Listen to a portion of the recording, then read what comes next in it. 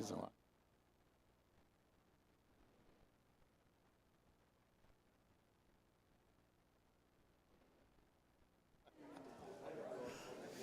where to? Is that? Yes, I think we should start.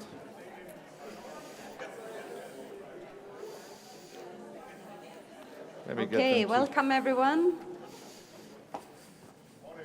Good morning. I'm glad to see all of you that stayed up very long last night as well. Hosea, please. Yeah, thank you, Frida. Be very brief, just to kick off this very, very important forum that IFPA is putting up, and also our colleagues. And it's exciting that we are meeting here to discuss this. My name is Hosea Waweru, the president of IFPA. I think most of you will remember we've come a long way. It's a long journey since the World Psoriasis Resolution was pronounced unanimously at the WHO in 2014. This is the WHA 67.9, and it was a landmark decision that recognized psoriasis as a serious, chronic, non-communicable disease that governments and health personnel and patient organizations need to take note of. Obviously, resolutions are made very often, but many times they belong to files and other places. But a step forward was made that a global report must be made within 2 years. And I'm happy to report this was done. And we have one of the authors, Matthias Augustin, here with us. And one of the things that this global report discussed, particularly in chapter 5, about the recommendations, what nations need to do, what healthcare providers take you to do, what patient organizations need to do, and what payers need to do. But 8 years or 6 years since the report was redone, we made progress, but not so much. And this is why we are now doing a review. We will start with the forum here in Europe to see exactly, even as we talk about psoriasis, there's a lot of still disparity in the provision of care, in diagnosis, and also in access to treatment. In stigma, that even in, say, in Europe, it still persists. Even having had psoriasis discussed and maybe even the best developments and care, there are still people who probably do not have the appropriate treatment for their disease. So this is a place that we discuss. Speaking up for psoriasis, a disease in Europe, because it is important we start here as we then roll to the rest of the world. We are doing this, of course, just before the European Academy of Dermatology and Venereology coming in a few days. So we thank our sponsors and stakeholders that you are able to get here. And of course, our very, very, very talented group of speakers that are going to address. And I welcome you to this forum. I think the most important thing is underlining all this is the IFPA vision. That a future where all people living with the psoriatic disease will enjoy good health and well-being, free from stigma and preventable disability and comorbidities. This is what we are yearning for. This is what we are going for, even as we remember all the constraints that we have, so that we can be able to prepare ourselves forward to this. And I welcome Frida, so that we can continue and have the session. Frida.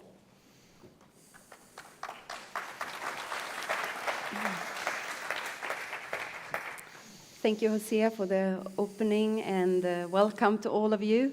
It's wonderful to see you in person, and so exciting. So as Hosea mentioned, these milestones we had in 2014 and 2016, wow, this is big achievement. But then I ask myself, then what? What did we do then? And we are lacking that. We lack that action, and that's why we started a very inclusive strategy development last year. And we involved all our members and stakeholders to develop this vision, to see where do we go from next. And one thing that was very clear in the strategy was, okay, we have to collaborate, for sure. IFPA cannot reach these goals on our own. So in Europe, what can we learn from each other here in Europe? How can we make sure that we use these recommendations from the Global Report on Psoriasis and really push the agenda and make this happen? So I'm really proud that all of you are here today, because together here in this room, I believe we have the knowledge to actually move forward the global agenda and really focusing on Europe. Europe is the region with the highest prevalence of psoriatic disease in the world. But we are not enough to stay here in Europe. The next forum we have announced will be in Asia. But still, a lot of people living with psoriatic disease experience poor mental health, physical pain, stigma exclusion, as Sophia was mentioning. And all of these things and much more you will hear in the agenda today. And the agenda was produced, the issues chosen, the topics, the themes were chosen by our European members. So during the year, we have had several meetings where we discussed what are the challenges here in Europe. And now afterwards, I will give the word to Craig, but this is the starting point. We are not ending today. I didn't want another day of sessions, hearing things we already know, but I want to answer this question, then what? So when you all contribute today, you will see that you will have a lot of questions, you have cards on your tables, that you're actually contributing to the next step, and that when we come home, or when we continue the work from our offices, we have a roadmap, we have an action plan. But just to go through a few points from the global report, I think we should have this in mind moving forward during the day, that the governments actually had to take action on is the access to professional medical care. They provided access to comprehensive, individually adapted treatment.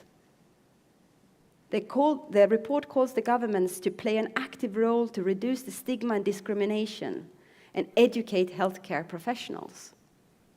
But US patient organizations are also mentioned in the Global Report on Psoriasis, to advocate for the rights for individuals suffering from psoriasis, to raise awareness of psoriasis and hold governments and policymakers to account. And that makes me so happy that there are so many patient organizations in this room, and that we also invited all our ambassadors from the IFPA Ambassador Program. So now we will make the roadmap. Craig? Perfect. Thank you very much. It's a great pleasure to be here this morning. I've had a long journey, a 10-year journey with IFPA. Actually, Kathleen reminded me this morning. Was with IFPA before you actually got the resolution on psoriasis and the global report was published. Before you guys started working on the Psoriasis Atlas. So a lot has happened, and it's really exciting. And I see today as a milestone towards the next wave of things that need to happen. And I really look forward to the engagement and everything that we will have today and beyond today, because today is just going to be a discussion. The hard work actually starts tomorrow. For those of you that don't know me, my name is Craig Ludwig. I'm South African. I live in Denmark. I moved to Denmark about 20 years ago. And yeah, Denmark had stable electricity compared to South Africa, but even that's up in the air right now. So let's see. But I head up a company called Last Mile. Last Mile is a specialized communications company. We work exclusively with non-communicable diseases and have been doing so for, as long as I've lived in Denmark. So to go further, I just want to give, I've got that, some house rules. The first house rule is enjoy the day. Just relax, engage, enjoy the day. If you have something to say, you've got a red card on your table and a purple card, raise it up, and that kind of gives you the right to interject and interrupt. Then, I heard a mobile phone earlier. Please turn your mobile phones to silent. It's really important that we're not interrupted. But keep your mobile phone on. We're going to try Slido. I know you had success with it yesterday. I'm not that lucky. Let's see. As I said, raise your hand at any point. And just to, be open, the meeting is being live streamed, which means that it's also being recorded. That means that we can go in and take notes afterwards, etc., to produce the report that we need to be able to produce. So the meeting is scheduled to last until 4 o'clock today. Is built around 5 themes. These themes, you've been exposed to them before. They're in the briefing book that you've seen that was shared with you, I think, about a month ago. You have a copy on your table. If you haven't had an opportunity to read it, please do read it. More importantly, don't just read it and shelve it. Distribute it to politicians, to people that have the ability to make change. Make them aware of the issues in it. In the briefing book, there are 5 themes that are covered. The first theme is psoriatic disease, mental health, stigma, and quality of life. The second one is access to care, and also going into the importance of early diagnosis and financing. Health workforce and psoriatic disease is the third theme. The fourth one is involving patients and their organizations in decision-making, and then lastly, digital transformation and telemedicine. These are 5 themes that we currently have seen. They're important, and they transcend across agendas. They're really, really important in terms of psoriatic disease, but they're also really important in terms of the general non-communicable disease agenda. And there's one in there, which is actually theme number 4, which is critical. And you will see that all the other themes are actually dependent on this. The people that have psoriatic disease, the organizations that represent them, the other organizations or private sector, etc., that work with them, all have the ability to ensure that the voice of people with psoriatic disease is included and heard, and that's really, really important. So think about that today, and think about how we can make sure that that happens. The agenda, as I said, is going to last until 4 o'clock, and there's a lot in it. I will try my very, very best to keep on schedule and time. If you see I'm failing, make me aware of it, throw something, do something, stand up. I can also get a little bit too involved. But we're in the first session now, which is welcome and introductions. Then we'll go into the second session, which is about psoriatic disease, mental health, stigma, and quality of life. The third session is access to care. Then we have a break. I've said 20 minutes. It'll probably only end up being 15 minutes, but let's see, maybe even 10. Then health workforce and psoriatic disease, whereafter we'll have lunch. There's a good hour allocated for lunch. And the last 2 sessions are about involving patients and their organizations in decision-making. Then digital transformation and telemedicine, after which we will conclude and close the day off.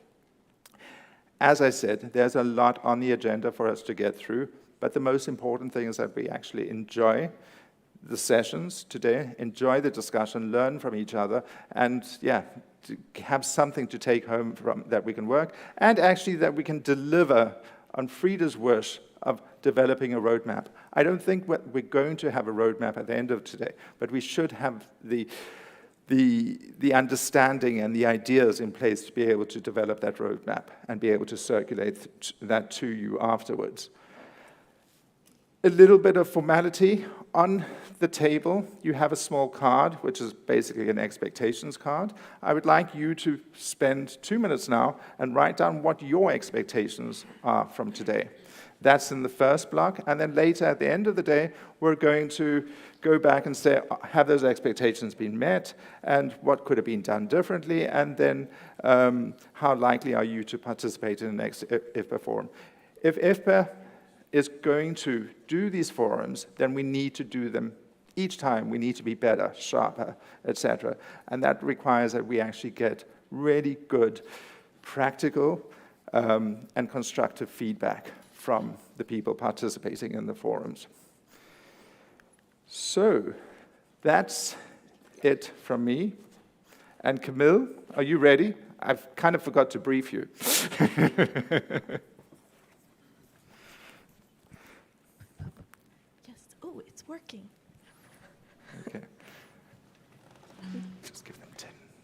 few seconds to, we just give them a few seconds to complete their form.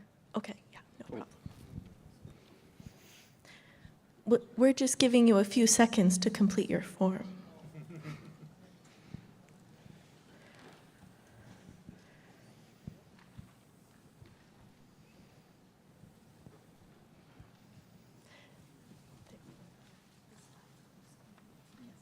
Yes, no, okay, perfect.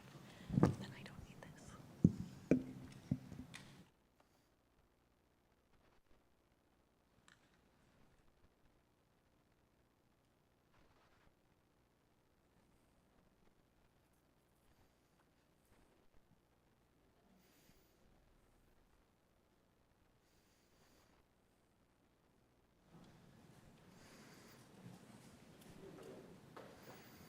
May I say one? Okay.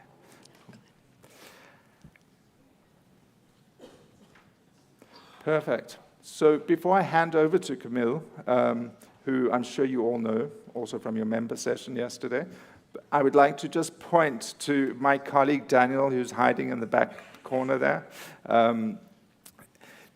Daniel has joined me in the session. He will be taking notes, etc. But at some point, and also during breaks and everything, he may come up to you and talk to you and ask about your impression on a certain topic and everything. That is so that we can collect some good content to include in our eventual report. So please facilitate Daniel asking you questions, etc. And now you know where he's coming from when he does that. He's not just, doing it. Anyway, cool. Over to Camille. Thanks, Camille. Hello, everyone. Welcome to the IFPA Forum again. You've been well welcomed this morning. For those who don't know me, I'm Camille Lancelot. I work at the IFPA Secretariat in Stockholm. I'm the communications manager, and today I'm here just to warm you up, get you in the mood for these sessions. So we're going to play a game. And I have 2 cards. All of you have 2 cards too on your table, orange and purple. And these are for communicating. So we're going to play a game where I give you some questions and you use the cards to vote. Is it option orange or is it option purple? Okay? So I invite everybody who's able to stand up.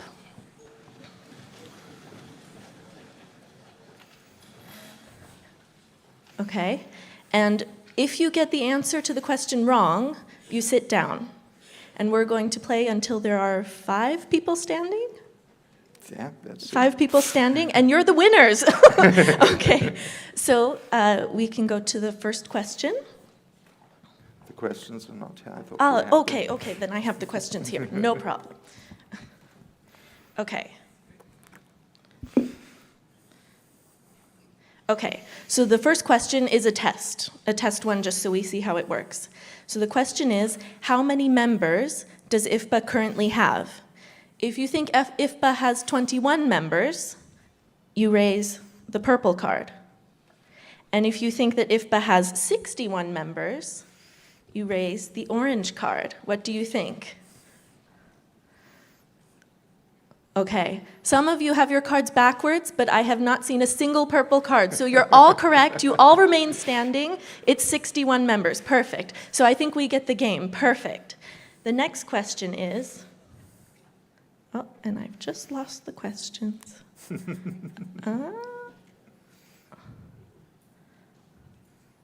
Uh-oh, I think I deleted the questions. Okay, maybe I'll invent some questions. God. Okay,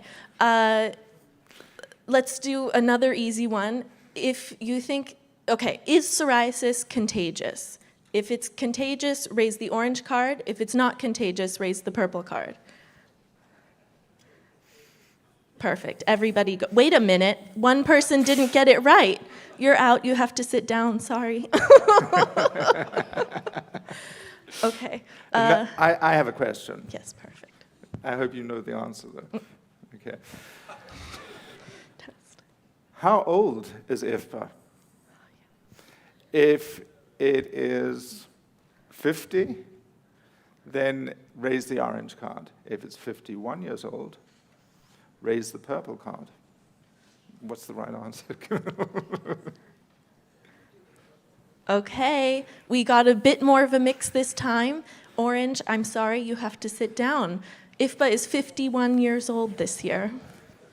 We were founded in 1971.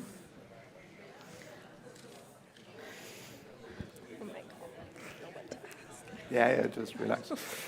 So, I have another question.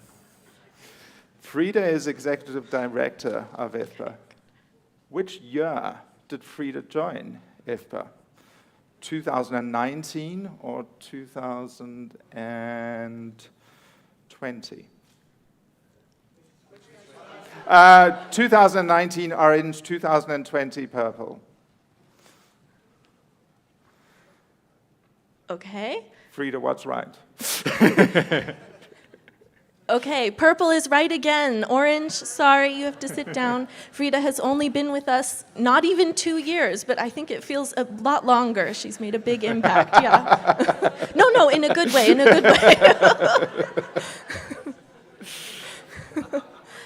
way. Okay, we're slowly trickling down. Okay. How many members on the IFPA Secretariat? I really don't know the answer here. Okay, So- perfect. Okay. How many people work in the IFPA Secretariat? If you think it's 5 is orange, and 8 is purple. Okay, purple is correct again. Oh, sorry, orange, sit down. Okay, then if you know the name of the newest member of the IFPA Secretariat, if her name is Cicely Mburu, that's purple. If her name is Annika Sjogren, that's orange.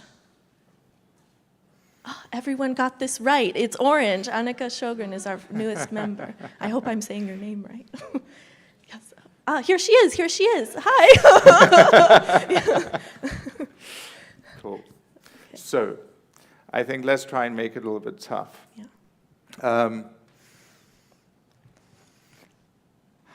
What was the fourth theme that we're discussing today? Not everybody look down your agenda. Is it about mental health? Or is it about, and that's purple, and I actually need to look at the agenda. Or is it about health workforce? Health workforce is orange, Yeah. and mental health is purple. And it is health workforce. It's health workforce. Orange stays standing. Anyway, it's one way to eliminate. Okay, Okay. perfect. Maybe they're the winners. I think we announce you as the winners. Well done. You're the winners. Woohoo.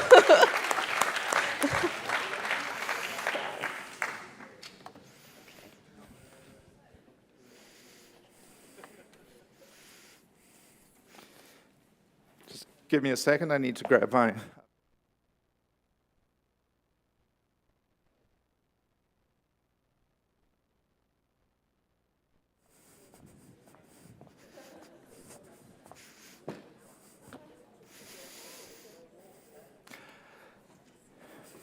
Perfect. Now we can actually get the day rolling, and we're going to be starting off with the session about psoriatic disease, mental health, stigma, and quality of life.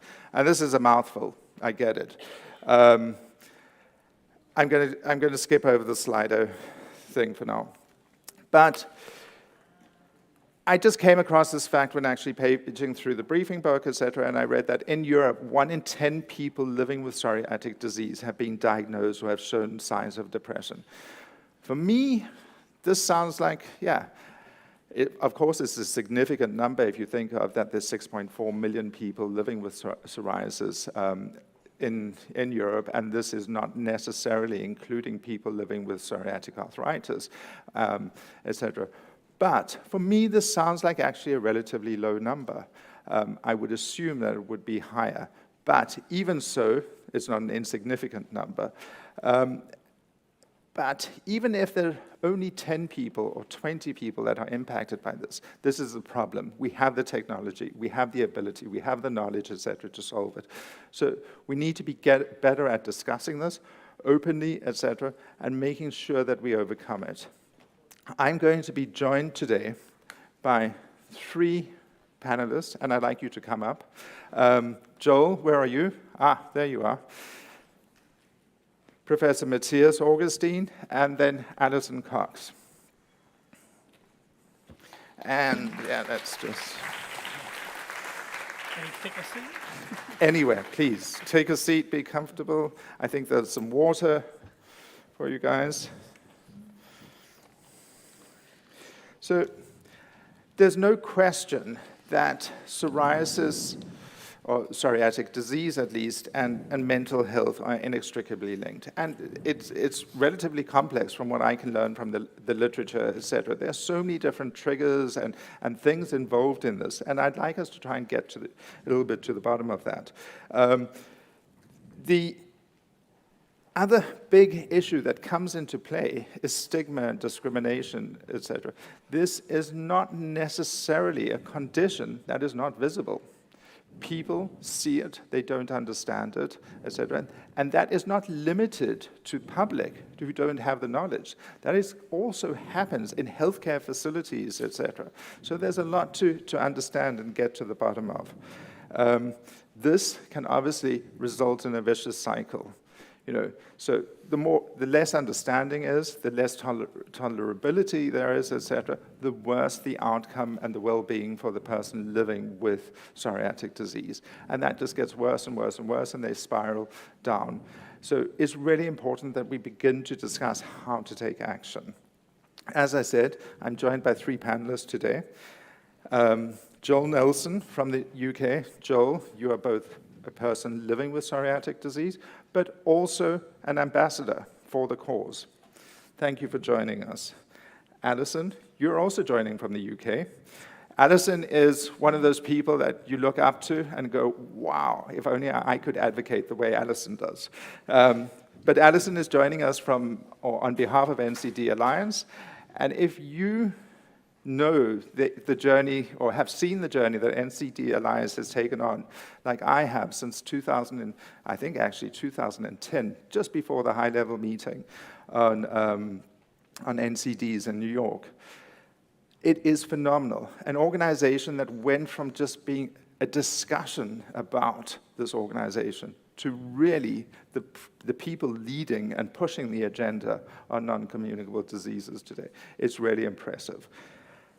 And then, of course, we have Professor Augustine joining us. You are from Germany. Everybody in the audience, I'm sure, knows you. You are synonymous with good treatment and care when it comes to psoriatic disease, or at least that's my understanding. I remember I had the privilege of meeting you also about 10 years ago when we had a discussion about the Psoriasis Atlas. So that's it. I'm going to start off the panel discussion by asking each of you to introduce yourself and maybe give us a little bit of background information, and also how you think that you can add to this discussion about psoriatic disease and mental health. Joel, I'll start with you. Yep, so thank you very much for inviting me along to this important conversation. I'm somebody who lives with psoriatic disease, but also prior to that, juvenile idiopathic arthritis from a young age. And I call myself a patient leader now and a content creating advocate, because I try to use media as a way to raise awareness and reach people that maybe we haven't before. And I've got a lot of lived experience with mental health and how that's integrated with my rheumatic disease ultimately. So that's what I'll be bringing today. Excellent, thank you. Professor Matthias Augustine? Yeah, Matthias Augustine. I'm a dermatologist and allergologist by training. Also, I have a chair for health economics. You can see this. And I have been working and interacting with patients with psoriasis in the past 30 years. And many of my ideas and my concepts, of course, come from the feedbacks of the patients. And at some point, I found that my idea about health care the way we all deserve it, was summarized in the global report on psoriasis, depicting the term people-centered healthcare. This is what we follow. We even have a large research program on this, and I try to implement this into daily practice with my team and with physicians in Germany in general. Excellent, thank you. And then, Addison, you're a new face for many. So, yeah, do you want to tell us a little bit about yourself? Thank you, yeah.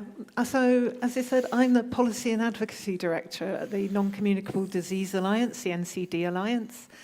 And as such, the NCD Alliance's mission is to try and unite the voice of civil society for action on NCDs in terms of prevention and care, and mobilizing the patient voice that people living with, so they have an active voice in the design of care and treatment and policy.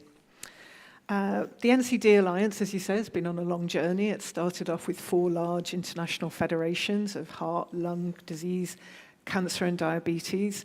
We now have around 300 members, of which we're proud to say IFPA is one. And that's in 81 countries around the world, and includes 66 national and regional NCD alliances where different organizations come together to be a voice for NCDs.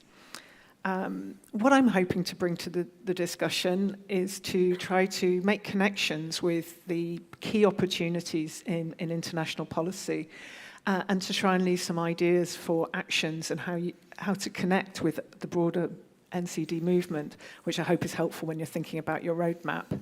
And with your permission, I'd like to just do a little bit more audience participation. I just had some quick questions for you, just to give me an idea of, where we sit in the room. And I'm not going to use Slido. It would be great if you used your cards, because I'm a bit blinded by the light here. But I just wanted to get a flavour, and there's no right or wrong answers, there's no winners or losers, it's just to get a little vox pop. So I know IFPA is made up of patient organisations, bringing the voice of people living with, but I want to get an idea of how you feel and how you act with policy advocacy, trying to influence policymakers. So can I ask, in the last 1 or 2 years, who of you, and I'm going to ask at different levels, have actually taken action to engage policymakers about health policy? So who of you have done it at a local or a regional level? Can I put your hands up? Yeah, there's a few, yeah. How about at a national level? You tried to engage your national decision makers, yeah. And what about internationally? Yeah, still a few. That's great. Somebody sort of maybe. So that's really helpful to give me that idea.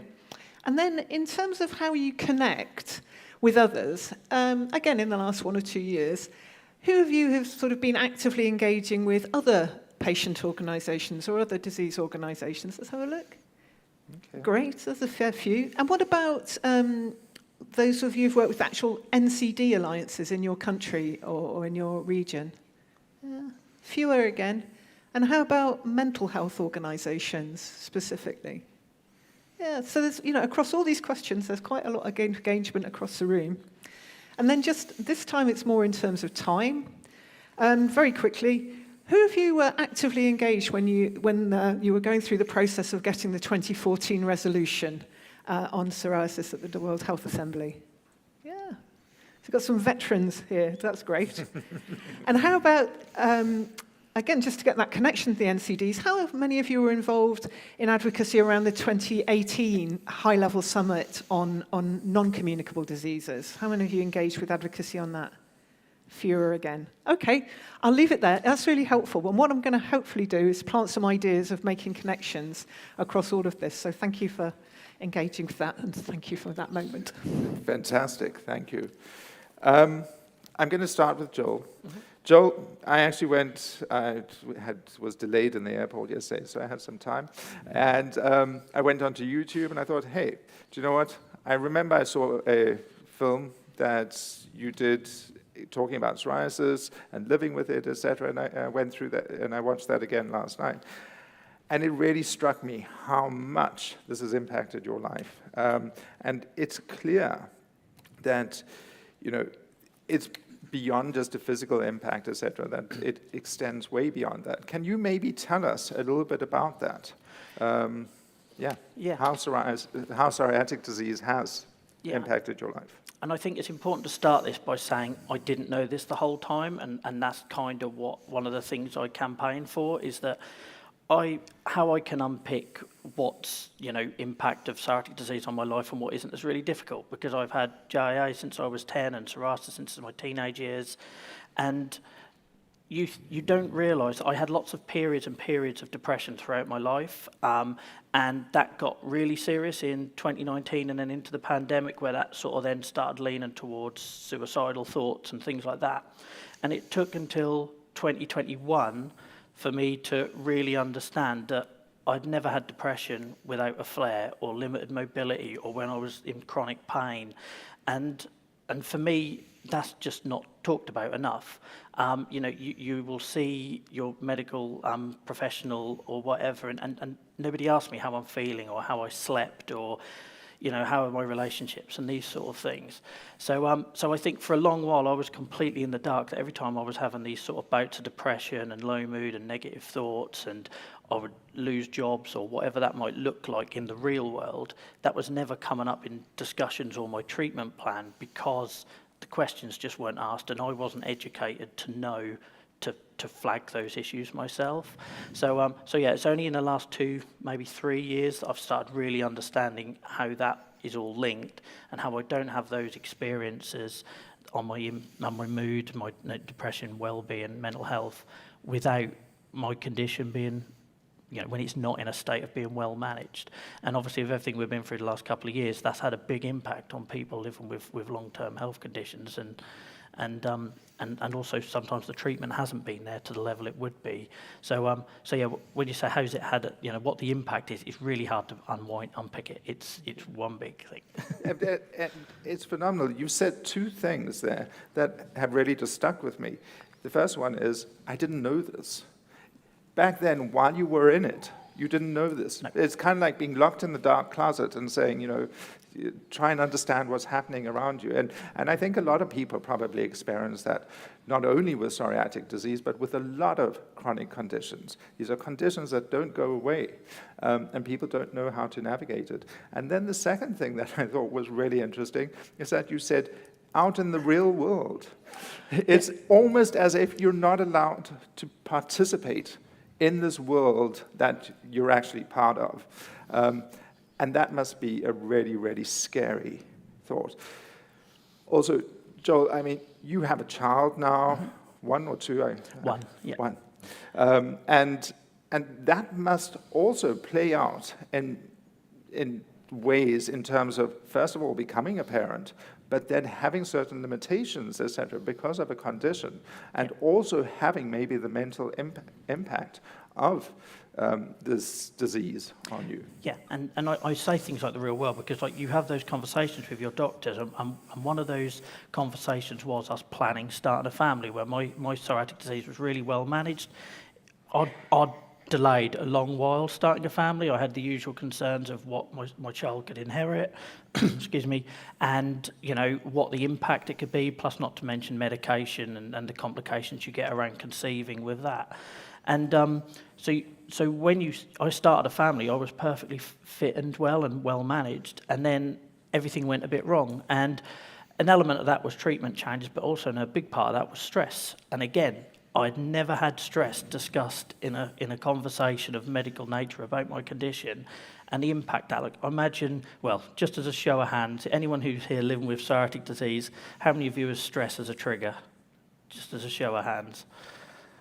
Yeah, so, it's a massive trigger for many of us, and nobody warned me about that or educated me about that. So you start a family. Dylan arrived in 2019, and by May 2019, I was on and off crutches and immobile, and the bit that we don't talk about that impacts our mental health and well-being as a patient, it is not you walk into a room, first thing you're asked is, what hurts, where does it hurt?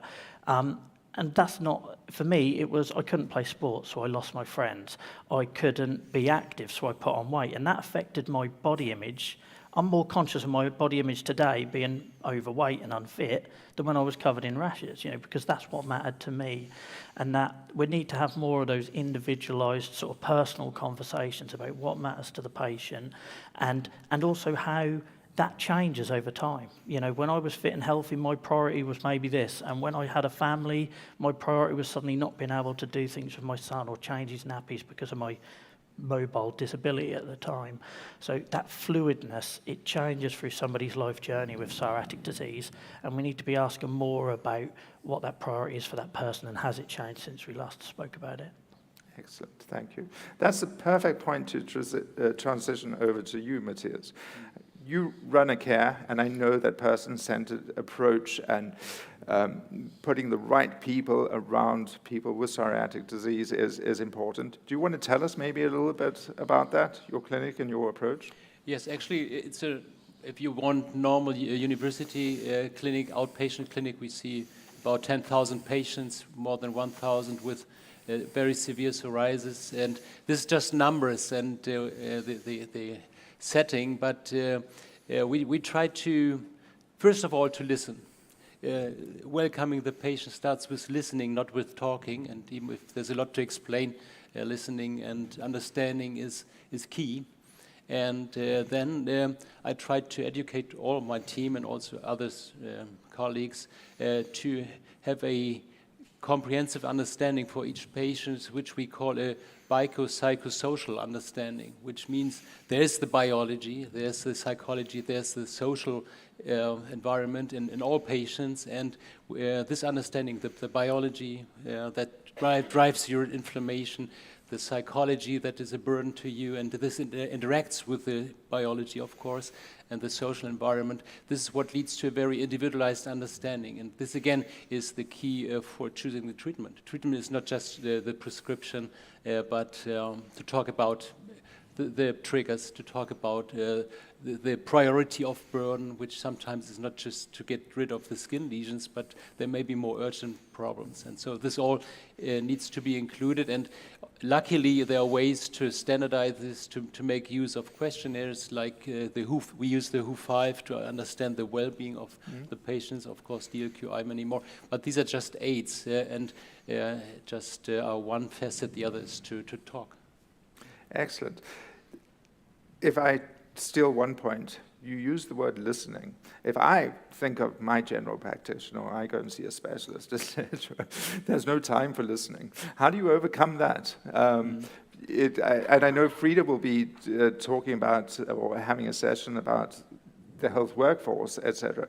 And one of the key points is that everybody's overpressured. There is no time for listening, etc. We still have an acute treatment mentality. How do you deal with that? First of all, there's a fixed time. We only have 30 minutes for the first appointment and then 20 minutes for the next. And this may be variable a bit, but time is limited anyway. Yeah. And the key is to make best use of the time and also to prioritize. We cannot talk about everything in the first session, and we can discuss this. Well, what is now your most important point that you want to address? The others are for the next meeting we have. So this is how we do it. But I think always saying there's a lot of lack of time it's just an excuse. Good. Yeah.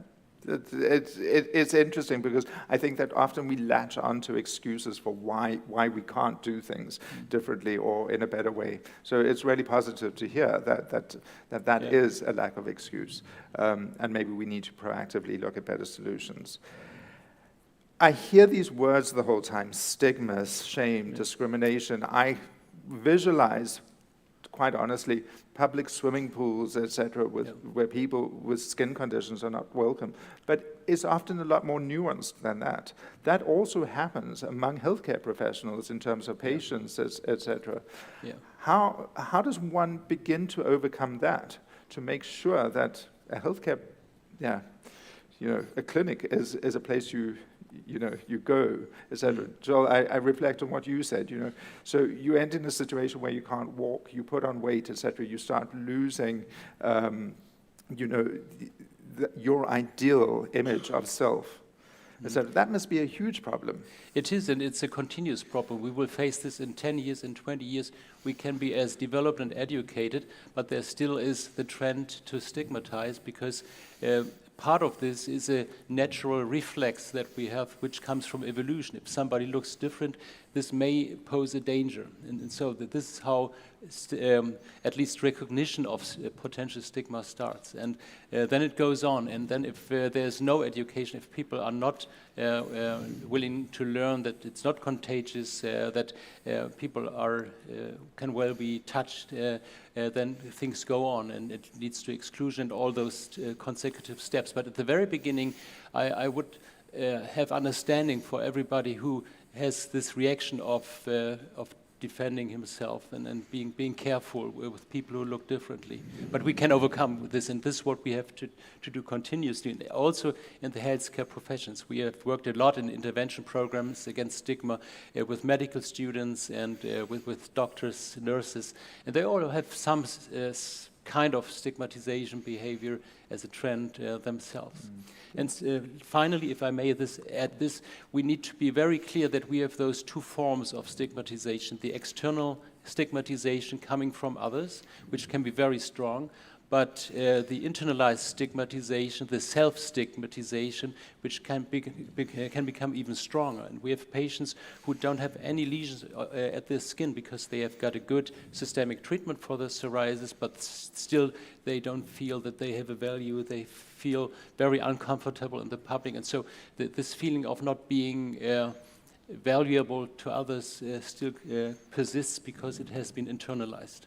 Wow. If I can just Yes. add to that as well, that is exactly it. So as somebody that has inverse psoriasis and palmopuscular psoriasis, like a lot of the time my psoriasis isn't visible, and you will get lots of comments, particularly online, it's like, well, you're not that bad, and they don't see what, but if you've got lots of inverse psoriasis, and I'm sure plenty in the room will know what I'm talking about when I say the bits that you don't see, it's there and it's uncomfortable and you're aware of it, and it impacts your relationships and intimacy and all this sort of thing. And you carry all of that when you walk out the door. The world might not see it, but you know it, and it affects everything from confidence to your ability to be, good at your job, and it's just untold, them sort of things. So thank you for raising it. Perfect, thank you. Alison, I'm going to turn to you now. And as I said earlier, 2011, we saw the major NCDs back then 4. Mental health wasn't even on the agenda, catapulted onto the global health agenda. I wish that I could say that we have seen a lot more action post that, but it's a slow-moving thing, and a lot has happened. But why is it so important that we work to put NCDs on the agenda? Often the discussions I would have in the room is, how do we get psoriatic disease onto the NCD agenda?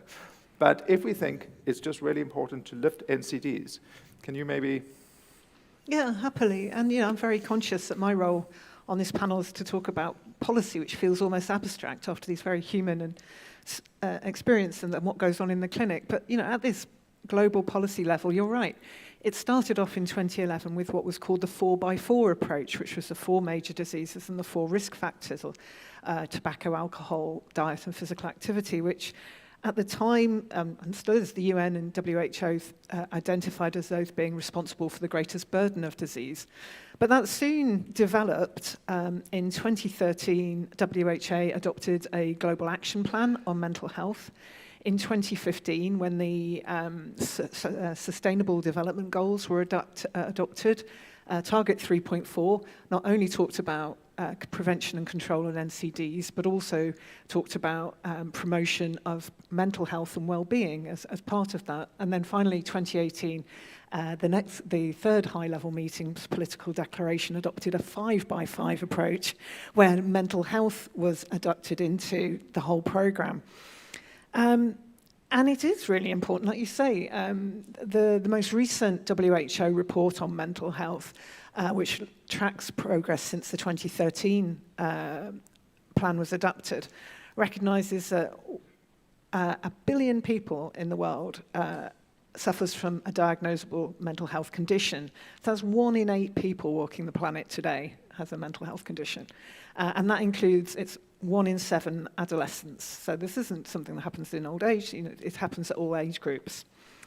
And people with severe mental health conditions, it really impacts on the rest of their health and around they die on average 10 to 20 years earlier than those without. So it's really a serious issue. But when I talk about 4x4 and 5x5, it makes everything sound like grids and silos and very simple and straightforward. But of course, that's not how human health is or human experience is. And we also know this. I mean, I'm going to bring out a bunch of statistics about comorbidities, but, Joel, you've explained it very, very clearly how that's experienced as a human person, People with psoriasis are at greater risks of developing other NCD comorbidities, and I'll talk about mental health in a second, but obviously psoriatic arthritis, but also including diabetes, cardiovascular disease, cancer, and depression. So that's why, these comorbidities and we also share risk factors. All these things are linked, so we have every reason to work together because our experiences are joined. We're not all living in a 4x4, 5x5 world. And also mental health, like I say, it's been recognized as an NCD, but it's very much a comorbidity found in the majority of the other non-communicable diseases. This is true for psoriasis, it's true for diabetes, for example. There's, and I should also mention, you talked about the last couple of years and the experience of that. COVID-19 has had a serious impact on mental health. Experiences of depression and anxiety and other conditions has gone up by about 25 to 27% around the world, according to the latest global report. It's had a massive impact on global health. What this comes down to is back to the health systems. Despite this complex picture of comorbidities and shared, complex experience of related risks and lived experience, health systems tend to be organized in silos, whether it's the way they're funded or the way that they're managed and delivered. There's some shining examples where that's not happening, but on the whole, that is the case. And so looking forward, I think, the opportunity I'd point to is the 2023, it's going to be another high-level meeting on universal health coverage. And I think it's the second meeting on this, and I think it's a real opportunity for us to come together on a global level and raise the voice of the people with the lived experience and be heard, and really talk about the need for a more people-centric approach to health services that doesn't deliver by silos, but recognizes these comorbidities and shared experience, and really try and make a difference and progress on this. So I'll leave that there. Perfect, thank you. Of interest to me is that this week is the global week for action on NCDs, and actually starting today, so it is so appropriate that we're all gathered here. I don't really know much about what is on the agenda for this week, etc. Do you want to just give us a little, intro? Yeah, absolutely. So very quickly, although non-communicable diseases are responsible for 41 million deaths per year, 3 in 4 of years of disability-adjusted life years, lives lived with disability, they are responsible for about 71% of global deaths, and 77% of those are happening in lower middle-income countries. So they are a massive health issue, and yet they are incredibly lowly funded. Only less than 2% of development aid for health goes on non-communicable diseases, despite them being responsible for 77% of deaths in lower middle income countries. So, and this was the case in 2011, it's the case in 2022. We've got targets, we've got action plans, we've got policy programs, but we're not seeing that shift in resources. So that's what this week's Global Week for Action is all about. And I'd really encourage all of you, if you can, to look at the actionncds.org website, so actionncds.org, where there's a whole toolkit. So whether you've got a minute and you can just do a quick tweet, or you've got 10 minutes and you want to watch a video and share that, or if you want to get more involved, there's briefing papers, there's communication toolkits, there's all sorts. So I really hope that you'll take a look at Action NCDs and just see what we're talking about, the need to shift financing and really shift resources, which will hopefully will make a difference to the services delivered around the world. Yeah, and it is critical. I mean, the number has not moved, and it's actually just not acceptable if you think how quickly we can mobilize things that we really, really need to, and we have a self-interest in it. I'm going to or I need to close this session off here because of timing, but I would like to open up to one question from the floor if there's anybody that has a question. I've just remembered that we also have people joining us online. If anybody online would like to pose a question, please just put it into the chat and then Cicely will give it forward. But any question for any of our panelists? Yes, please. Let me get a mic.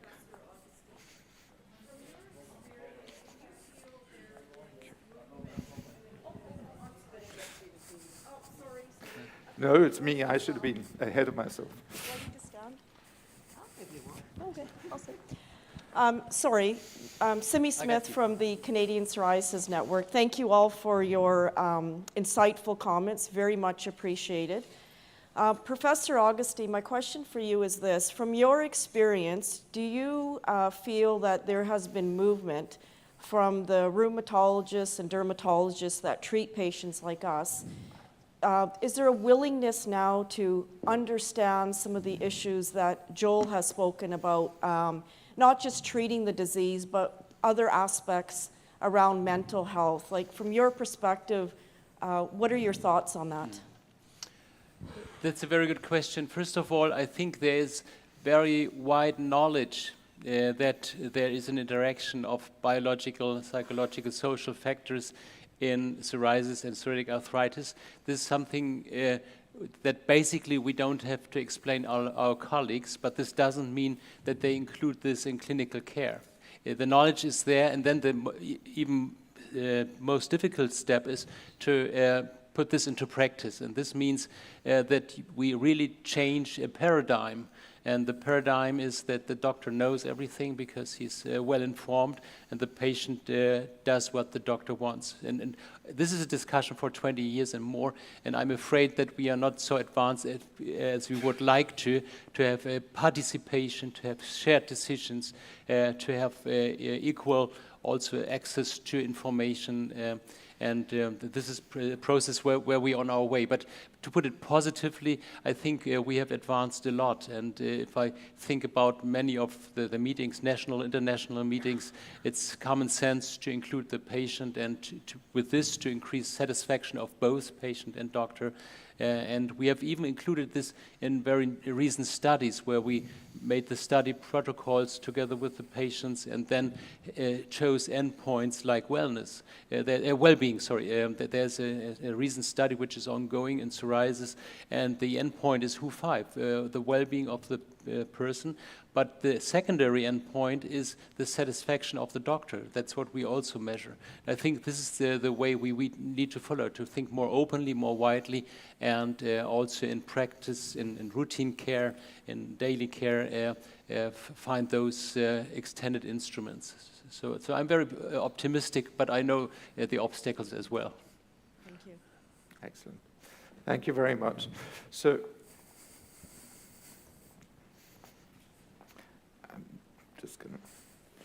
in the interest of time, I'm not going to take any further questions from the floor, but I'm going to give you the opportunity. One sentence each in closing, something to add.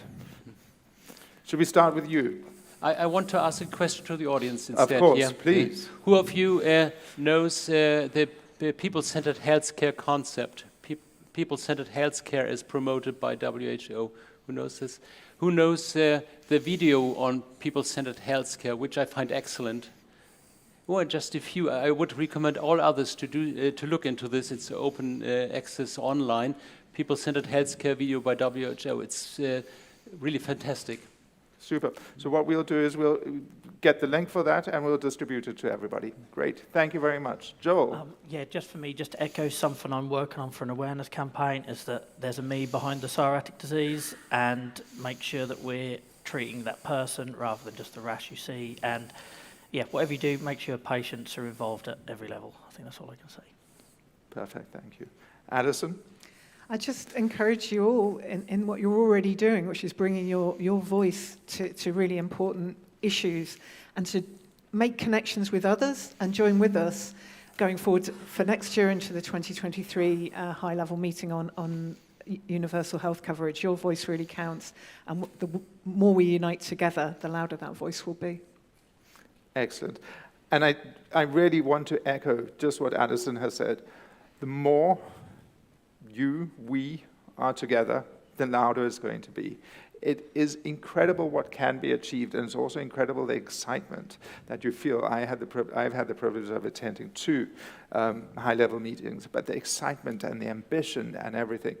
And if we can times that by 10, we can make so much more happen. So thank you very much to our speakers. If we can give them a hand.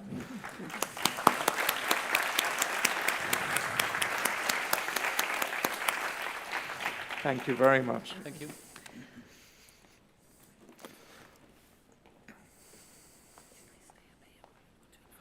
I beg your pardon? Yeah, if that's okay.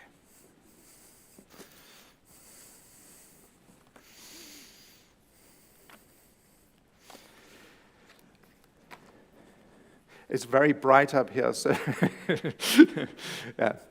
But I really enjoyed that session. I hope that you guys did as well. I'm just skipping over Slidos. It's in the interest of time and not my technical inability.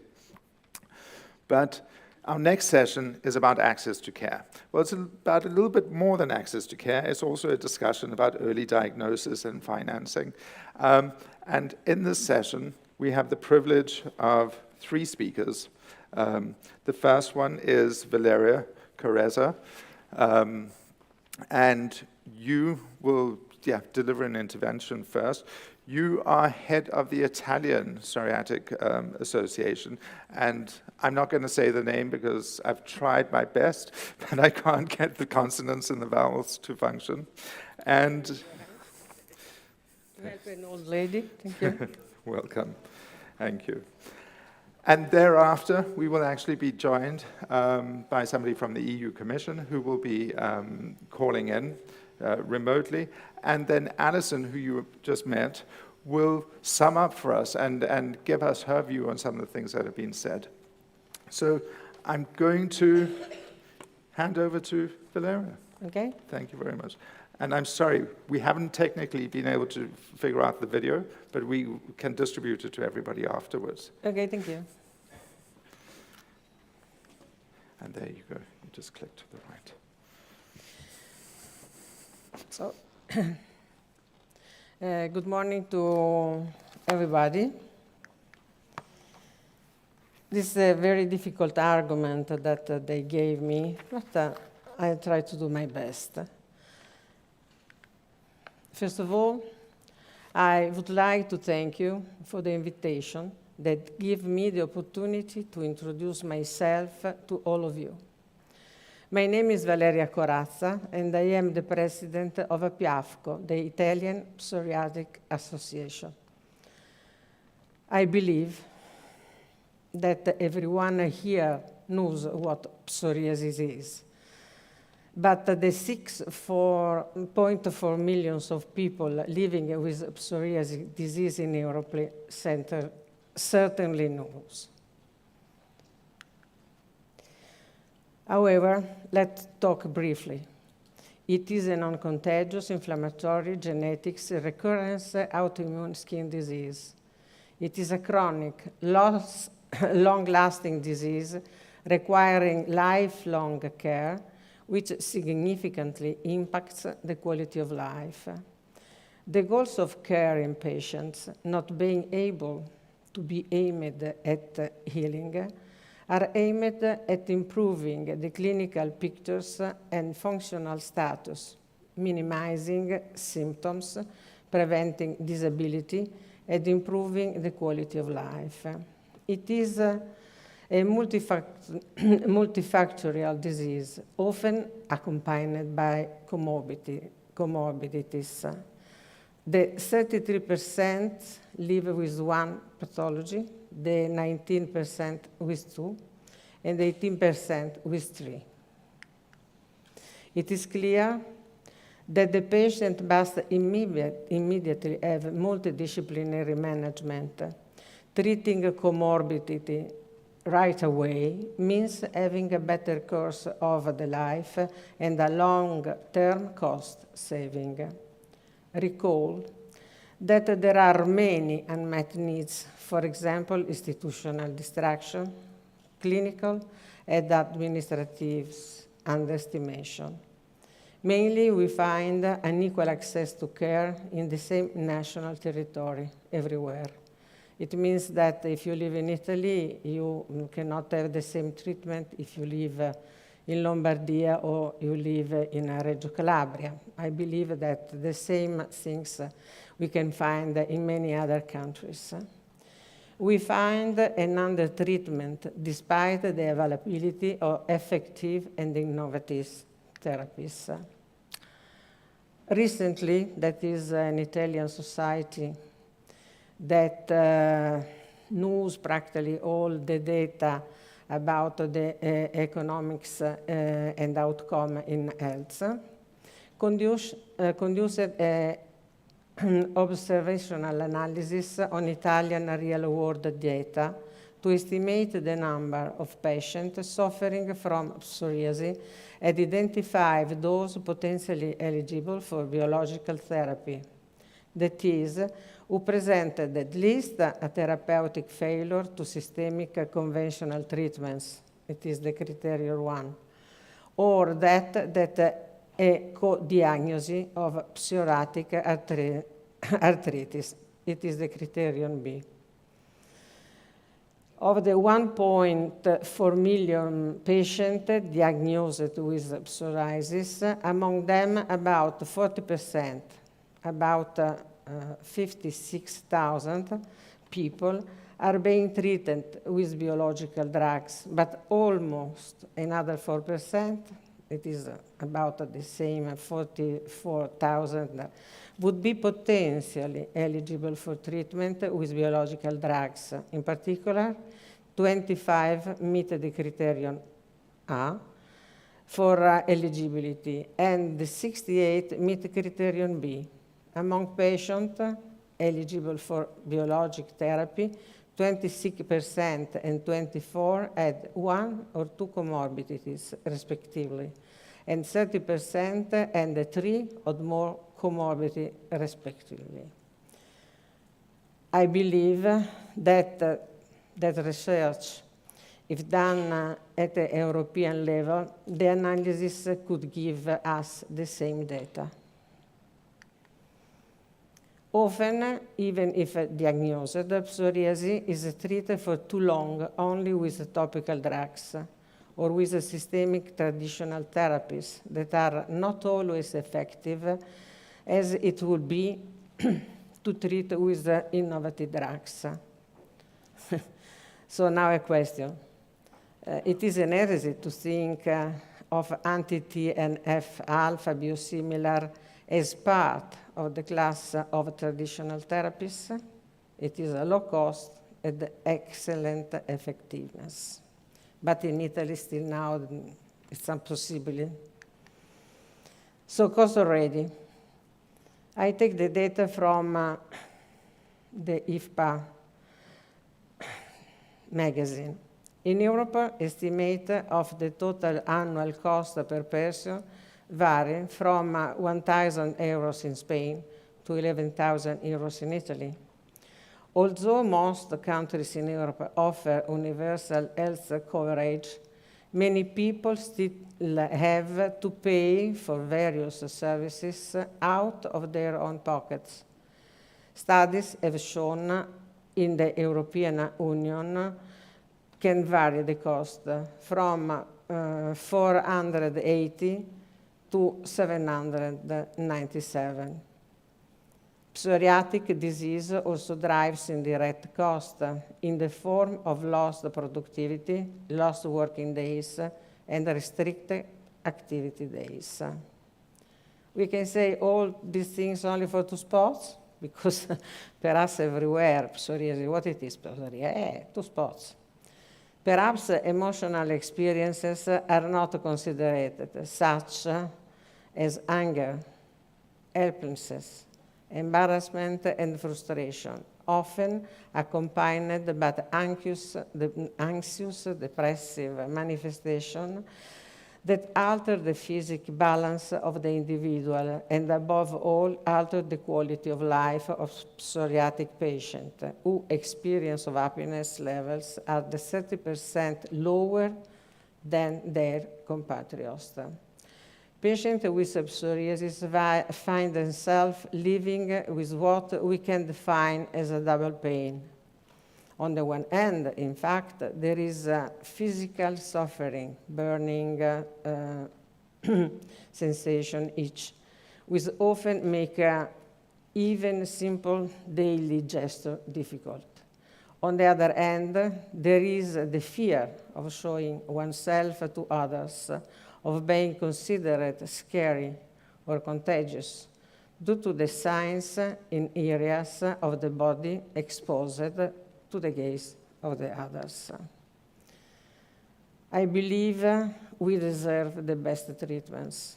Now is the time to ensure the right treatment at the right time with the right resources. This must be the commitment of the association.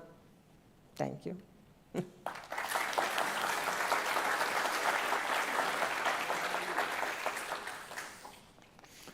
Excellent. Thank you very much.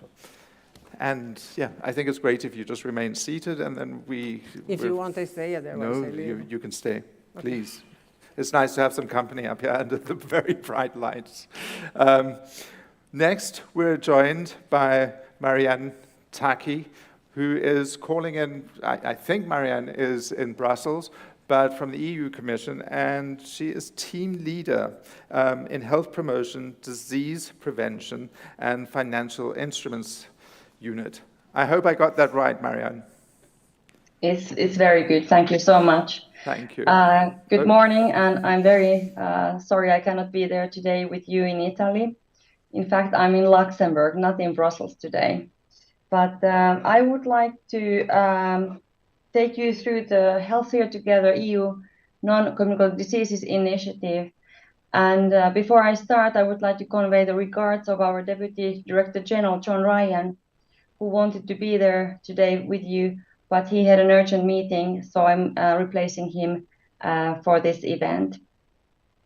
The Healthier Together EU Non-Communicable Diseases Initiative was presented in June, 22nd of June, with Commissioner and with our Director General and with the member states, because it was a collaborative action that we developed between different Commission departments, member states, experts in the steering group on promotion and prevention, and a wide range of stakeholders from the public health community.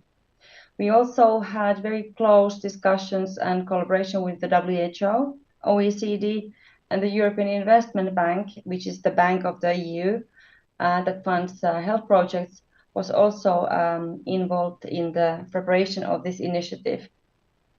Now, you might want to ask, why do we need this kind of initiative now? Well, first of all, I think a colleague, Alison, already mentioned the burden of NCDs at the EU level. In Europe, they're responsible for 80% of the disease burden. They also account for the largest part of the healthcare expenditures in all EU member states, and they cost EU economies 115 billion euros every year. They also have, of course, the link and the negative impacts on societal costs, such as loss of productivity, loss of workforce, informal care, and the cost of social insurance and social care. So it's holistically a huge problem or challenge at the EU level. Now, the health systems have, of course, been struggling with the COVID-19 pandemic. And I think a colleague also mentioned the mental health impact of COVID-19. It is huge. And not only are we dealing with the non-communicable diseases problem, but also the mental health impact needs to be addressed. Many NCDs prevention activities were put on hold. The diagnosis and treatment as well. The fact that the health systems almost exclusively focused on COVID-19 since 2020, we have cases of late diagnosis and treatments in all areas of NCDs. Now, the third reason why we wanted to have this initiative now is that for the first time at the EU level, we have a big budget to fund projects in the area of health. The EU for Health program is a game changer. It has a budget of 5.4 billion euros. And with this 5.4 billion euros, the EU can launch actions, these are projects, either with the member states in a collaborative actions or with the stakeholders. And for the first time ever, we can have more impactful projects that can also create sustainable change. Now, what is very interesting about this program is that the European Parliament requested that 20% of the overall budget should be spent on health promotion and disease prevention.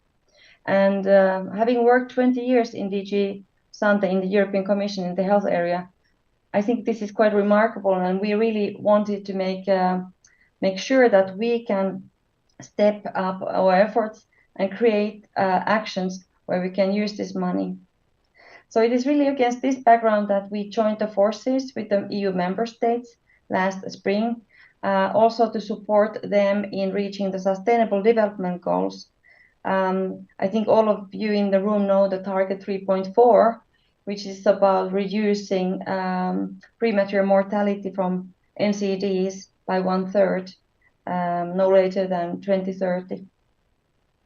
Now the initiative focuses on 5 areas. There are 4 disease areas and then 1 sort of a horizontal strand. That is on health determinants. It aims to complement the actions from a Europe-speaking cancer plan. So these 2 initiatives really should go hand in hand. And we have put together the member states experts from both areas to work together on a collaborative action, which will be 75 million euros, and it will be launched next year, but member states are now preparing it. The 4 disease groups are based on the biggest burden they have, or the significant burden that they have on the disease burden at the EU level. Diabetes and cardiovascular diseases are tackled this year. There's going to be a collaborative action between the member states of 50 million euros. And the idea is really to find those actions that the member states have identified through this initiative, and then put those, transfer those best practices or actions on the ground. We always try to couple the actions with the member states with the stakeholders' actions. So there are also 2 projects of that will be supporting member states' actions, but from the stakeholder perspective. The other 2 areas are chronic respiratory diseases. This year we do not plan to have any projects on that. And then on mental health and neurological disorders. So of course you ask from your perspective, why isn't psoriasis included in here? We have several meetings with the stakeholders, and there's a lot of different disease areas. So the horizontal strand, this health determinant strand, really aims to be something where we can create actions on health promotion and disease prevention that will touch different disease areas. Reduction of health inequalities.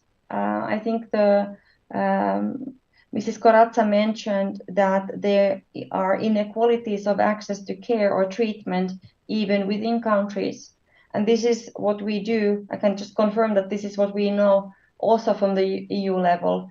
It's not only between countries there are inequalities in health, but also within regions or within countries themselves. And it is important that we do not only cover sort of the the population as a whole, but we have a focus on the most vulnerable groups of the society, young, children, old people, refugees, migrants, etc.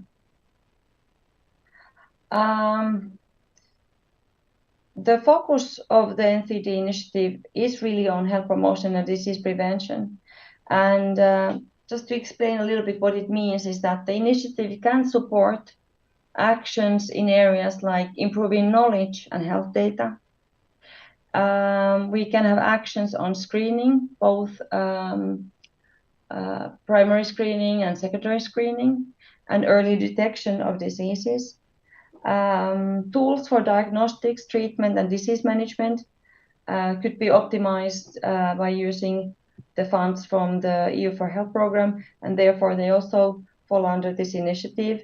And then finally, improving the quality of life of people living with NCDs like psoriasis is very important and could be addressed through actions.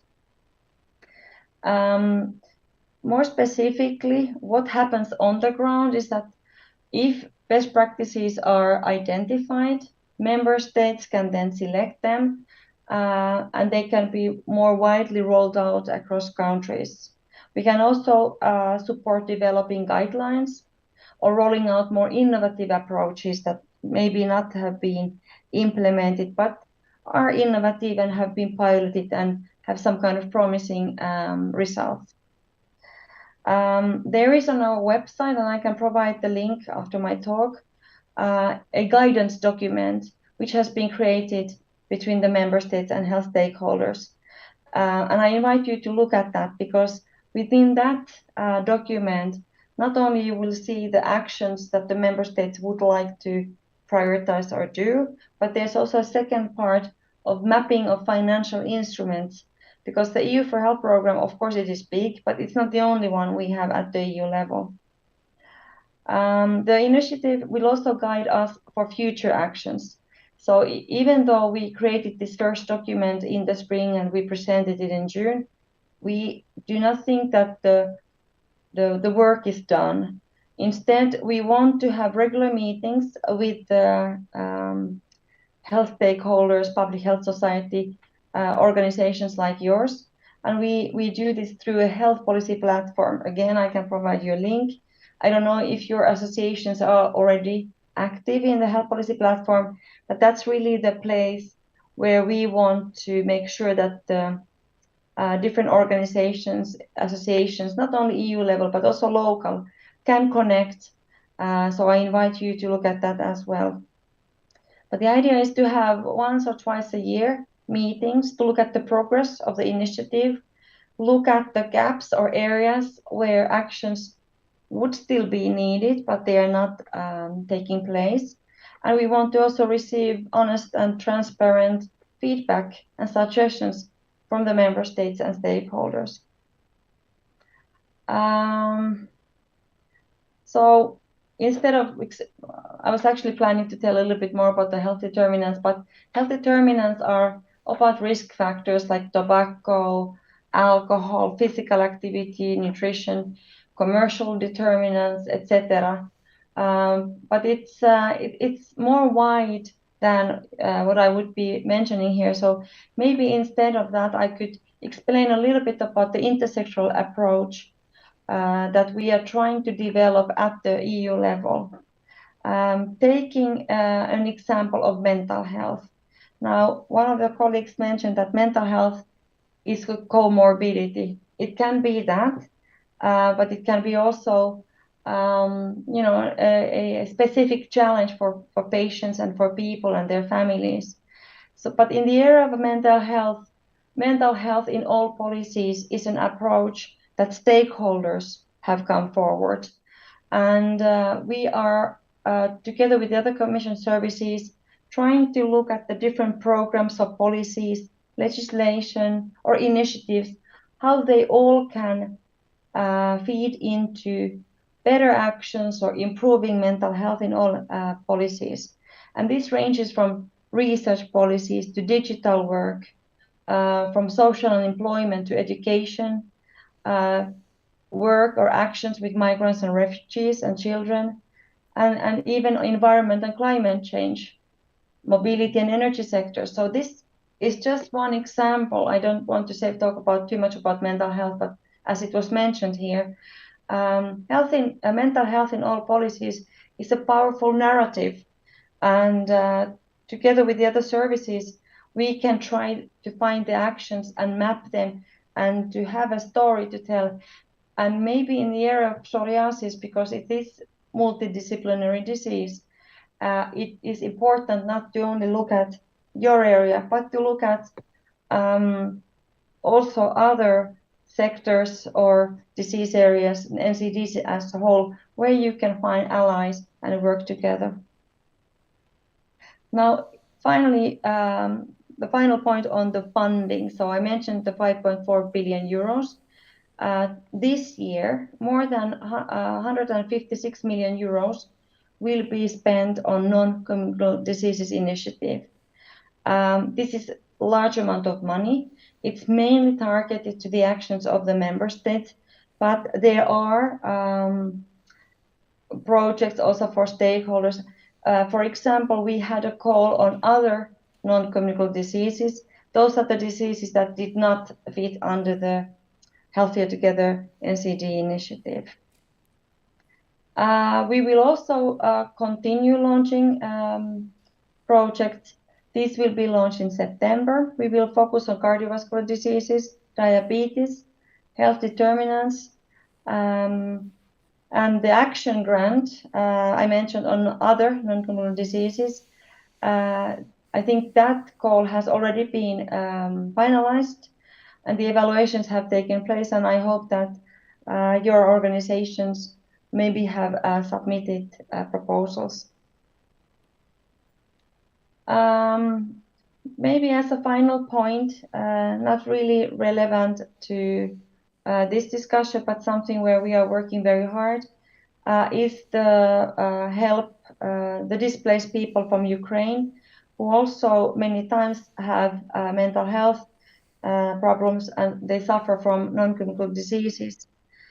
We have now mobilized over 11 million euros to help people who are fleeing Ukraine that are in urgent need of mental health and trauma support. We have also signed an agreement with the Red Cross societies of more than 8 million euros to directly help people on the ground and provide psychological first aid and to offer them mental health for longer term. This work has already started. And also we've launched we have just launched now this week a 3 million call for proposals for non-governmental organizations to support the mental health and psychological well-being of migrant and refugee populations. This work will also go very fast, and we try to start that this fall. Maybe I could stop here if there are any questions, and I would like to thank again for inviting the Commission to be here. I'm sorry I cannot be. I would love to be there in Italy, but this is a situation. Luckily, we have the online connections.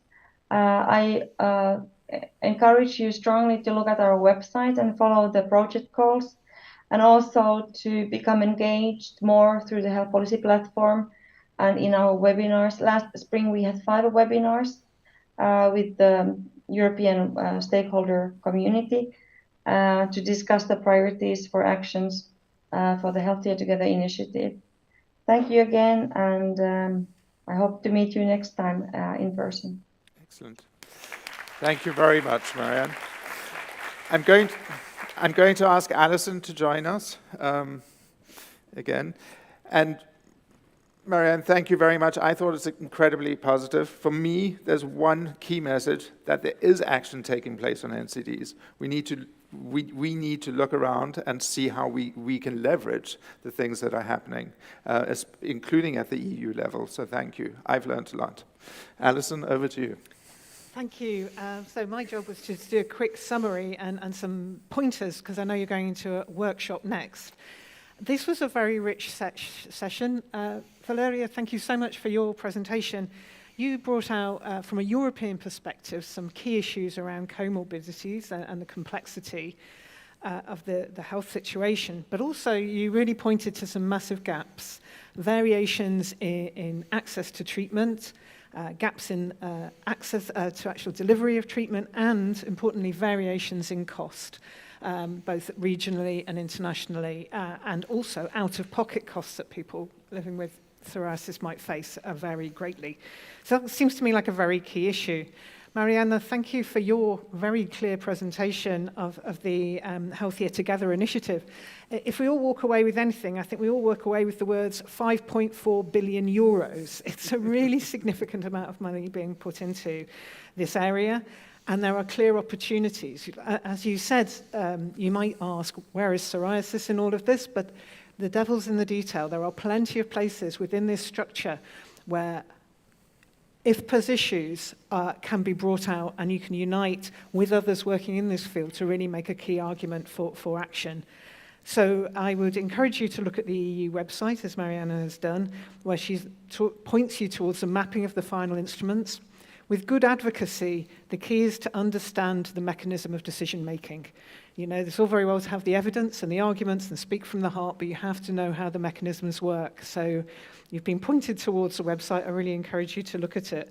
And she also mentioned the policy platform, where they invite stakeholders in to discuss and present their issues. And again, I'd really encourage you to work with others to engage there, to both hear firsthand and bring your voice to those discussions. So I'll leave it there. Thank you. Excellent. Thank you. That was really good. We have time, or we don't, but I'm going to make some time. We have time for one question. Anybody from the audience have a question? Yes.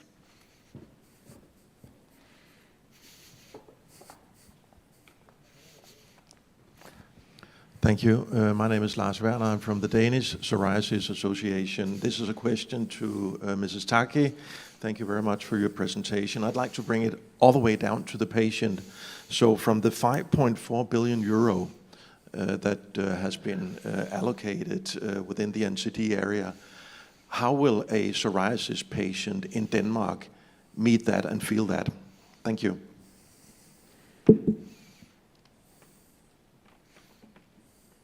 Thank you very much for that easy question. I like that when you think about the patient, because patient-centered healthcare and public health is very important. But the programs that we have at the EU level are really to the member states. So it's up to the member states then to decide how they are going to use the money. Now, for example, right now we have an Italian coordinator, because you're in Italy, right? Who is setting up a collaborative action between interested member states on diabetes and cardiovascular diseases. This is 50 million euros. That money comes from the EU, but then the member states have to also put some money into the pot. In the end, what they will do is that they would transfer, for example, a best practice about diabetes prevention. There could be a program from a country that could be then used in other countries. We have this on diabetes type 2 already, and the impact on patients is that patients can take part of this program. So in some ways it's like an indirect impact on the patients or the population as a whole. But on psoriasis, we don't have any projects on psoriasis. I'm Finnish, so sorry for my accent. So on psoriasis, we don't have any specific action at the moment or planned. But of course, in the area of skin diseases, we have also a research program. The skin cancers are highlighted in the Europe Speaking Cancer Plan. And then in terms of autoimmune diseases, generally speaking, again, there are studies, there are research programs that are in the end for the benefit of patients, but also academics, research community and clinicians. So I don't know if that answers your question, but of course I don't give directly money to patient organizations as such, but the money should be targeted to the patients and to the health systems so that it's most impactful. I hope that answers to your questions. If not, let me know. Thank you very much. Just to follow up on that, so how much of the 5.4 billion euro is allocated? You probably don't know by heart, but how much of that would be allocated to a member country like Denmark? And then I'll try to grab into that money. Thank you. Yeah, no, I like the idea that you try to get involved. It's not exactly, it depends on how much the countries want to be involved. So it's up to the member states to decide first if they want to take part of the action. Denmark is active, and especially some regions from Denmark are quite active.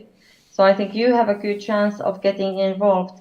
For example, in the joint actions on health determinants, which is now being prepared by the member states, it would be very important to have the stakeholder society more involved and more supporting the member states' actions, because not everybody in the member states understand the importance of the grassroots level or the local level knowledge and the transfer of knowledge. So I welcome your idea, and please get in contact with them. But I can't say how much. It really depends on specific member states, how much they want to be involved, how much they want to put money. And then it's really calculated on that basis. There's also some criteria about depending the role of the member state. It's very complicated, these program things, but I really invite you to look at the website I put in the chat. And I also now put the website for the health policy platform where you can connect with the like-minded stakeholders. Excellent. Thank you very much, Marianne. Anyhow, it seems that for the psoriatic people, we can enter through the window in all these program and not from the door. We are very on the side. Yeah. I don't like so much. Yeah, I think that's a fair comment, Valeria, but I also do believe that we need to enter the room however we can enter the room. And we need to leverage what is available to us. When I hear what Marianne said in terms of the focus areas, etc., I have lights going off in terms of thinking that's an opportunity, that's an opportunity, that's the opportunity. So my call to action to everybody in the room right now, not right now, when you go home tomorrow, would be is spend some time, go through the links, etc., try to find the connections, etc., and think, how is it that you can make psoriasis part of this story, etc. We have to be the game changers. We have to drive the change. Alison, anything to add to that? Well, only to take it to our experience. When we had the first UN high-level meeting on NCDs, it was only the second since the one on AIDS and HIV, and we thought, this will be it, this will be our moment, and we'll get a global fund for non-communicable diseases. We'll have our own global fund. And that's just not the way it's worked out. What we've had to do is show how our issues are relevant to other existing global health priorities like AIDS and HIV, like maternal and child health. And so this sort of message about integration, I like your metaphor of through the door or through the window, but I think maybe it's not so much through the window, it's just coming in at the same time as somebody else. Just, that's what we need to do. We have to show that we are invited in with them. We have a relationship to these issues which are put on these things. Policymakers love everything to be simple and in grids and lines, and unfortunately it's the advocates' job to show why we're relevant to their and make their simplicity a little bit more complex. Yes, but I don't know everywhere, but in Italy the situation is that health is considered a cost and not an investment. And if the people that can manage all this kind of money cannot understand this, it will be always very, very difficult. And that's a beautiful segue. Please do go look at actionncds.org, where we're saying you have to invest to protect, and investing in health pays dividends. You get a massive return on investment when you invest in health. Okay. Yeah. Excellent. Thank you very much. Thank you to all three speakers. I really appreciate your your enthusiasm about what you've spoken about. I have really learned a lot today, and I'm eager to go in and learn more about how you can actually leverage the EU, etc. Valeria, one of the things that you said is just so key for me, and I did write it down, so let me actually see if I can find it again. But is just the whole point about the right treatment at the right time with the right resources. And it sounds so simple, but it's not so simple. Yeah. And it's part of what Marianne has to bring to the party, etc., in terms of this is a journey we have to take, and it's so good that money is being made available to figure out problems, not necessarily on psoriatic disease, etc., but to figure out common issues and problems that help on prevention, treatment, etc. And this is going to be a long journey that we're all on. Yes, and I told also that is the commitment for the association. Yeah, we have to play an important role. We must. Absolutely. Excellent. We're going to start a workshop. We've cut back on time again, but thank you. Thank you very much, Marianne. I really enjoyed having you present.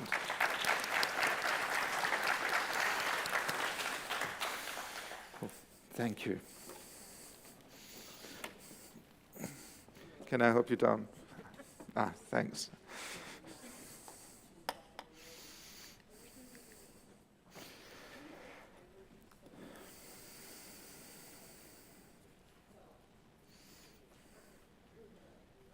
So, it says 45 minutes on the slide. That is not going to happen. We're going to have to shortcut it.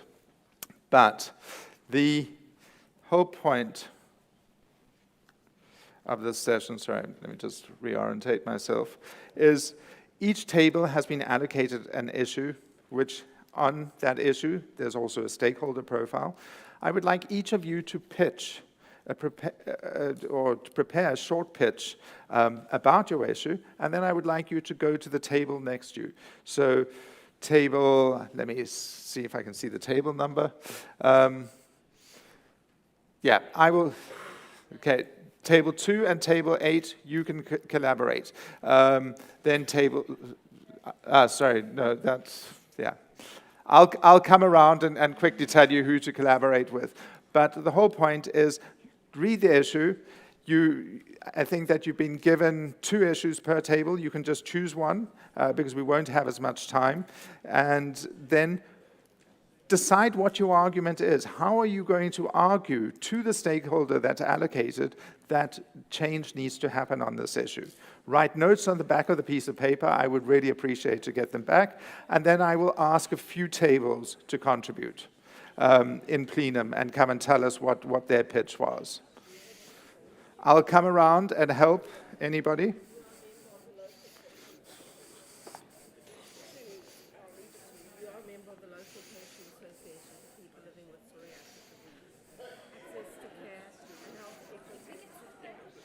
I think was.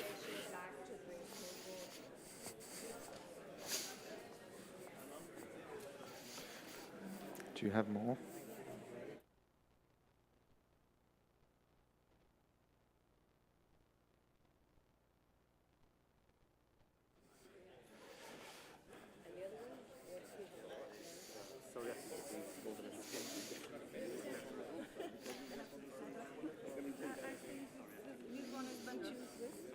So you've chosen one.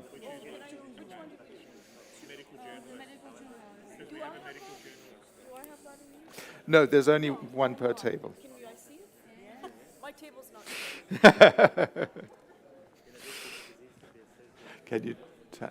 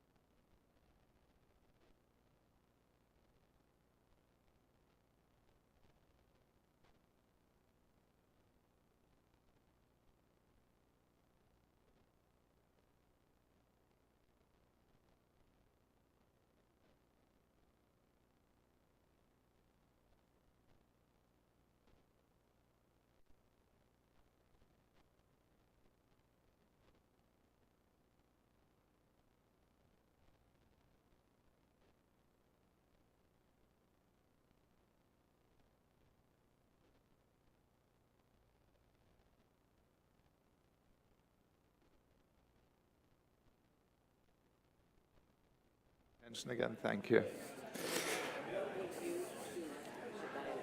Okay. Okay, guys, I'm going to ask you to now complete your preparations so that we can get on and actually do the pitch. So turn around to the table next door or behind you, etc., and then exchange pitches with each other. So the first one and then the second one. And please, I'm going to come around and ask tables, what did you like about this pitch? What did you not like, etc.? So, yeah, consider what works and what doesn't work.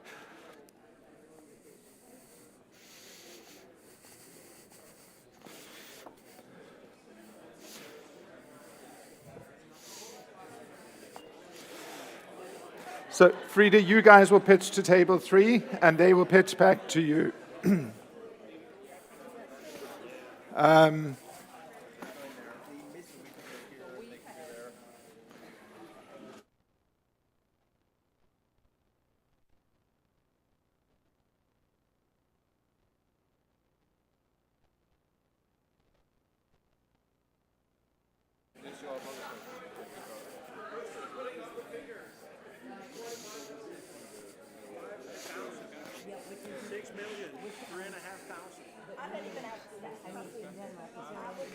Okay, guys, you ready?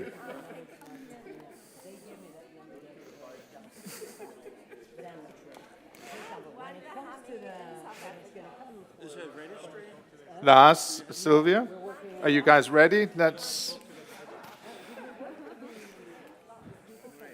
Okay, they're pitching there.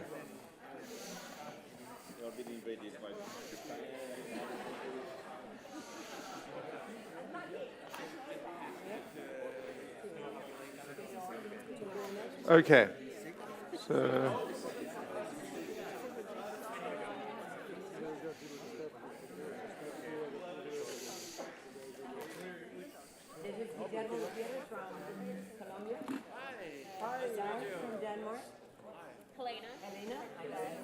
Okay.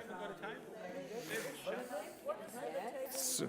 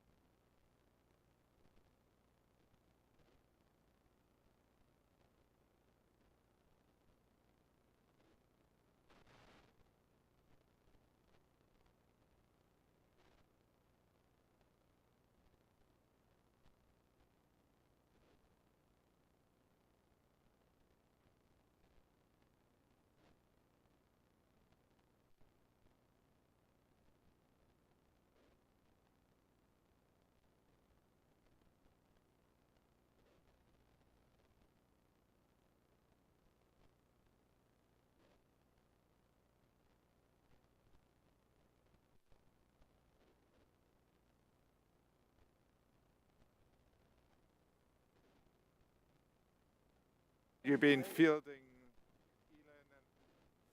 Cool. Oh, yes, I have, yes. Okay. Yeah, she got the Twitter captions last week.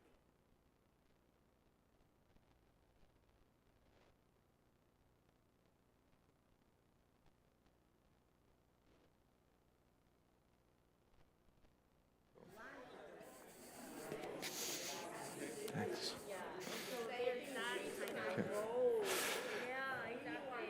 Okay, guys. In the interest of time, and I'm going to keep saying that the whole day, it's time for us to move forward. I had the privilege of, playing table, I'm not quite sure which number, but being the counter table with this table over here. And they had to convince, basically, a journalist, and I was the journalist, about the importance about misconceptions and poor awareness about psoriatic disease. And that actually led to us having a discussion about, it is really, really difficult to engage journalists and get them writing articles about this. Also medical journalists, etc., really, really difficult to engage them. But then we started having a discussion about what about social media, etc. Do we need to leverage some of the platforms to make this a bigger issue? And then we heard about in Vietnam, actually they're doing podcasts on a regular basis and building a community around it. So I think that we have to start thinking beyond traditional approaches. We actually have to start learning from, I don't have children, but from that generation in terms of how you create issues around things. The traditional ways of actually navigating these things has very, very quickly changed. Perfect. Can we table 2? And I think you were joined by table 6, I can't remember. But do you want to tell me a little bit about your pitch and what went down? Lars? Lars likes the mic. Okay. Let's see here. So we had an issue that was inequitable access to care. And the stakeholder was a national politician and policymaker. And the scenario, just briefly, you're a member of the local patient association for people living with psoriatic disease. Access to care and health equity is critical issues that your association would like to address. We were a table of representatives from South Africa, Argentina, and Denmark. So we had an interesting discussion here on access.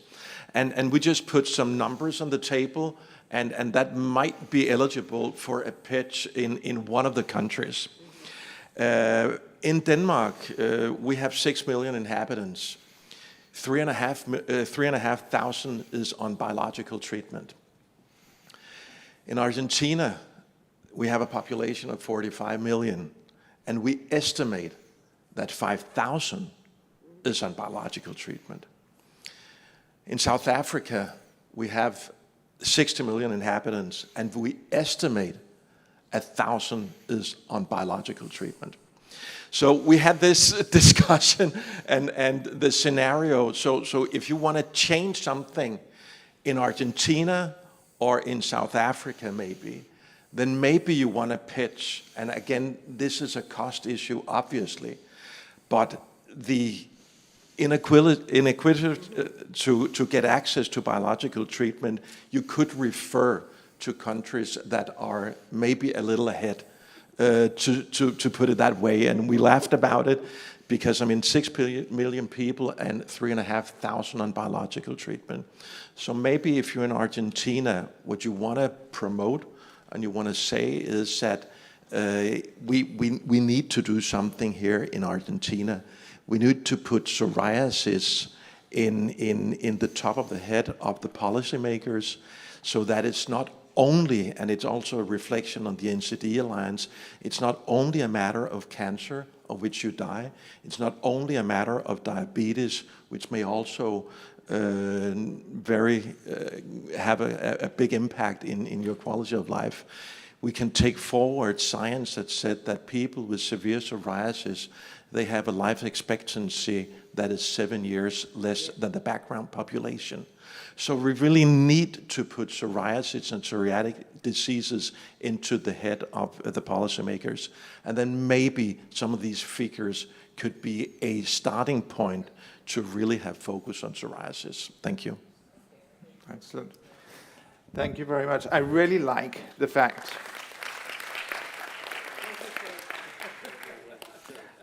Yeah. I really like the fact that you guys use numbers and everything to build your argumentation. It's not easy. They're just, you know, until we have universal health coverage globally, and maybe that won't even solve some of the challenges. But putting together good arguments, they should always be evidence-based, etc. They should be combined with the emotive feelings, etc., and stories of people and everything. But that is how you build convincing argumentation. And I think that would be a good approach. I also think that I really like the idea that you guys did the comparator of having the discussion, you know, how many people are on biologics in my country, etc.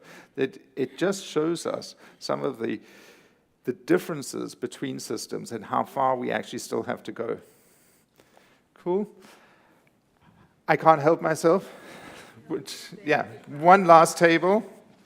Perfect. One last table, thank you.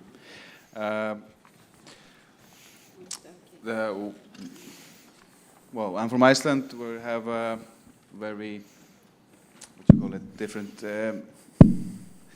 parts of the world come together here, but I think we all agree that, what the problem is that generally, wrongly diagnosed, and that they usually are just, GPs are usually just treating the symptoms. If you have, if you find a spot on you, they just give you cream to fix that problem, but they don't realize that you have an inflammation in your body that needs to be treated. I'm not sure which other ways it's possible to treat them without biologicals, but hopefully, we can, and how can the problem be addressed? I think just more information and more, maybe the GPs need to. Send people to dermatologists sooner, or try to. I'm not really sure how we can address this problem, but at least we have to figure. They have to realize that that treating the symptoms is not the solution. So there is other problems that needs to be taken care of, but we really haven't found the solution here today. But hopefully. It will be done sooner than later, that this will be a common knowledge that these are just symptoms of a bigger problem. Perfect. Thank you. Thank you. And I think that's really good because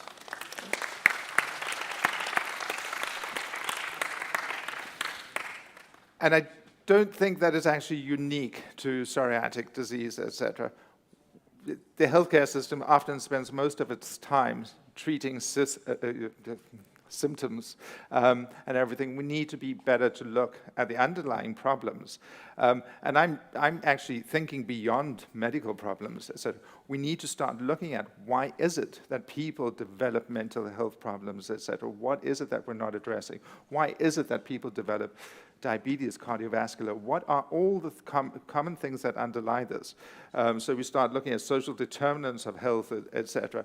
And this is, I can hardly call it new science, but these are the things that we need to look at. We need to really look at what causes problems and health issues. So that is all we have time for now.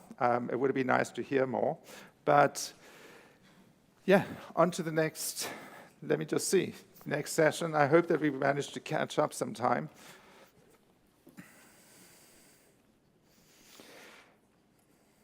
Well, actually, we have a break. So that's great. If you can be back in the room at 22, I would really appreciate that. Thank you.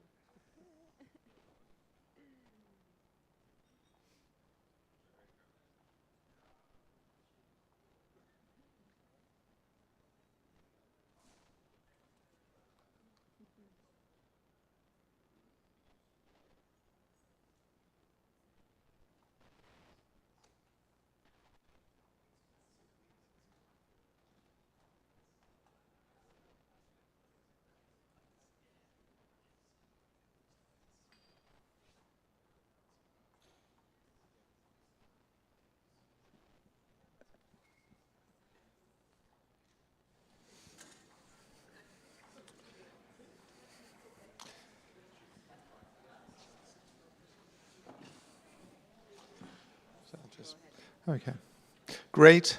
I hope everybody had a good break, and thank you for coming back on time. That's really good. Before I hand over, because you're actually going to get a break from me, and you're going to have, the joy of Frida, which is a really good change from, me. But before I do hand over, we had an online comment from Eva from Bulgaria, who couldn't be here today, but she also participated in the workshop and sent her response in. And I think that's only fair to share it. So in Bulgaria, national health insurance only pays for biological therapy in very, very severe cases. And it seems, according to you, Eva, that there's no clear criteria or guidelines for when biological therapy should be used. This means people just simply don't get access to it. And Eva's point is that the solution is that by driving information campaigns and education, both among people with psoriatic disease, healthcare professionals, etc., maybe one can begin to challenge this and bring about the change and improve access. So I just wanted to share that. Thank you, Eva. We really appreciate you sending that in. Now, the next session is on health workforce, and I'm going to hand over to Frida. Thank you. Thank you so much. And yes, welcome back. This is a 50-minute session just before the lunch break. And it's an open discussion, and by now you know that you are very much welcome to join the session, raising your hand, raising your card. And also we have this fantastic panel with us today, and you are also welcome to invite the audience and ask questions back. But before I introduce my panel, we heard a lot this morning about the finances. And while discussing health workforce, we have to argue, or we have to talk about which quality, the quality of treatment it really depends on. So this is a really important topic. And if these finances are missing, what can we do? How can we make sure that we meet the needs of the people living with psoriatic disease? What should that dream scenario look like? We need to embrace new models of care, of delivery. And one of the issues is that, well, there aren't enough healthcare professionals out there. So how can we meet these needs? How can we make sure that everyone living with psoriatic disease have the right, how can we meet these needs? Who is it that we're going to talk to? What should that environment look like? We have 61 patient organizations represented here in IFPA. And now we have, in this fantastic panel, 3 different specialists as well that we will hear from. So the shortfall is 18 million on a global level. 18 million. That's what the WHO reckon. In Portugal, 1 in 4 people living with psoriatic disease report having difficulty accessing consulting. And in the UK, 1/4 of the appointments are related to the skin, but you know how many days of training a general practitioner has in this area? 6 days. This is also some of the things that we will bring up in the panel today, and you are welcome, of course, to join us in the discussion too. So I will quickly move on. Dr. Arnon, it's a pleasure to have you here. You are a dermatologist practicing in Israel and an expert in value-based healthcare. We have Mr. Ingvar Ingvarsson here, a person living with psoriatic disease from Iceland, and I had the pleasure of working with you on the IFPA board for 2 years soon, and now you have been re-elected. It's lovely. And for primary care expert, we have Dr. Joshai Shonman, a family doctor, GP, practicing in Israel, but also a researcher and in the field of epidemiology with numerous papers on psoriasis. So a warm welcome to the panel.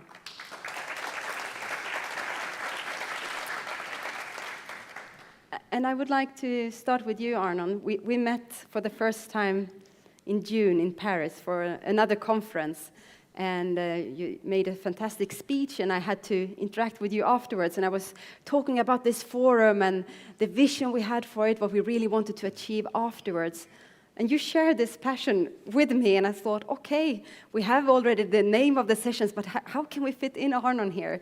So maybe from your point of view, what do you bring to the session? And maybe a short introduction as well, please. Yes. Thank you, Frida, very much for inviting me. I think it's a great honor to be here. So I've been a dermatologist for 31 years, 31, and I see patients 4 days in a week. 2 of these sessions are in a very low socioeconomical status cities in Israel. One is Eilat, which is a resort city in Israel, but the people are very poor, so I have to fly there by an airplane and come back to Tel Aviv, and I do it on a regular basis. And I'm an epidemiologist, and I also have a public health training. So between our meeting in the SPIN meeting in Paris and between our discussions between the 4 of us and also with Yochai, all the way from Israel on the airplane, on the taxi to here. So I think we are at a very good time for change in the way we treat or we conceive how psoriasis treatment should be delivered. And what we have in medicine, in the field of value-based medicine, we have what is called knowing, doing gap. There is a big difference of what we can do, and the things that we actually deliver to the patients. For example, treating patients with biologics. Only in Israel we have about 300,000 patients with psoriasis. We can deliver biologic medications to maybe only 10,000 patients, and we have a good way to give care to patients in Israel.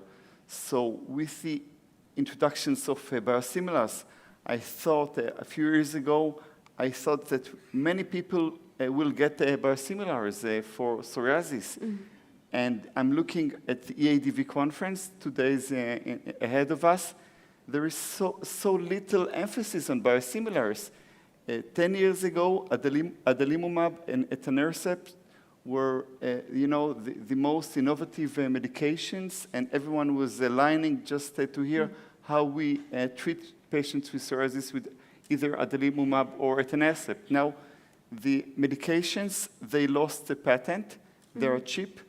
And I think this is a part where the global organizations like IFPA or IPC, International Psoriasis Council, would come in and push on giving biosimilars to patients with psoriasis, but this is not happening. In many countries it is. I think in the Nordic countries, in the UK, in the Netherlands, Germany, some countries, they deliver biosimilars. But the rest of the world, nothing had happened. So that's one thing. And another thing is a shortage of dermatologists. There are not enough dermatologists to treat all the needs of psoriasis patients. We need to interact with our colleagues, with the family physicians. They are a part of the treatment. In Israel, a dermatologist sees a patient on the average 1.6 visits per year. Okay, family physician sees a patient on average 6 times in a year. So they see the patients 10 times more than us. So we should educate family physicians about psoriasis, and we should bridge between ourselves the delivery of care. Thank you so That's much. for now. Yeah, that passion, that's what I felt. You can feel it? This is the right panel to discuss further, that's for sure. Ingvar, please. Hello. Hello. Hi, Frida. Thank you for inviting me here. What I hope to bring to this panel and this discussion is that it is the patient perspective and the patient journey. I've had psoriasis for 29 years now, and it's went from being mild to moderate to severe, and I think I've tried everything both in the book, but in the literature, and all the alternatives, everything. But what I've found most successful is that it's the connection with my dermatologist. I've had the same dermatologist for the whole time. I'm very fortunate in that. But I'm also a difficult patient. Not just difficult personality, but I had difficult symptoms. He couldn't pinpoint. I didn't fit any category.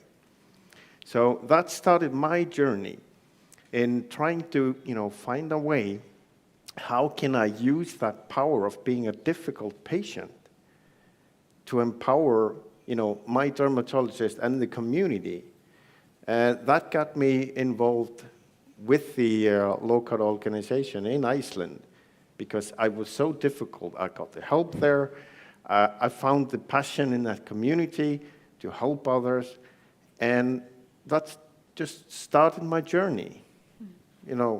Going from being a difficult introvert patient, not being able to do any public speaking, and being part of this global community. Being here together with you today. And I want to use that empowerment we have, being the patient leaders, in empowering the community we work with, because I can't find the solution alone. I need to talk to my dermatologist, to my general practitioner at the healthcare. I need to talk to the researchers And these are the opportunities this journey has given me. I can empower the researchers that are trying to find the cure for our disease. So That sounds like a full-time job, Ingmar. it's only a volunteer job, so.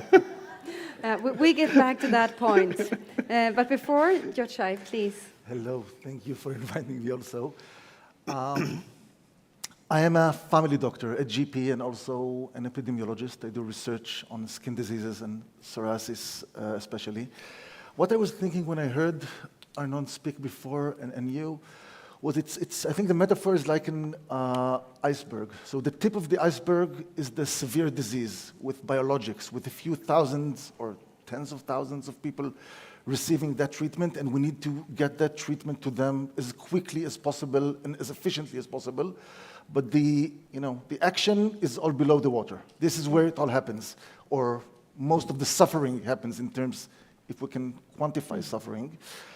And this is where my part as a GP is, because dealing with multimorbidity and with coordinating treatment and with listening to patients, we talked earlier, they mentioned the biopsychosocial model of care, which is the baseline. This is the backbone of family medicine. And you mentioned before what is missing, what is lacking. I don't think that there's anything, essentially lacking, like Arnon said. There's just the gap between the knowledge and the problems. And basically it's all about education and communication and letting physicians know more, learn about developments of treating psoriasis, letting patients know that they can speak to their physicians, letting GPs speak to specialists and get easier answers, instead of sending the patient just as a courier of a note to the specialist. Doctors can speak with each other. We have cell phones today, emails. It's easier to communicate, and this is something that needs to be promoted. Thank you so much, and very welcome to you as well. Arnon, you were talking about the state of emergency, and that actually we are at a moment right now where we can drive the change. What does a dream scenario look like for you treating a person living with psoriatic disease? So what are my dreams? Yes. Excellent. So I'd like everything to be easier,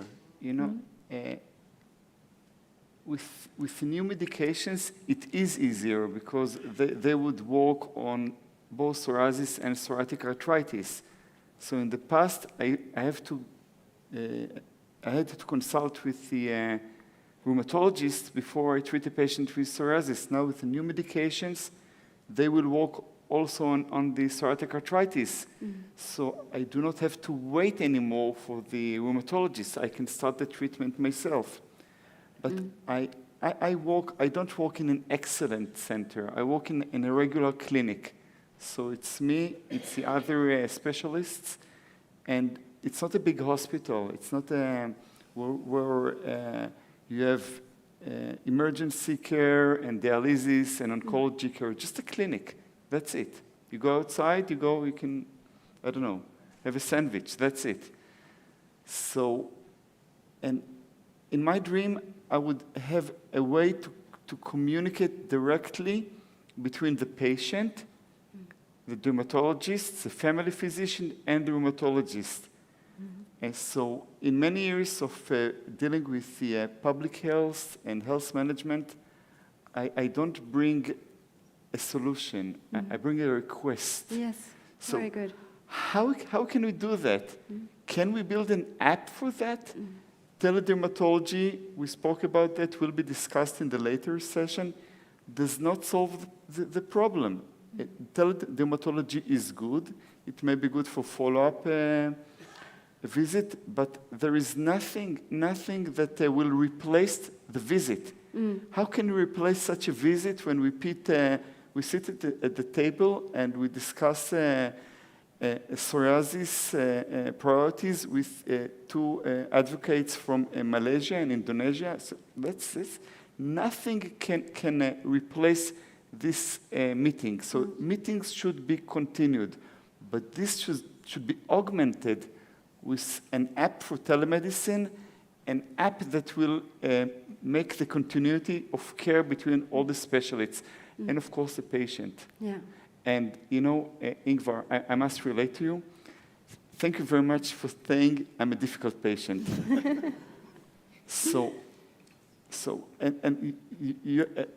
I was very happy that you say that you are aware of that, because everywhere in the world, time is allocated. I would like to sit with my patient for 1 hour, 2 hours. It's not possible with the way dermatology is delivered. And difficult patients, it's very good that they know that they tell me, I'm a difficult patient, and take care of that. And then maybe we should arrange for something. Maybe we should make another meeting when we have more time. Maybe once in a year we make, or twice in a year we make 1 hour appointment. I think you have this in family medicine, right? These special appointments.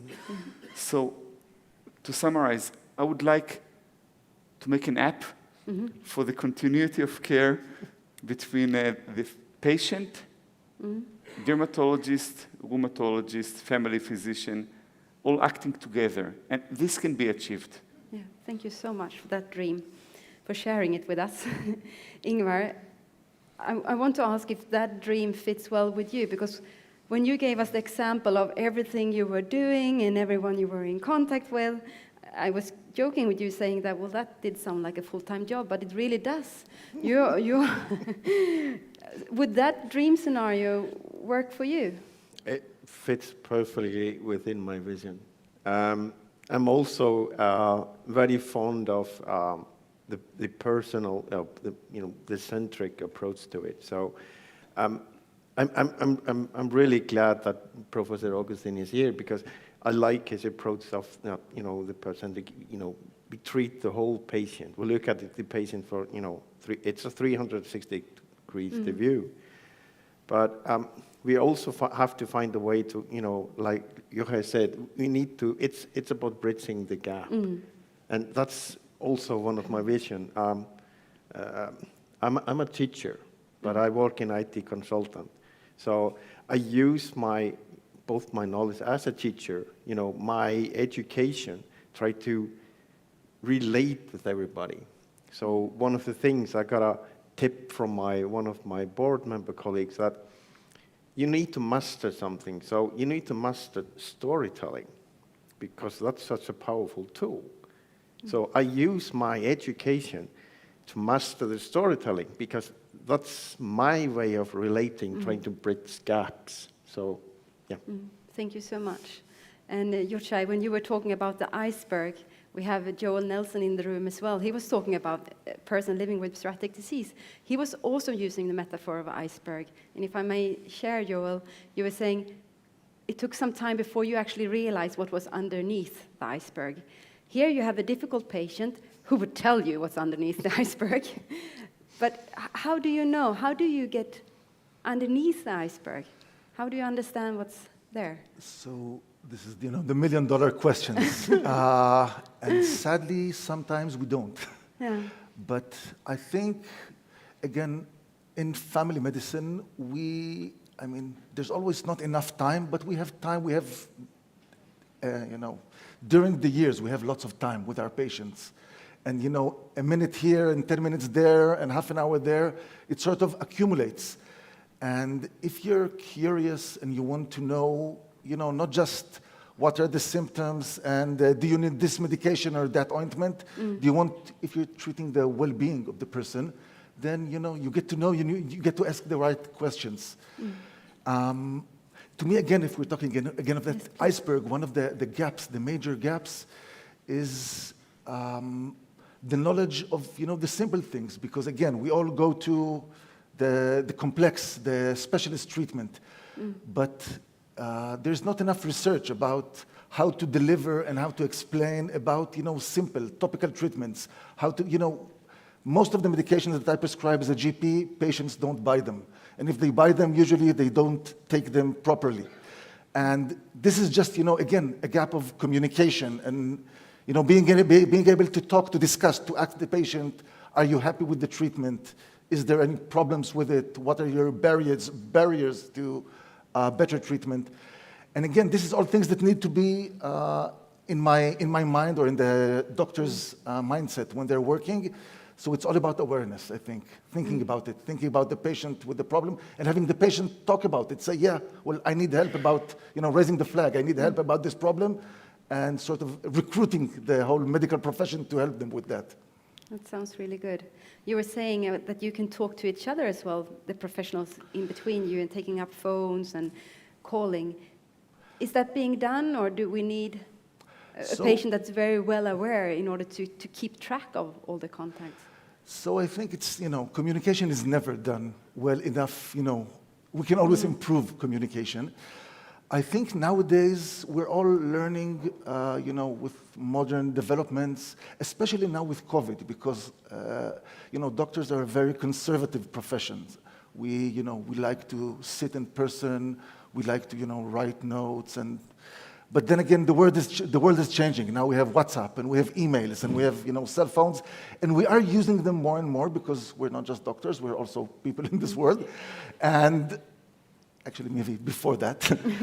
And I think it is, I think it should be promoted kind of like as a tool, and also, as an availability, GPs should have the opportunity to consult electronically with consultants, just, have a quick consultation and then deliver the treatment quickly to the patients. A patient doesn't need to wait, 6 months or 2 months to see a specialist just to give him an answer that I can, relate to them much quicker.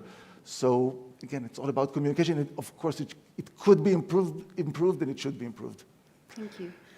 I want to ask Arnon there as well, but before moving there, just quickly, Ingvar, hearing that story and coming back to you as well, where is the responsibility? You see your GP, you said you had the same dermatologist for all this time, but for most people, they might see the family practitioner and not the specialist at all. Who is responsible, you think? Well, I see my dermatologist more often than my GP.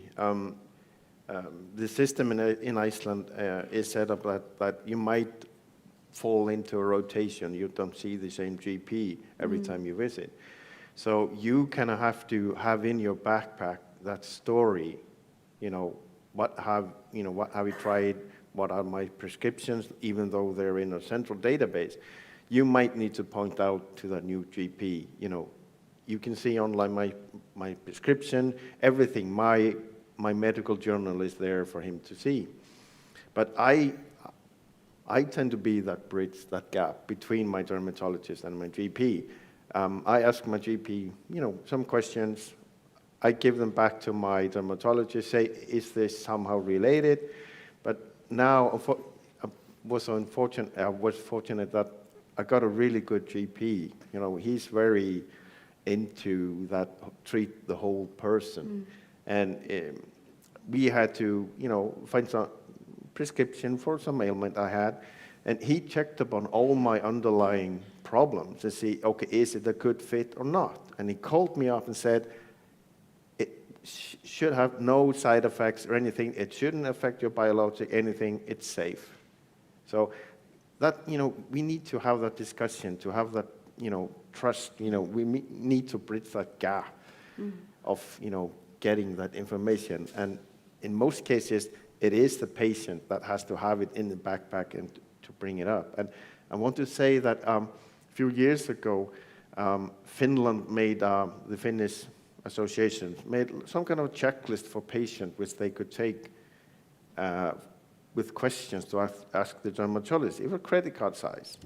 We did the same thing in Iceland. They gave us the template, we translated it, handed it out to patients, and we expected great things to happen, but nothing happened. The thing was that we forgot to tell the dermatologist that we were doing this. So the patient, they were too afraid to ask the dermatologist that questionnaire they had. So we got stuck there. So we need to bridge the gap somehow. We need to have that dialogue, that communication. So, and this is a great opportunity to do that. So, how many of you out here living with psoriatic disease see it as your responsibility to have these connections? Okay, thank you. Arnon, could you continue? I was thinking of this the workflow, how we can optimize the clinical workflow? Yes. Gap in between here. Yes, I'd like to answer to that, but just before, very quickly, the term biopsychosocial model has been used several times in this session before. Yes. Professor Augustine said that, Dr. Schinman said that. So this is biopsychosocial concept comes from family health. And it means look at on the patients on the whole, on his psychological aspects, social aspects, and medical aspects. And for that, what happens with the family physician, the first time they sit with the patient, the first time they meet with the patient, they would meet for 1 hour, okay? 1 hour. And they would discuss with this new patient, not about his disease, but about his family and social issues. Is he working? Is he married? And so on. So I think this should be brought into dermatology. And I think in every country in the world, healthcare managers, officers, we can allocate this special appointment. Yeah. And I'm quite sure that, thinking about that, reflecting it, maybe we come to Israel, we can persuade the authorities to bring this appointment. And I think if IFPA comes with a very strong recommendation, and this is, I would say, you have a document that will prove that this is what's needed. I think that's important. Bring the biopsychosocial model into dermatology, which is not happening all over the world eventually. Now, as for the connecting the bridge, so I would like that to know everything about my patients with psoriasis. I would like to know if he's married or not, what type of work does he do, where he was born. In Israel, it's important because we have a very diverse country and socially and different religions. So it's very different if I treat a Muslim Orthodox adult from a city next to me, or a young hipster from Tel Aviv, that city that doesn't sleep. So it's very, very difficult. So my dream, I would like an app. And if not an app, you can have it on a paper. I'd like the patient to fill, I would say, 3 pages of questions that are with either open-ended questions or with possibilities. And the patient would fill it in advance in an app or on paper. And this should be available to all partners treating this patient. So whenever I see the patient, I have the meeting, the data immediately. And the patient does not have to fill everything. If he doesn't want to say anything about his marriage life or about his gender identity, so just don't fill it. You don't have to fill it. But if you fill it and you get it in a confidential manner to me, as a dermatologist, it will be very, very important. For example, I want to see, and this was discussed before, I don't know if the patient is depressed. Yeah. I really want to know if he had suicidal ideations, if ever or in the last month. This will definitely affect my treatment. So to summarize, biopsychosocial model, I would like to have a position paper. And another thing, I would like to have either a template that can be filled by hand or an app that will get all the data to the treating dermatologist, family physician, rheumatologist, aligned with the patient. Thank you.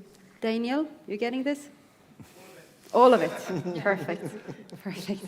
I was thinking about what you said before, Ingvar, about how you're a dermatologist. You have a good relationship with him, whereas you have had different GPs and inconsistent GPs throughout the years.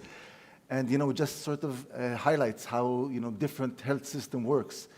because I think in many ways the ideal for primary care is that the GP or the family doctor is the constant doctor or the main caregiver. You know, they say that specialists specialize in diseases, in conditions. We as GPs, we specialize in the group of, 1,000-2,000 patients. We are specialists in their diseases. So I don't know, I may not know all there is to know about psoriasis, but I know about the psoriasis of my 3, 4, 5, 20 patients. I know about them. I think for me, the main gap to add on what Arnon said, we talk about position papers and information, is again that information that is sort of based and guided towards, the bottom tier of treatment. So how should you question properly about all the stuff, whether it's an app or a questionnaire? How should you monitor the first levels of treatment? Because many patients, a patient doesn't need to go to a specialist to get the treatment for mild, moderate psoriasis. So this is a way to use the available medical force much more efficiently. And I will soon open up the floor, so you can start thinking about questions if you haven't. But we need to also, we saw the numbers previously, that 6 days of training in the UK. How can we improve awareness among primary care physicians? So we have the issue of late diagnosis and misdiagnosis and so on. Of course. So again, this is, we talked about it before the discussion. How do you prioritize between diseases? So, the manager of the residency program or medical school would say, yeah, which disease do you want me to take off the checklist? Take 2 days off cancer and give them to psoriasis, things like that, which is obviously, it's a silly way of conceptualizing it. I think doctors do continuous medical education all the time. It's part of our job. So I think the way to compensate for lack of education, also, 6 days, maybe 20 days in my medical school or my training 10, 20 years ago, it doesn't mean a lot today. So what should be done is engaging family doctors and family medicine associations in conferences, in continuing medical education programs, online sessions to give information. Again, not bring a specialist to talk to GPs about the cutting-edge treatment of biologics that are maybe available or maybe not in your country, but talk about the issues of day-to-day treatment. So I think getting involved with physicians and health maintenance organizations and medical associations to provide continuing medical education. That would probably be a way towards the answer. Okay, collaboration. Thank you. Do we have any questions from the floor? Yes, can I get support with a microphone? Yeah, Craig, thank you. Jaime from Portugal. Can you please state your name and country as well? Yeah, I'm Jaime Melancia from Portugal. And I believe maybe I was not completely with my all attention, but I never heard the psychologist, health professional mentioned on your talking. Don't you think, for both of you doctors, don't you think that should be some kind of specialist that should be on the early times of the diagnosis, close to the GP? And since you normally dermatologists don't have the time to be the psychologist of the patient, as they are most of the time, could not they also be their psychologist, their, let's say, they're part of the treatment, being the consultancy with the psychologist, probably more often than either the GP or the dermatologist. What do you think about this? Yes, I agree 100%. I have on my short list both a psychologist, a clinical psychologist, and a social worker that I refer patients that need treatment with a psychologist or a social worker. And definitely, we don't, even if we are trained in communication, we don't have the time allocated for psychological advice or social worker advice. So they definitely should be part of the group. 100% agreed. Thank you. We have one more question. Yeah. Can I add, Yes, of course. add to that? It's often our, I don't know how to phrase it correctly, but our responsibility of bringing up that subject, but we might be stigmatized at bringing that up. So to elaborate, it might be often that we have to get past the question, how are you? But are you aware of all the comorbidities? No. Do you know what to bring up with your physician? Or? I wasn't, but now I am. So I want to get past that, how are you? You know, in 95% of the cases, you answer, I'm fine. How can we get to the next question? How can we get them to ask us, how are you sleeping? Because that's really important. If you're not sleeping well, there's so many underlying symptoms that, or causes that might cause our insomnia or not or sleeping well. So we have to get past that. Ask him, are you sleeping well? How is your stress level, anxiety level? But we also have to notice those triggers, those lines, those barriers. So we have very short of time, but 2 more questions, and then maybe something from the online audience as well. Here. Yes, 1 and then 2. Thank you. My name is Annette Meyer from Germany, and in this discussion, I think we should involve psoriasis associations if they are existing in the countries, because lots of questions that patients have can be answered there. And so I think it's important if there's a strong, or if there is a patient association in the country, doctors should know that and say to and inform their patients that they can get information there. That's a very good and valid point. That's all of us can actually advocate for. Make sure that the general practitioners know that you as a patient organization is there and what you can do. And again, collaboration. What should be sold with the general practitioners? What should be sold at the specialists? And what should be sold in the patient associations? Thank you so much. Part of the biopsychosocial assessment. So Yes. what are the social sort of network for a person? What are the resources they can utilize? And the resources are, well, the family and friends, of course, but also patient associations and other patients and online forums, which is a huge part of the treatment of a chronic disease. I mean, Yes. So it is a very good point. Thank you. And final comment or It was the same point. It was the same. Good.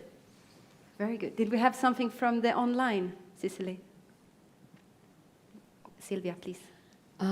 Well, thank you for bringing that up, Maria, because it's excellent. When you have, I say that patient organizations are the bridge between the doctor, the time that they do not have to explain everything, and we are the ones that do have all the time. That's why we formed the organization. But I was thinking, it's more a comment, you were talking, Dr. Cohen, about your frustration as a doctor, and regarding the access to the treatments, you thought the biosimilars would be cheaper, and that would improve the access to the treatments. What I was thinking, and I was listening to Dr. Juhel, that you were saying also about communication. We must be doing something wrong, and I think we have to change, and most probably my comment would end with a question. Because we have talked about this for many years, but there are no changes. So personally, I think that we have to look again at the job of the doctor and the job of the patient. What kind of patient am I? Is it only the job of the doctor to treat my disease, or is it also my job? And I think it's kind of, we always looked at the doctor, you know, I always say when you go into your office, we think you're going to cure us, and you cannot cure us. So you're a bad doctor? No, you're not. Because we have to think about what cure is, what treatment is, what kind of disease we have. But we have the biggest job of all. It's a daily, as you said, Frida, it's a daily job and volunteer. But we have to realize what is our job as patients. It's very important, and we never talk about that. Normally, it's you, the one that has to give me the solution, or it's a pill, or it's an injection. It's much more than that. We are the ones who have to steer our disease, and that is kind of a concept that we have to change. It's not only the doctor, it's the doctor, the patient, it's not only the relation, it's a job that we have to do every day, and fortunately, chronically.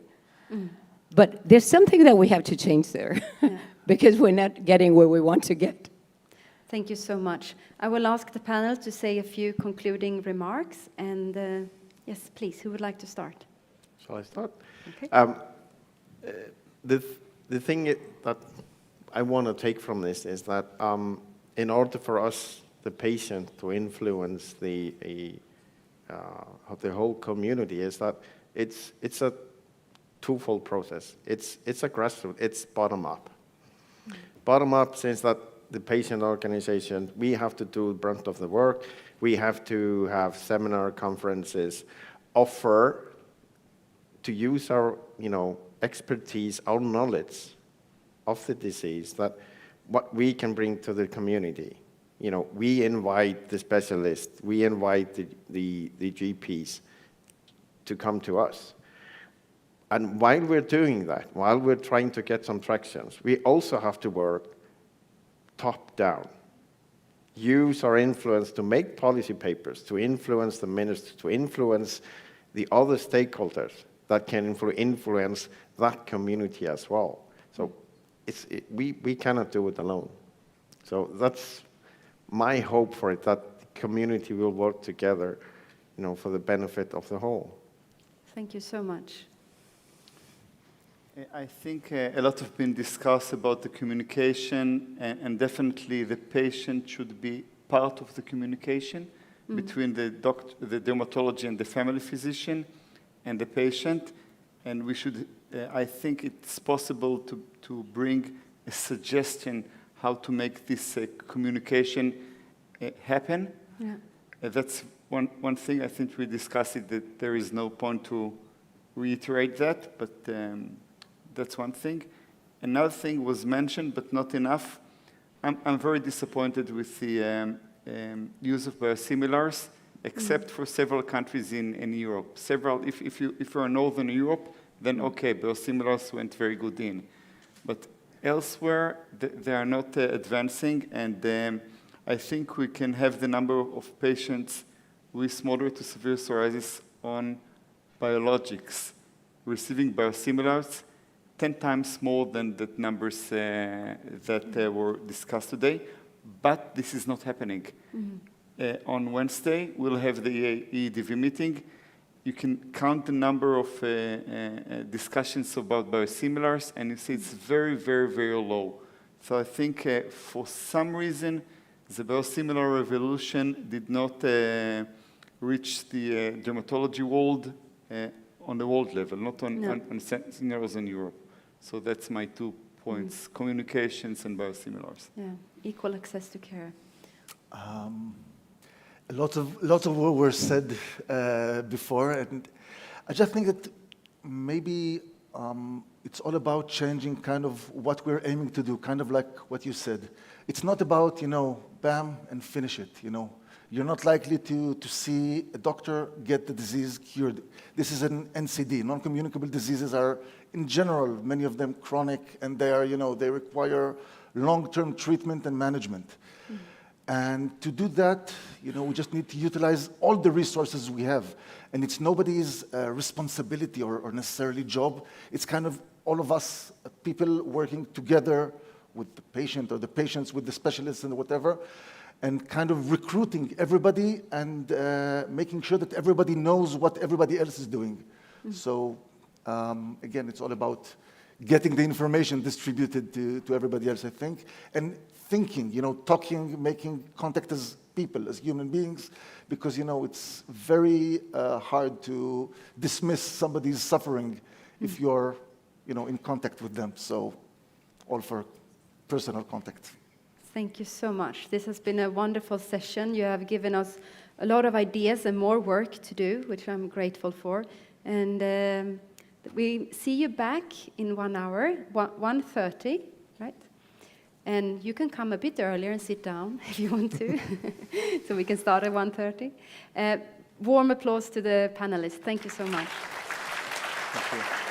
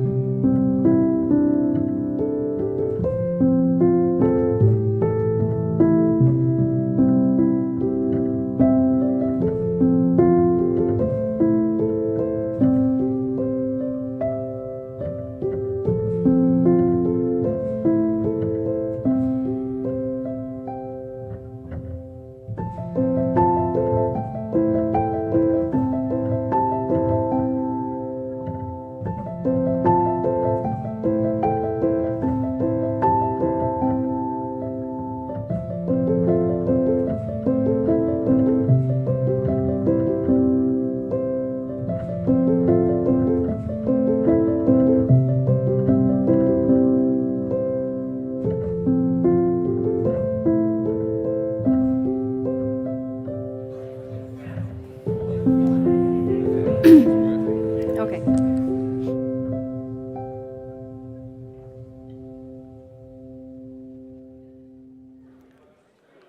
Welcome back from lunch, everyone.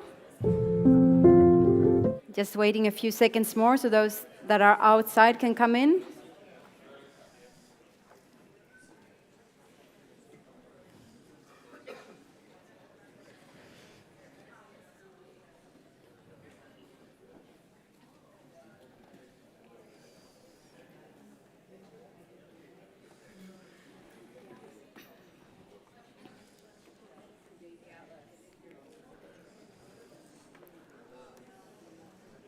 Annika, it's looking good out there? Empty? Empty, perfect. Okay, then we start again. I hope you had some time for a break and also coming up with more ideas of what to do when you get back home. So this morning we heard about shared decision-making from Professor Augustine. We heard from the panel of health workforce, how we can collaborate and work more together. Now we are moving on with the discussion on, let's see, and we go here, how we can involve patients and their organization in the decision-making process. And this is really not just any theme or any topic. It is a topic that goes into every single of the other topics. We cannot do anything without this one. We also talked about the Sustainable Development Goals this morning, and I'm thinking about the goal number 5, gender equality. That's also a goal that goes into every other goal. We cannot do anything without goal 5. And it's the same here. Involving patients and their organization in the decision-making process. It's really crucial.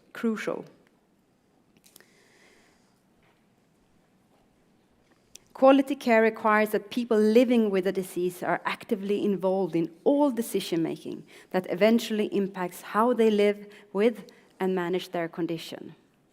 Okay? That's what we bring with us in this working session that will start in a minute, and I will have Craig introduce you to the work that we will do together. But around the world, and also here in Europe, healthcare policymakers, including regulators and international organizations such as the WHO, EMA, they are increasingly calling for patient involvement. I hear it a lot. And I think my family would agree, saying that I've really been called out to give speeches lately, which I'm really glad for. So I think something is really happening in the field, but still not really enough. So how can we bring it up to the surface? And I really like what Valeria said this morning. I don't just want to be thrown into the window. I don't want to come to the party just in the beginning or afterwards. I want to be in the party. And how do we make sure of that? So just a short question to you in the audience. Who of you feel that lack of resources and funding is standing in your way of shared decision-making? A few?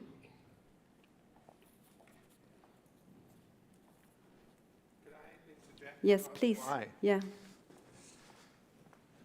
So, yeah. Who had their hand up here? Jose, did you? Please, then. Yeah, great. Thank you. Great. But just explain to us how it's standing. I think it's really important that we think, yes, there are issues, but what are those issues and how can we come beyond them? Well, talk about lack of resources. SPOEX in Iceland, for example, we have our own solarium clinic that we treat psoriatic patients and eczema patients with UVB lights. And this clinic we get a little bit of funding, from the government through the the healthcare payment system. But for the most part, the association SPOEX, we run the clinic. We fund the clinic with the funds that we get from the government and other organizations that we are part of. But so we lack I think for our part, we represent, probably 30 or 40% of the patients in the Reykjavik area, the metropolitan area in Iceland. And for that part, I think the government should, be paying, funding our clinic, which they are not. So we've been fighting for this for years, and so this is a big part of our problem for our organization, as we are, we have our own clinic where we are taking care of our people. So it's, Okay. Great example. Jose? Of course, that is one of the extreme ends. We have now the other end, the spectrum, where we are talking about lack of resources and funding. Please do understand that there are some under-resourced places where, because of priorities, psoriasis and other diseases, NCDs, may not probably command such a high priority in healthcare planning and funding. Obviously, when you come from places where the commitment of health resources for health and medical services is probably less than maybe 10%, then you have each of those subsectors getting completely underfunded. And also the priorities like maybe even now the infectious diseases like malaria, TB, HIV, and COVID become much more prominent. So you become, because of maybe even poor planning and lack of funding, possibly, actually you are further down. And you are probably just waiting for the remains that would be there when everything else has been taken away. Excellent, thank you. So, I think the important point there, at least for me, is that when we talk about lack of resources and funding, the situation is very different depending on where you come from. And the approach in terms of trying to address that won't necessarily be the same. But back over to you, Frida. No, really good points there. Thank you. We also had another challenge, which is the issue of tokenism when it comes to working with patient organizations, like the being thrown into the window, or feeling that you miss out of the real party. And I know in here today we have a lot of people as well representing the pharma industry, private sector. Could I ask you as well, with your knowledge and experience, what do you think patient and patient organizations can do to be more authentically involved? What can we learn? Can we have Gupta here? Yes, and then Susan, I think, raised her hand as well. Okay, thanks. Yeah, so myself and other industry colleagues are here, so I'm sure we'll have a few things that we could mention. I work for UCB Pharma. My name is Rajesh Gupta. And one thing I'd like to start with saying is that our company's credo, I don't know if anybody's seen it, is that we're actually inspired by patients overall. Anything that we do in terms of bringing any solutions to the market, I'm sure applies to everybody else here from my colleagues from the pharma industry, is that we make sure that we think about what are the actual needs that we are going to be fulfilling with our solution. So it's very important for pharma industry to actually go out and check before we start any project that this is a need that really exists and that these needs come directly from the patients and the patient voice. I worked with IFPA, as you all know, for about 20 years in terms of doing several different projects. And from very start, I always thought that it was very important to hear the patient's voice, not only just for developing solutions that come to the market, which might help them in the future, but also in terms of any of the programs that we might develop. It's very important to get their input to say, this is really going to work, or this is not really going to work.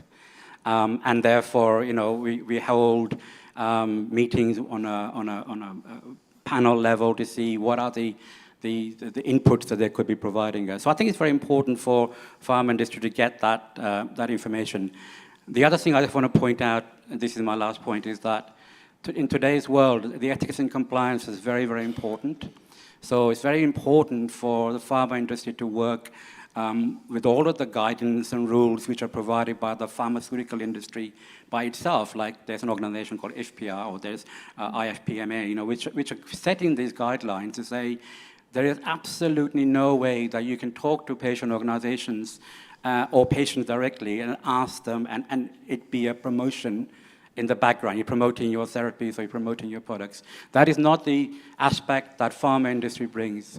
But what we do ask from the patient organizations and patients is that let's have an open mind when we get together to talk and discuss openly what are the needs, and to make sure that we have that trust that we can build upon. So it's not sort of the patient organizations don't think, or the patients don't think that pharma is only contacting us because they want to promote their products. Because that can be a thought in the back of some people's mind. We don't absolutely not do that, and really genuinely need to hear from all of you, all the patient organizations from around the world, as to what works. Because what we heard over the last today and yesterday was that situations are so different in all the different countries. So not only do we need to hear on a global level what we can do, we also need to engage at a local level. And this is where we think that working with patient organizations is very, very important. And actually, over the last 20 years, I thank everybody who has taken part in those exchanges, because that has helped us shape some of the projects that we've been able to do. Thank you so much. Susan? Thank you, Rajesh. So I'm Susan Frade. I'm from Novartis. I've only been with Novartis for 2 and a bit years, so I feel a little bit in awe of the 20, but Rajesh, I had no idea. So thanks for this opportunity to contribute. So at Novartis, oh my gosh, UCB, we're really looking to partner to co-create solutions, because that's the best outcome, is coming to the table, looking at what can we do together, what's going to work for you, what's going to what works for everybody, what is there of mutual benefit that we can sort of really develop for patients, to improve patients' lives. I don't know if many of you know, at Novartis we have had a new head of patient engagement, and actually what we're looking to do now is to sort of engage and bring in patients' perspectives into the complete life cycle of our medicines development. So this means bringing in views much earlier in the process.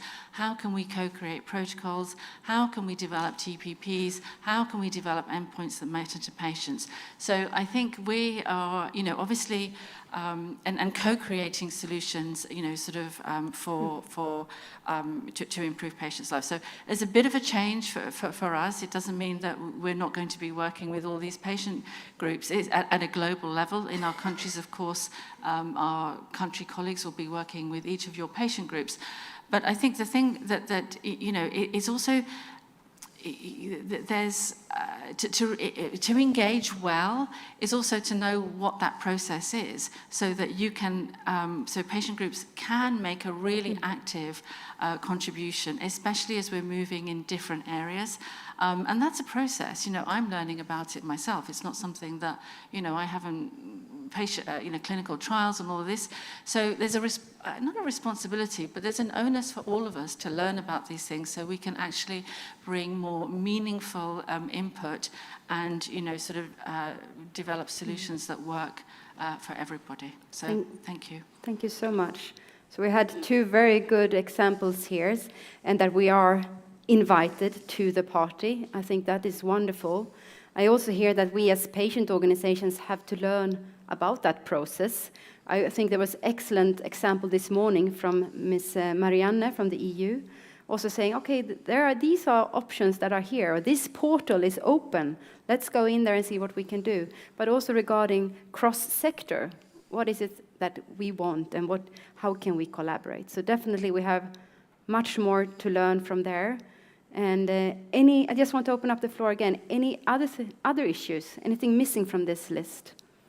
A microphone for Sylvia, please. Here we go. Where I see the biggest problem is with the doctors, not with the industry. I would say the doctors still have to learn a lot about this. More than doctors and medical societies, I would say. Doctors in particular, we get along, I think, very well, at least in Argentina. And with some modern medical societies, yes, but there are others that still think that there's no place for a patient because they do not think of patient leaders or patient organizations. They still think they have the figure of the patient. And they say, no, the patient cannot listen to this. The patient should not come into this kind of conference. And maybe the patient shouldn't go there, but a leader of a patient organization, definitely yes. Because it's the only way we can learn, and when we learn, we know how to advocate. Can I hear some frustration there for EADV? Definitely. Definitely, which you don't have it in ACR. It's funny, but it's there. I wasn't exactly referring to IDV, but you reminded me. Any other challenges? Paul in the table 11.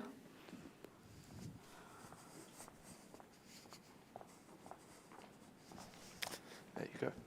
Thank you. For those of you who don't know me, my name is Paul Sutton, and I lead the therapy area group that works in government affairs at AbbVie.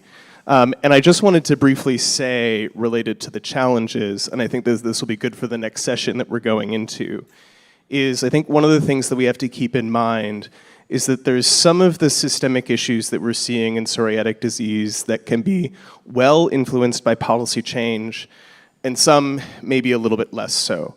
I think I've been really inspired by some of the discussions that we've been having so far yesterday and today related to pieces in terms of mental health, workforce, et cetera. And obviously those are things where we need to figure out the right way to be able to intersect with new things that governments are doing to be able to address these issues. And I think the piece that I'd really say about the challenges is I was very inspired by the country presentations yesterday, especially the ones where we saw you guys getting together and making things happen, particularly to tackle the challenge that we consistently and for far too long have seen, particularly in dermatology, around people getting into care and people getting into care easily. So the example of the truck, the example of the PRO-oriented checklist, those are just the ones that are on the top of my head right now. I have a very long list that I could refer to. Those are things that I also think that we, and additionally in partnership between patient organizations and industry and others, that we really can come together and actually push for those changes, and through demonstrating that, also showing governments the kinds of things that need to be supported to be able to fix that particular problem around lapses and lags of people getting into care. Thank you. That was a really good bridge for the next slide, Craig. Yeah.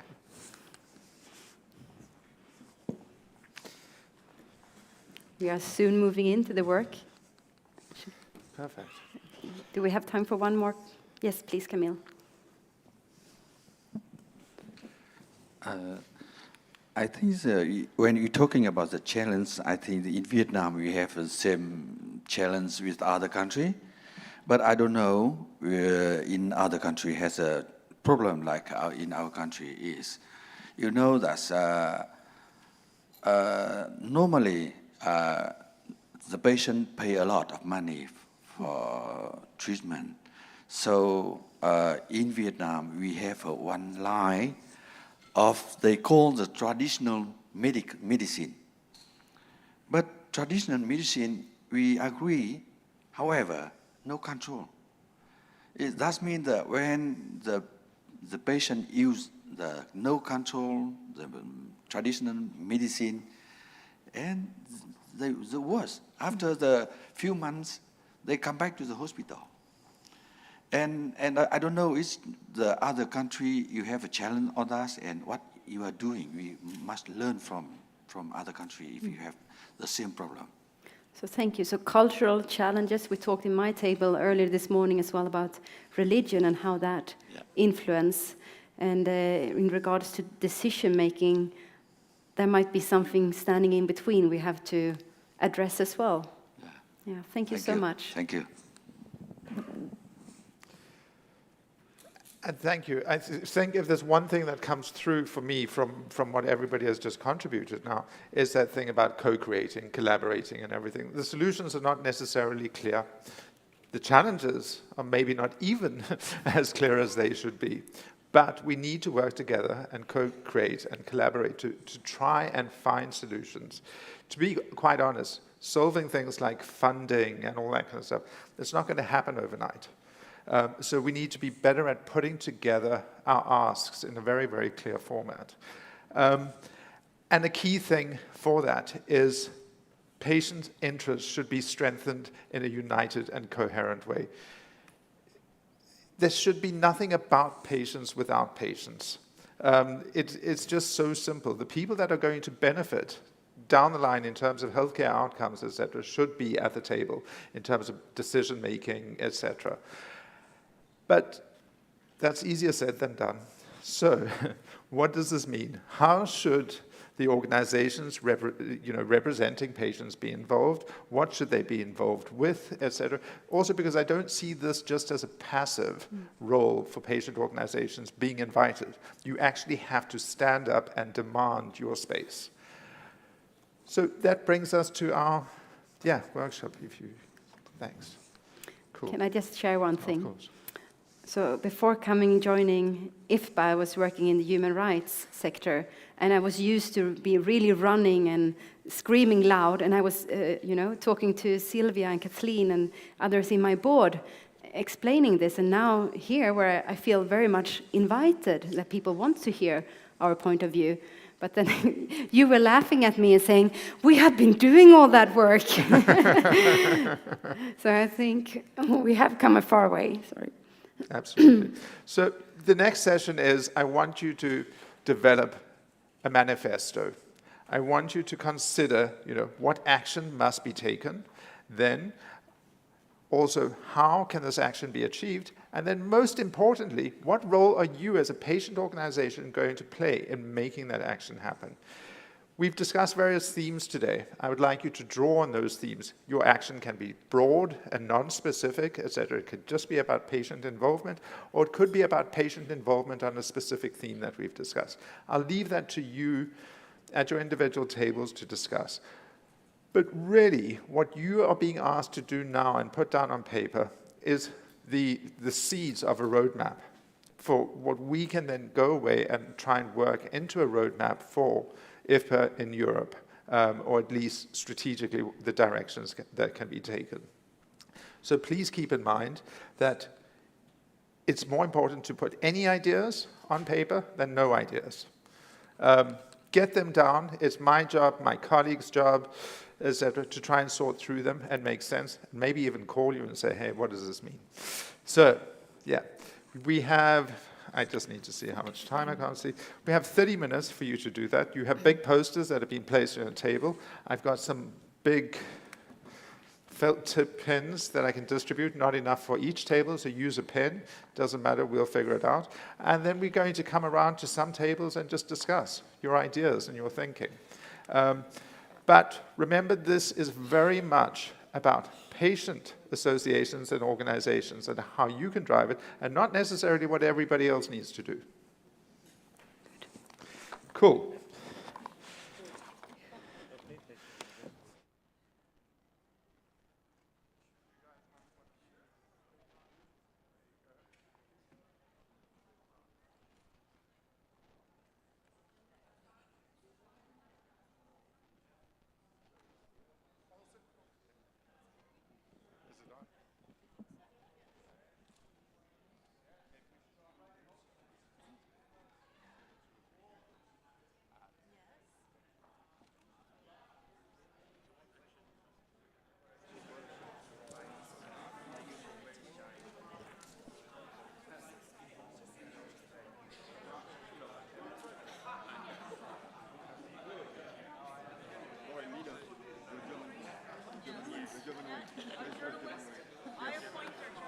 Second.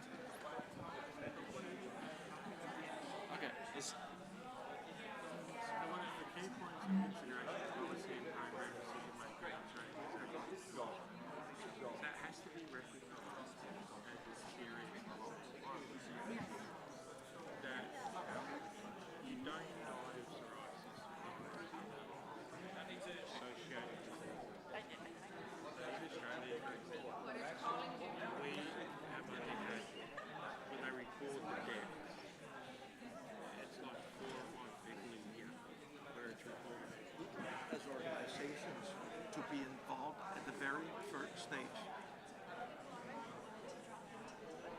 Sure, sure. So this is table 2. Hi there. We're trying to make a manifesto, and it's about involving patients and patient organizations in decision making. So my line of thinking is that we'd like to be there from the very start. So research and development. We'd like to be part of developing the protocol. We'd like to make sure that the right questions are asked, not only on in psoriasis and ulcer reduction, the DLQI, but maybe many more issues. And you're getting there. You're getting there. Not everybody, and not every time. So I think that being involved as patient research partners is one thing. Yes. Do you agree? Talking about with Yes. industry, or are you talking about with government? That would be with anything like that, but it's still a very serious disease. It has some side effects, if you could say that. And I don't think people are like, oh, you have psoriasis, oh, you're lucky. You know what I mean? So you want to tell what action must be taken post a campaign, that campaign, to It could be. inform what exactly psoriasis is. Yes, to make This a morning, bigger awareness about the whole disease.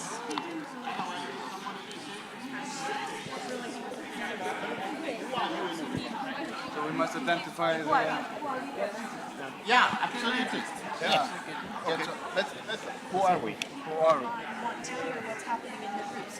Okay. Okay. Okay. Okay, I agree with you. First action, who are we? Who are That's we? right, yes. What do we stand for? Yeah. We are who?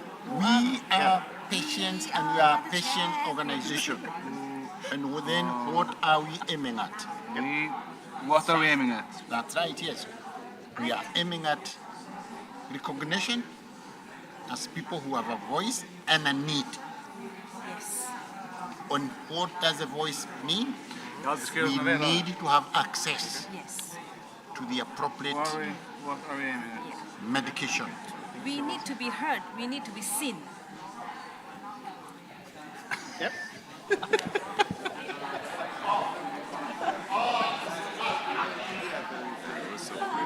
Hi. Are you doing the activity? Yes. People online. It's a pharma. People online wanted us to go around listening to the conversations. Ah, No pressure. Okay, but this is like an industry table, cooking up Just so they solutions. know. There's a lot of profanity. From the patient organization perspective, which a is little crazy. a little crazy, but we hope that there might be something useful coming out.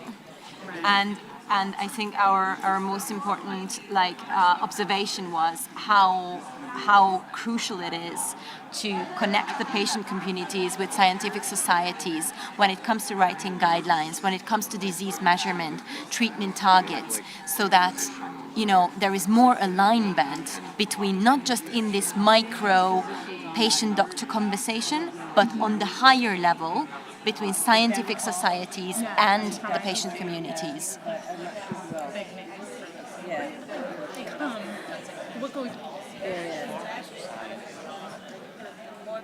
Good idea. Hi. I'm just going around and recording a little bit of everybody's conversations online. So carry on, pretend I'm not here. Okay. Okay. Yeah, I would say every country's their progress are different. Yeah. Like maybe in the US, people are more open-minded, but for countries like us, like Indonesia and Malaysia, we still have a lot of rural areas that we don't even have access to internet. So people like that, we don't know what psoriasis is, or we don't even know what skin condition is. Or even with access to internet, they have literally very low digital literacy. Yes. So they still believe in hoax, in fake news, and they don't know how to properly research, even though there are resources online. Yeah. And also resources online are in English, and people in Indonesia hardly speak English. So I think the action that must be taken is reduction of stigma in a way that is culturally adapted to each country, right?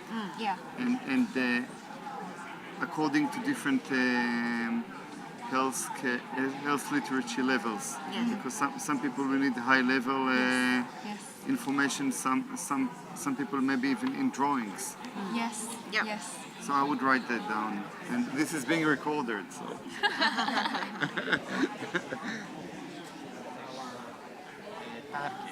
But what can we do to arrive in this target? I think it's a bit creepy. Sorry. I just want for the people. It's just people online wanted to drop into the conversation. Okay. So Made them known that Yes, we they are have the primary yes, beneficiary of Yes. all this. much better. Yeah. We have to tell them that we have the power. The patient have the power. Yes, because the power it's in the bottom and patients at the bottom. Patients. So tell they have them to that serve us, the not patients we have to serve them. have the power to what? Tell Do them that- you said a very nice word. It's a beneficiary. Patients are beneficiaries of all the collaborations that we're making. And etc. Funded, all that kind of stuff. You know, so if that was an example, then we could say funding for clinic and everything. How can this be achieved, and then how it is that as a patient association, how you could actually influence or contribute to bringing that change around. Does that make sense? Yep. It does. It does. Thank you. Thank you. So we have to zero in on something, at least to a certain degree. Yeah. I think we can just put both actions because it covers both aspects. Training and Careful, yeah. Oh no.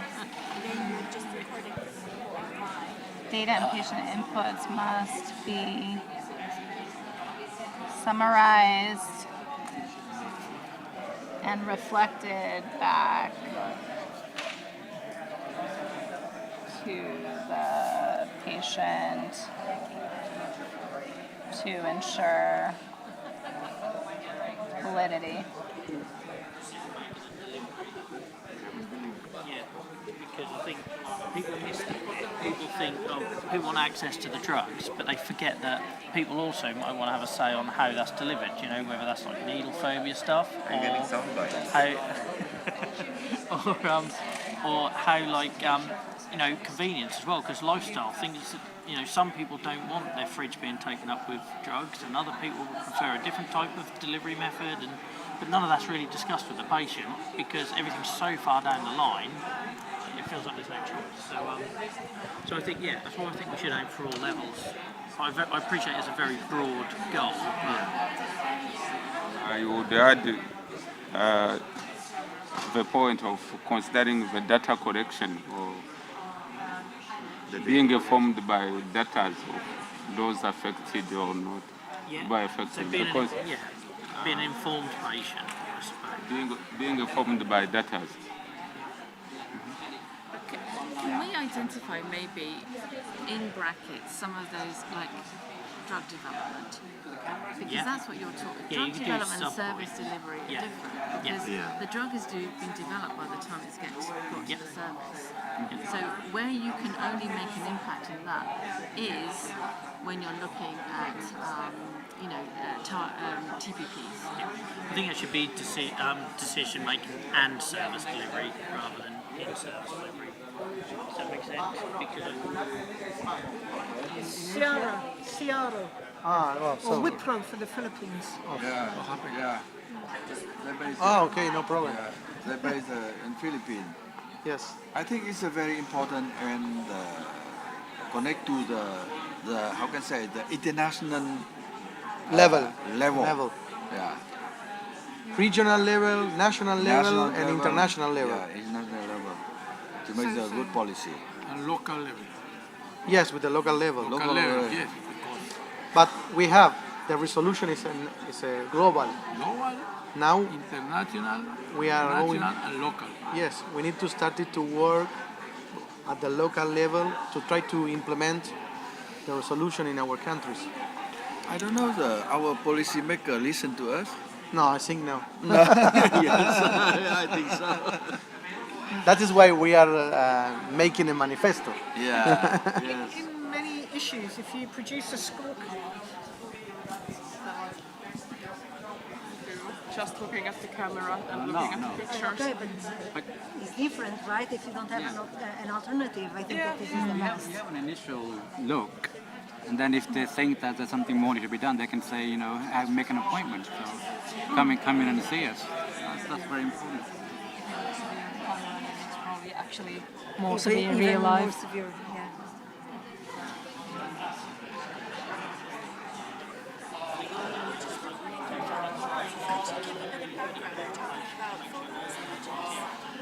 Yeah. In Finland we had this experimentation where like a person who has to see a dermatologist, they can go to general practitioner's office and there is this special camera, like medical camera, and they can like put it so that Yeah, on the skin. yeah, on the skin, and then there's a dermatologist somewhere else, maybe far away, and looking at the camera and helping with the diagnosis, so that you don't actually, because Finland is a really big country with long distances, so you don't have to actually travel to the dermatologist. It's faster and better that way. It's brilliant. Really good idea. We've been Access perspective, it's awesome, right? Because it's saving time for people and money, and they can have these treatments not at home, but in the area. I'm really sad to tell you that this is coming to an end. No, but we need the European Commission to fund more of it. Yeah, they don't have funding. You'd only have to like book an appointment to your GP, even if you didn't know what it was about, and then they could consult a dermatologist, and then maybe refer you to a dermatologist if it looks like you'd actually have to see that person.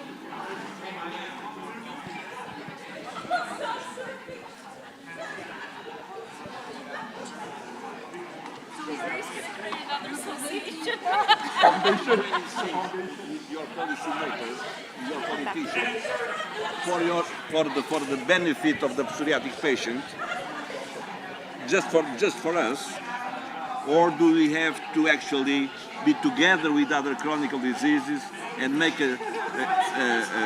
because no government is going to make something specific for psoriatic disease. I mean, I cannot see my government. But we say chronic sickness, that in the chronic sickness... Yeah, you have to be together with other diseases, to join together, and then have something like the constitution of the chronic patient with let's say the priorities in consultation and things like that, because you are a chronic patient. Most of all the national health systems are towards the acute diseases. They cure diseases. They don't treat chronic. They are not prepared to treat chronic diseases. And especially on dermatology. I mean, there are hospitals in Portugal that don't even have a dermatologist in the hospital there. Most of the people, more than 50%, have to be treated on the private clinics. But in order to get them to hear us, even though if we go together with other patients, I think that's a good idea. But we still need to tell the society, and everybody, the severity of the chronic disease. So that's even a step before you. Yeah, but that's been done already. That's why I mentioned we have the global psoriasis report of WHO. But people still don't hear it. Yeah, you're right. That's our job to communicate that, together with our sponsors, to do campaigns to promote that. But that's our job. We are on a different part of the process. It's ourselves participating in the policy's decision. There's nothing to do with the awareness campaigns. I believe that's what we've been doing for the last, at least for the last 17 years. Different things. That you have to do both. Yeah, of course. The first, it is to elevate the psoriasis to the same level of the other chronic but that's another issue, and we are losing time here discussing things that are not on this manifesto. Okay. We start what action we have to do, campaign, for 17 years, but we learn little by little. We said, this is what we need, this is what we need. This Is is there what we anything need. else, Sylvia, that we need on? Service, infrastructure We want to needed. be, as patients, involved in collecting data for advocacy. Yeah. So this can be achieved by doing surveys, as And you're doing on Gina. We being need the partnering with infrastructure. medical societies. And partnering. Partnering with Very medical good. societies. Partnering with medical society. Yeah. Very good. And the industry. I mean, the industry plays a role here. Medical societies, yeah? Yeah. And what actions need to be taken in order to be able to be involved and achieve this? Work. Yeah? I mean... And again, but work, again, we need to be recognized as okay, be valuable present partners. in every single status that you have to be present. That is, be present in social media, be present at the congresses, be present with the telephone, be present with the emails. I mean, it's... Some patients aren't have on their right diagnosis. They have, for example, atopic eczema. Yes. But in right diagnosis, they are psoriatic patients. You can only rely on these people who have the diagnosis, but I think the data can be collected by them. And these ones who are not right diagnosis. It's almost like you have to self-declare, right? Because how else would you know? But it's a problem Purple orange card. Yeah, that's Murray's foundation. We think there's a conflict here with Murray. We're saying if you die, you can put up the orange card to say you want it recorded as psoriasis or psoriatic disease, and a purple card if you don't want it recorded. They're thinking we're crazy online. Oh, it's all right. It's all right. Good morning. Yeah. So we have to change that. That's very good. I'm reporting for online. Are you doing that to yours? And no, they are presenting afterwards, but they will hear it.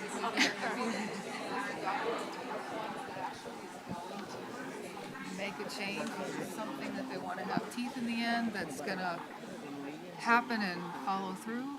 Yeah.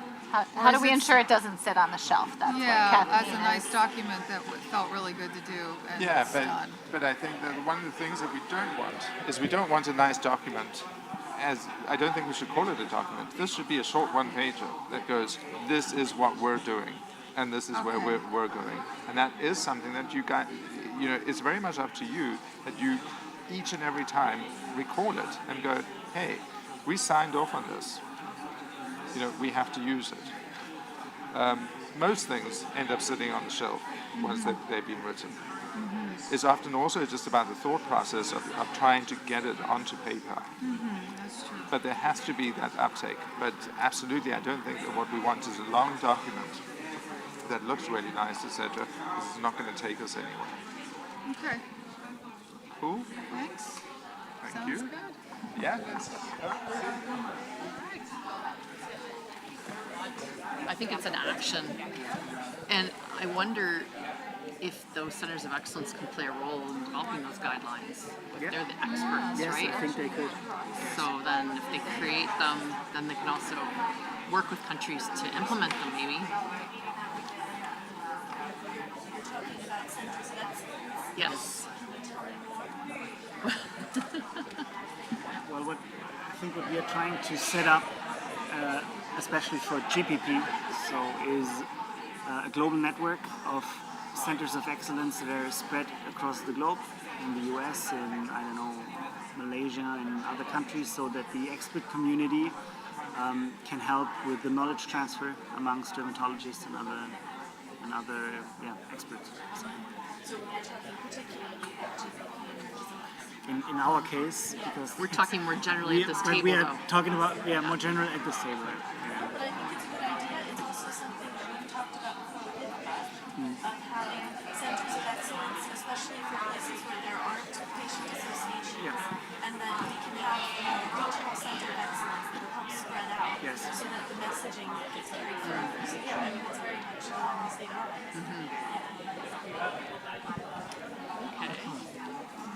Makes healthcare more accessible. Sometimes I'm reluctant to share that I'm on biologics with my community because I know that it's very, very expensive, and you can say that I'm privileged to be able to afford it. Yeah. It should not be expensive No, with it the should not. biosimilars. Yeah. Everyone should have the same rights. Yeah, but, It's the other, yeah. but it used to be expensive. It's no I have- longer yeah. expensive. Yes, I have to look forward into that and talk to the doctors. Chiara had an excellent experience with Sumira. I think it's a good medication, right? Now it's cheap. Now everyone can get it for. What's the price of adalimumab in Sweden? I think. We don't know the prices when it comes into the markets. Just But I can tell you, it's a 90% price reduction. 90% from the original price. I'm sorry, that's the Danish data. Yeah, but I'm sorry for. we don't see it, so we just pay the same no matter what. Not for you, for the system. Yeah, for the system. But they pay out of pocket. Yeah, because the government healthcare is very, very bad. So if the price would be $50 instead of $500 per ampule, more people in Indonesia or Malaysia would be able to buy it. For sure. More people, but still $50 you convert to Indonesian rupiah is still expensive for a lot of people. So what is the type of stuff that you do advocate or you do share in your social media? I mean, what is the what is the way that you share information? What works for you guys?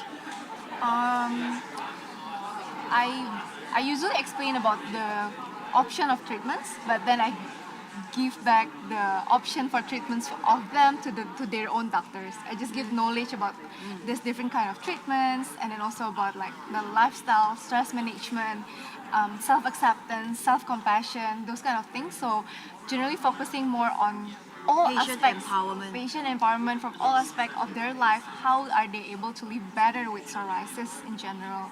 Yeah, because even though you have access to treatment, but you don't have knowledge how to be able to accept yourself, it won't work. At the end of the day, you're still not feeling valuable enough as an individual, and that is still a lower quality of life. Have you written that as an action point as well? Because I think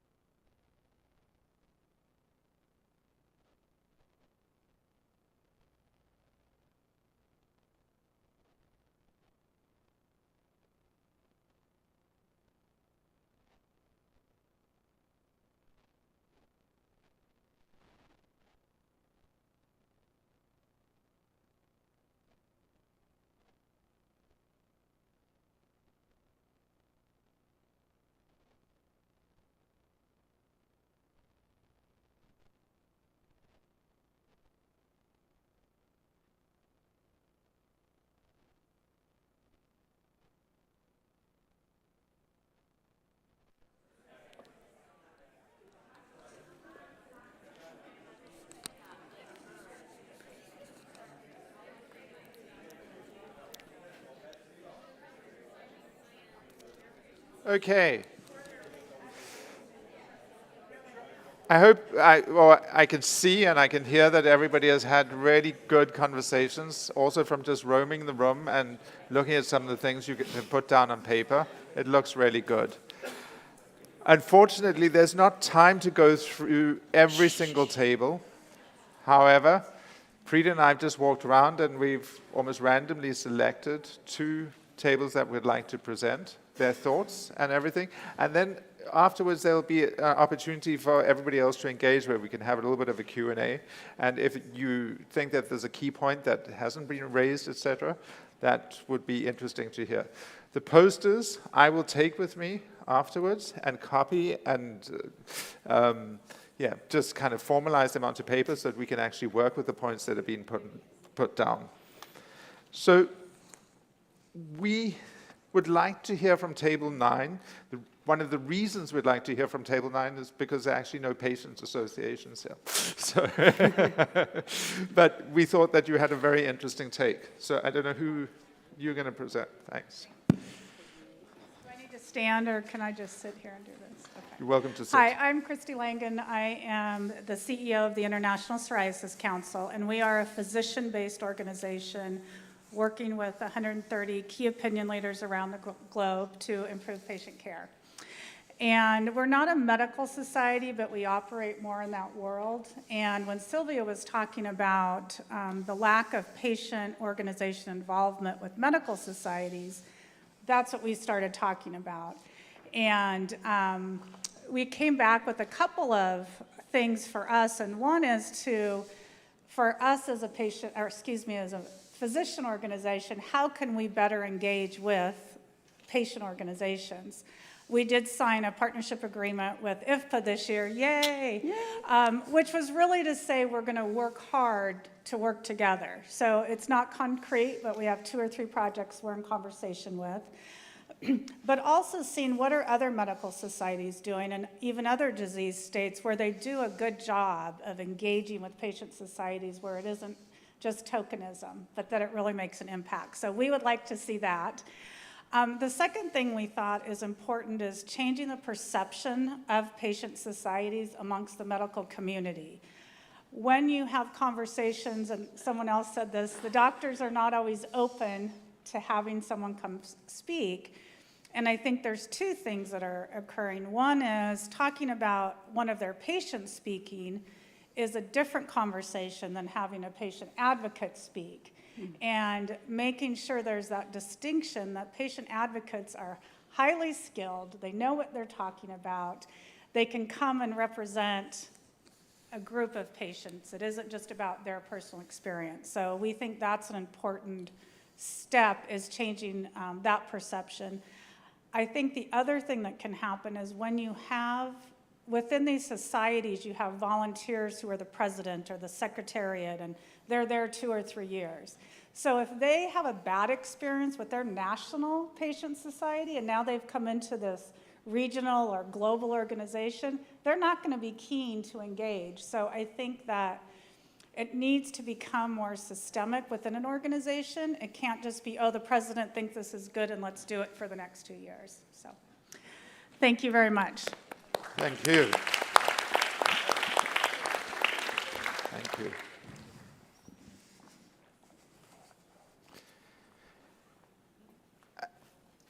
I don't need that. I think that was great. Thank you very, very much.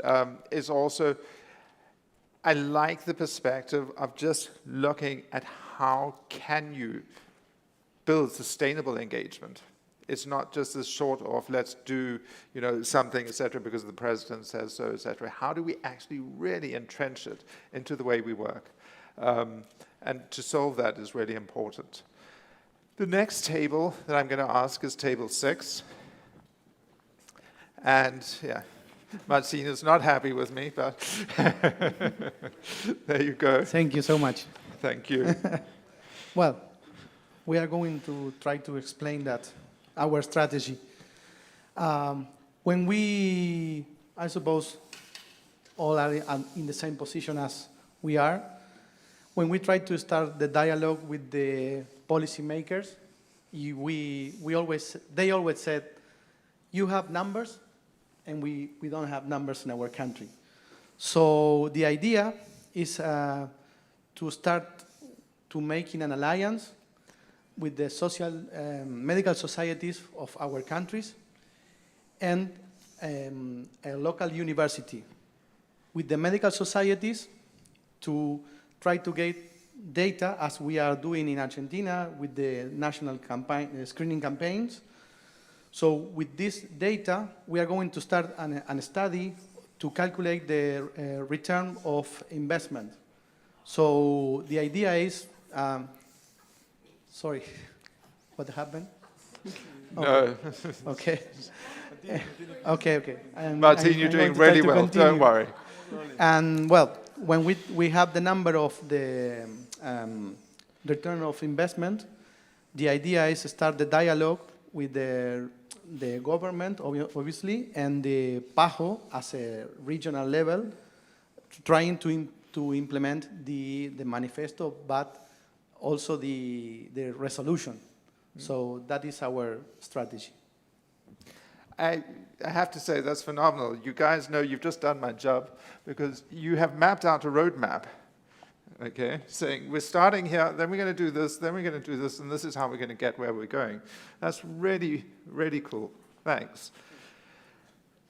Anybody from the floor that would like to comment or feel that you have actually put something down on your poster that you would like to share with the room? I've seen a lot of interesting ideas.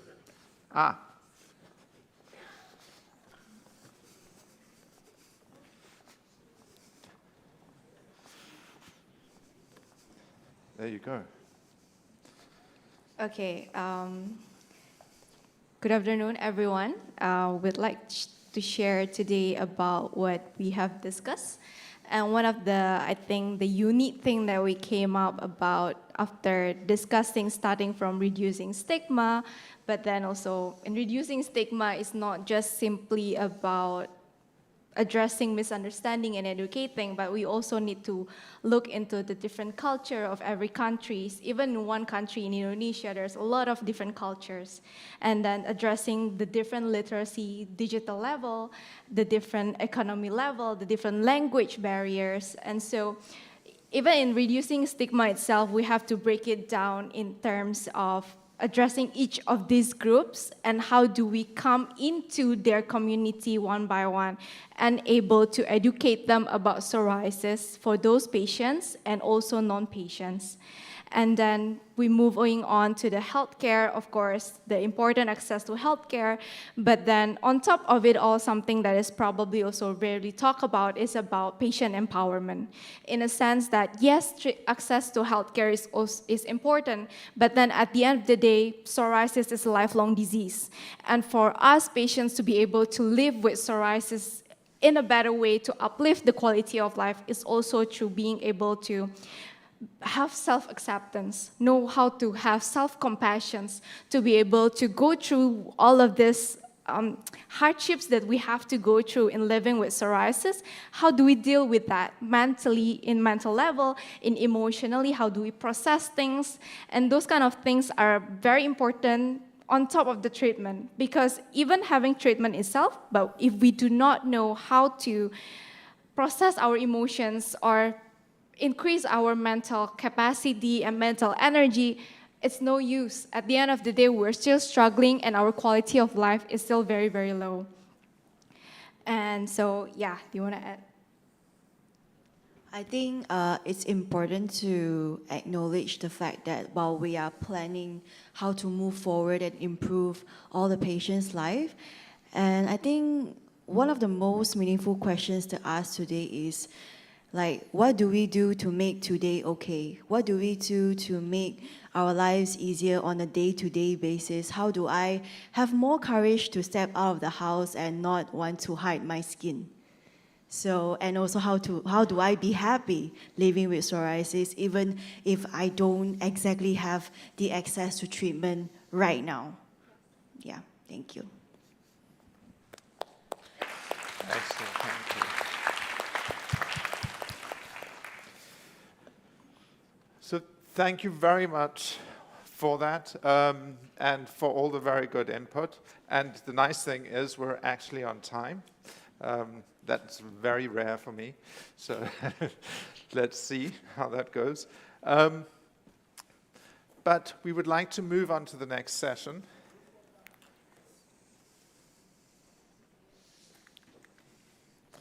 Which is about digital transformation and telemedicine. But before we get into the next session, I've actually just experienced walking around the room a few times has really helped my mental state of mind. So I'd ask that you stand up and just walk around the table. Come, let's get some energy back into the room.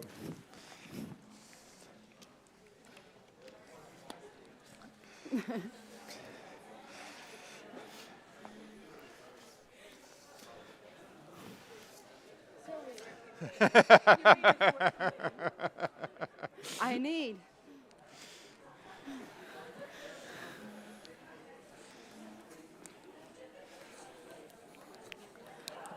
Some of them are leaving now. Okay, great. No.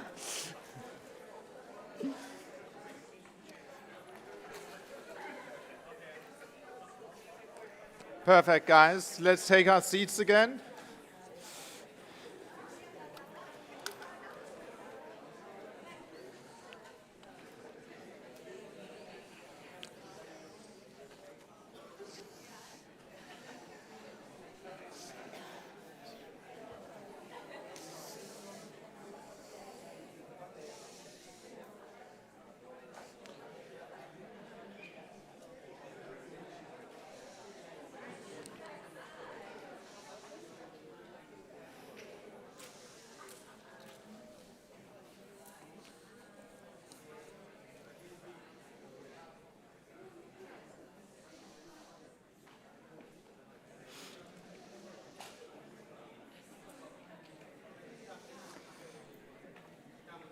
Okay, I suggest that we get started, and anybody else can join when they get back. So the next session is digital transformation and telemedicine. Sounds like exciting new digital age stuff, etc. Not really. You know, telemedicine has been around for a really, really long time, as long as the telephone has been around. It's been around at different levels in terms of doing it. Digital transformation and the advent of COVID-19 has brought it back into focus. Obviously, we also have a whole new set of technologies available to us to make this work better, in a better, more inclusive, but also more friendly kind of way. However, it's not that simple, because this has always been something on the sidelines, etc. There are no standards of care or anything like that put into place, and it leaves a whole lot of gaping holes in terms of how do you actually deal with things here? How do you ensure that you deliver good quality care to the people that need it? There are also issues in terms of healthcare professionals, etc., in terms of levels of training to deal with this and everything. So I looked around, and this wasn't actually in relation to this was in relation to something else that I was working on, multiple sclerosis, and looking at, you know, what frameworks are out there in terms of telemedicine. And I came upon this one from the Institute for Healthcare Improvement, which is a Boston-based organization, and they are focused on promoting good patient-safe care. And they say that there are 6 kind of factors involved in telemedicine, or things that should be considered. It's not that clear-cut. But the first one, or involved in ensuring safe, equitable, person-centered telemedicine. The first one is access. You need, I mean, at the very lowest entry level, you need a telephone. Okay? Not everybody necessarily has access to that, etc. At the other level, you need access to good internet connection, a smartphone, etc. The other factor is privacy. This opens up a whole new issue of privacy. It becomes an issue when we actually think of data security, but it also opens up an issue of privacy in terms of If I'm the patient, I'm letting a healthcare professional into my home all of a sudden, maybe via a screen, but a whole lot of things that could happen in the background. It's also the situation of, I'm sure you've all seen it on YouTube, etc. Guys sitting having a meeting, etc., and his son comes running in behind him, etc. That, all of a sudden there's the unforeseen because we're not in a controlled environment anymore. So a whole lot of questions happen there, and this is not only about the patient. These privacy issues are also things for healthcare professionals. What happens if there's a data leak or a security leak, etc., in terms of them giving advice to a patient, etc., etc. So it has a whole knock-on effect. Diagnosis and early treatment. How easy is it to diagnose via, these digital facilities or telemedicine and everything? Is early treatment, can you initiate treatment, etc., in relation to this?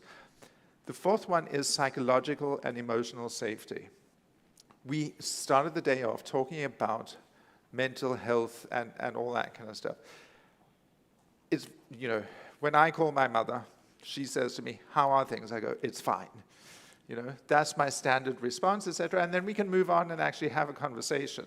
That may be the same for a patient, etc. So it's really difficult to get your fingers under, what is actually really happening. Then there's communication. Let's be honest. Healthcare professionals, patients, etc., communication may not actually be their forte. So this could make something that is highly reliant on almost, two forms of communication, sight and hearing, could make it very, very difficult. It also provides fantastic opportunities. The last one is human factors. This is the same that you would actually have in a physical consultation and system design. You need the right spaces to be able to do this. You need to ensure that everybody is comfortable about it. Humans react differently. We have good days, we have bad days, all that kind of stuff. It's not to say that we don't have that in other environments, but that may just impact telemedicine more acutely.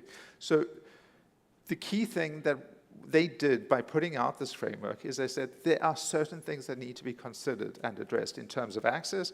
Governments, health systems, etc., need to ensure that patients have proper access to the technologies, or patients can go to places in close proximity to where they live to access things.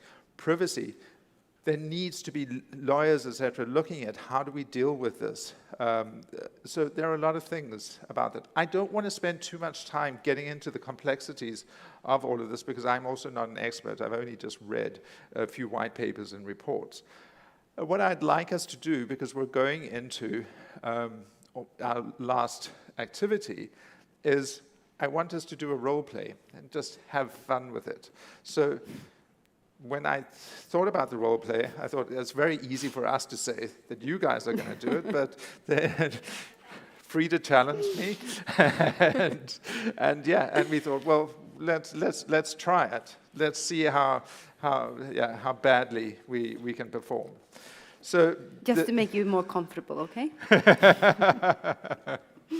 So, and before I actually get on with that, sorry, I'm trying to get ahead of myself and get... Do you have a white coat as well? No. Or are you getting...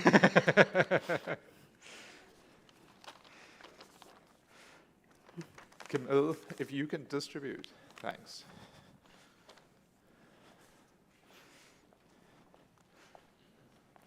Just randomly.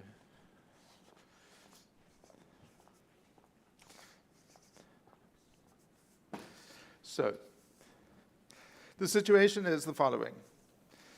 We've just come through COVID, and we've seen this increased use of telemedicine and digital solutions to treat people living with psoriatic disease. The National Psoriatic Patient Association has organized a meeting to discuss the pros and cons of telemedicine in preparation to prepare a position statement they intend to submit to the Ministry of Health. Really, really simple. Frieda's the nice guy, or person, and I'm the skeptic, okay? So we've been invited to this meeting. Now we're going to sit there and put our various different arguments forward in terms of why we're pro or con. for it. So yeah, as I say, I'm a skeptic. Frida, do you want to start? It's difficult, we know. Yes, well, that's what we're going to train now, right, in this room. Well, I see it as, you know, I spend so much time going to doctor's appointment, I'm calling this person, that person not available, and there's this small window open where I can actually try to call and get a time. I think if I had access to telemedicine, I will save a lot of time and also money. I don't have to take so much time off work. I think it's a really, really good point in terms of telemedicine that yes, you may save time, but I think that it's really critical that we ensure that people get the right diagnosis, first time, all that kind of stuff, you know, and that requires in-person consultations.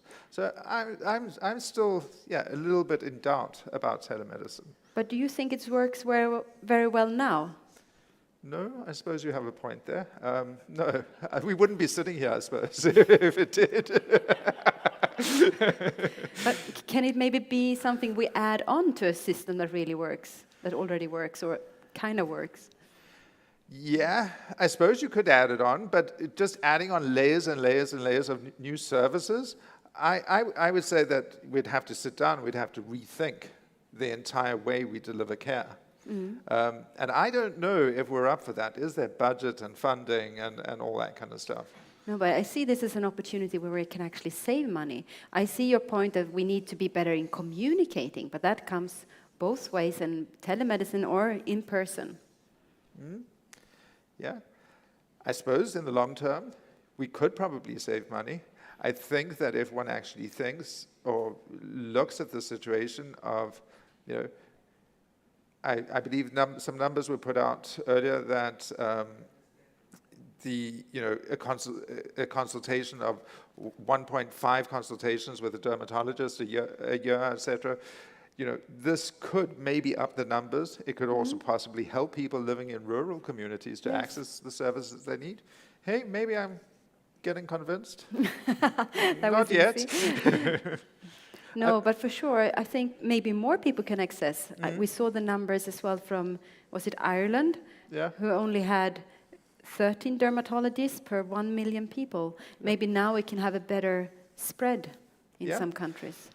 I suppose there is really good opportunity in terms of this. I think that what we would need, at least before I could be pro it, was very, very clear guidance on how one needs to go about this. Yeah, I'm still challenged by the fact that we're talking about highly sensitive, we're talking about people's bodies and often not, sensitive areas of people's bodies sometimes, etc. And that concerns me. You know, on a phone screen, somebody else hacking it in, and then all of a sudden it's on YouTube. That worries me. Yes, so maybe for those type of consultations we could meet in person, but for many others we could save the time in actually doing it by phone. And you had on your previous slide here that feeling of being comfortable. You know, I get so nervous when I get to see my doctor. I finally get there. I've been waiting for so long, and then I'm in there and I forget everything. If I was in my home, I could have my list in front of me, I would be more calm and I would remember what to say. I'm sold, I'm converted. I'll sign off on the position statement. Cool. Let's talk together.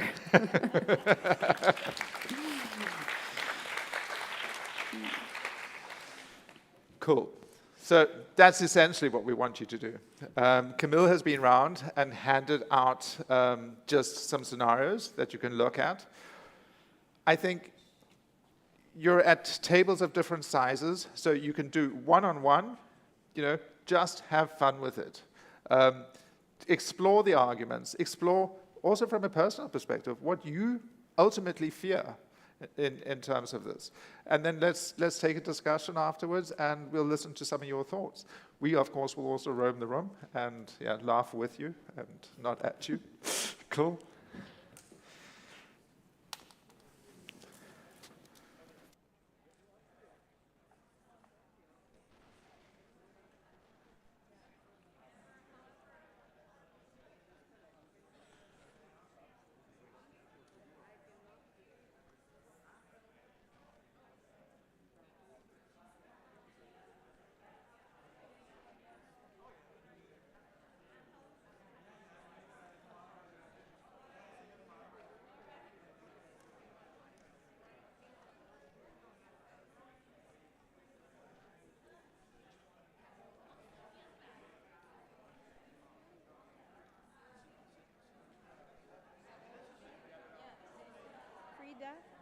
Can I have the other slide?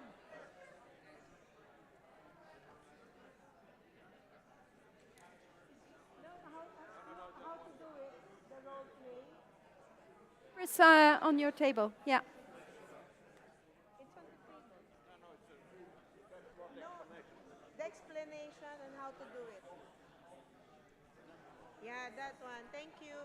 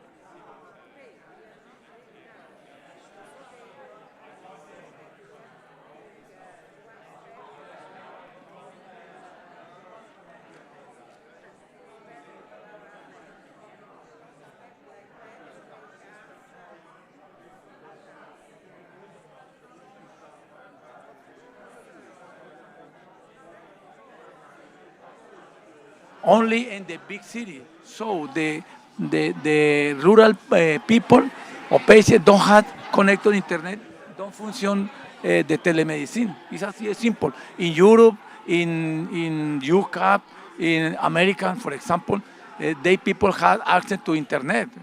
But in Latin America, it's very difficult. This is the problem. So you're the skeptic, but who's the advocate? He's also advocate, but No. he needs to overcome the hurdles of the challenge. As a septic. Yes, you're a skeptic and an advocate. Yes. Okay, I see. In Asia, it's the same. Yeah. Do you want to say something to the online people? They're on YouTube, so if you want to say something. Okay. For the telemedicine, I think it's a new step of medical check. This we understand that if we have a telemedicine, it means the people, the patient, no need to visit the doctors. They can stay at home.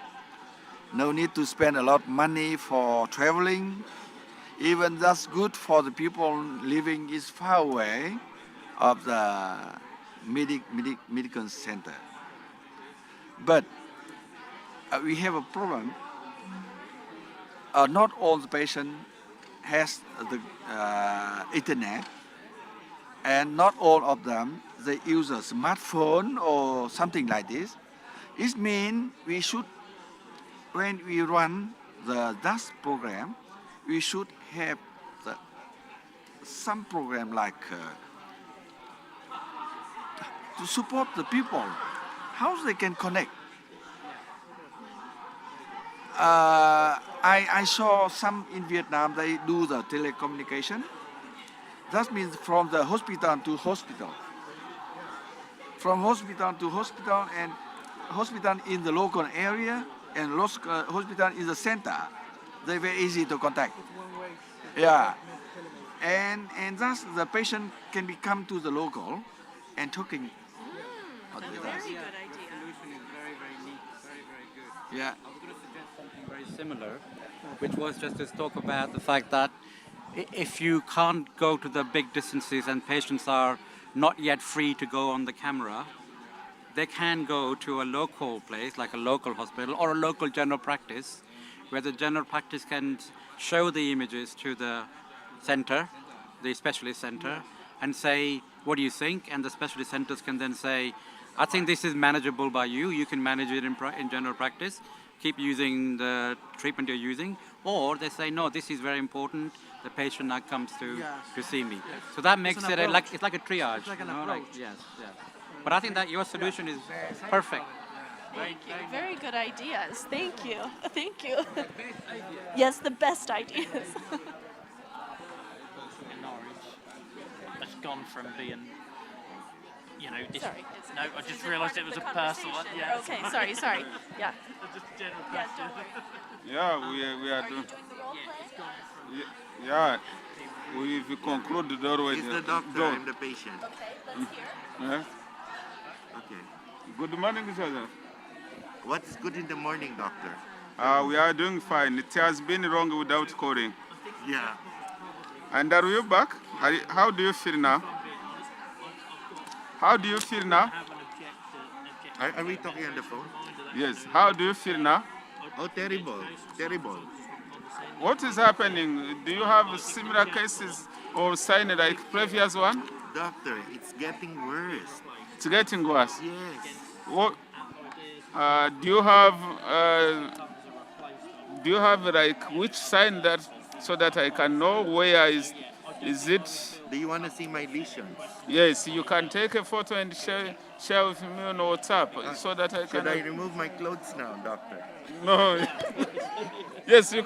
No, take a photo so that I can. I'm ready for the video, doctor. Yes, I see. The previous medicine. You should tell me go lower or go higher. Yes. No, only the same. I see.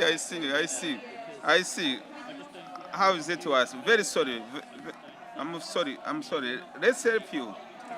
The last time I prescribed some medicines. You remember I gave you Neotigazo and Divanex. Yeah. Do you want? I'm going to give you the same medicine, but I'm adding some also other treatment. Is it fine with you? You think it will work? Yes, I think it will work. And if it does not work, in the next 2 weeks, please come and call me again. So I will come to your clinic, not using. No, this, you go anymore? to the nearest pharmacy and you can buy the medicine. Okay. Okay. See you. Ciao.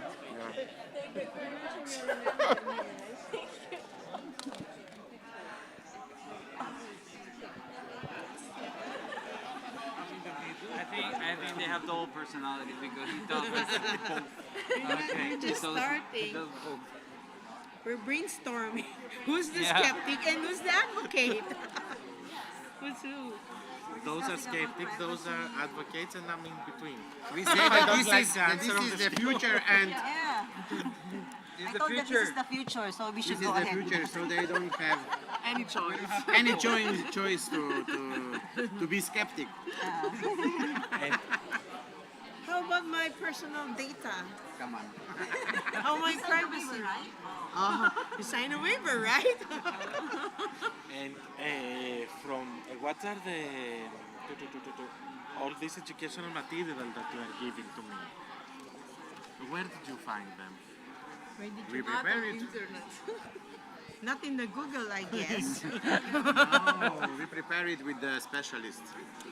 Oh. Which specialist? Oh. Dr. Wang. Wait a minute. We have, I told you, we have a therapy.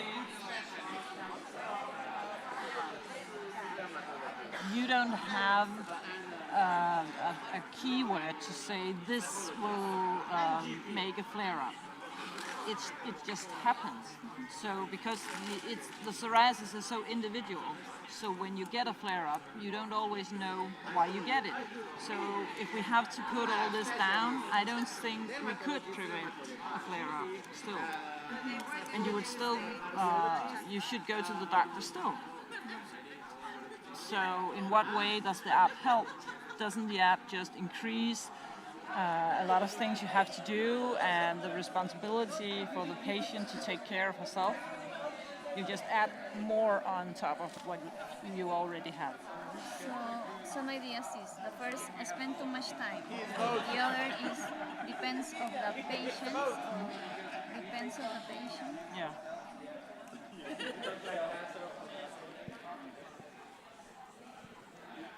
You know, how far should we go? How far should we try to implement that? That, you know, if you have this description, should the database like Amazon, so I'm searching for the book on Wheel of Time, well, like it's just say, oh, here's something from Lord of the Rings or something.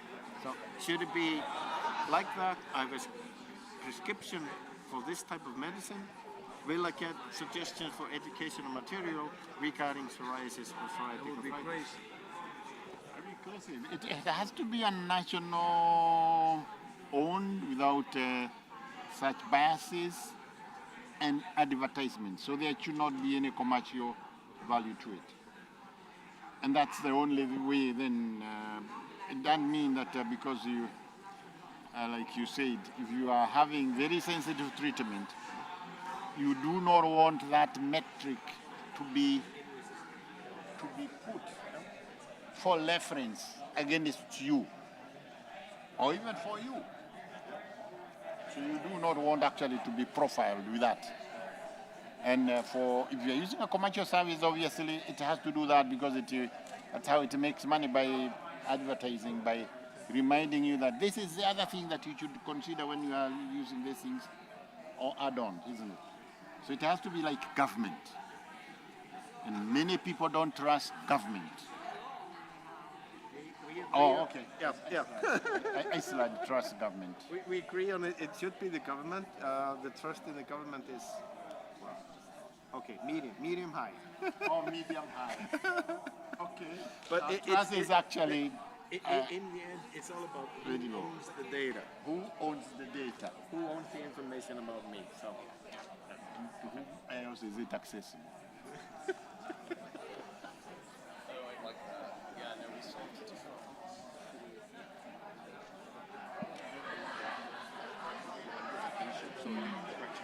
Chatbot can help. Yeah, so With the the chatbot workload. itself, correct. So I mean, with this ratio, it really play a part. Like, you know, one doctor against how many patients, or again, if they can trigger earlier appointments, I mean, that would be a good thing. Yeah. But the question is, how will you do that? Yeah, And how to absolutely. prioritize the severity of the patient? Yeah, but also just the how you really do that. Like you really have to get that right? Yes. And we were thinking, just the first thought was like, the app has to have a really real purpose. Yes. And the patients need to feel that feedback is driving some sort of decision. Yep. Otherwise, it's just And like also in the confidence ether. level. Yeah. The confidence level, you know, of the patient. All right, that's the end of my speech. Thank you so much. See you, YouTube.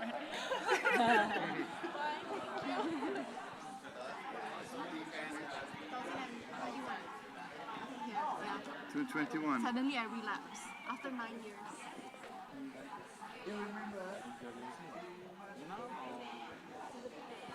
It's too much of an investment.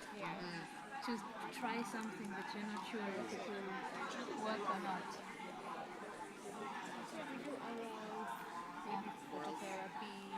Phototherapy, yeah.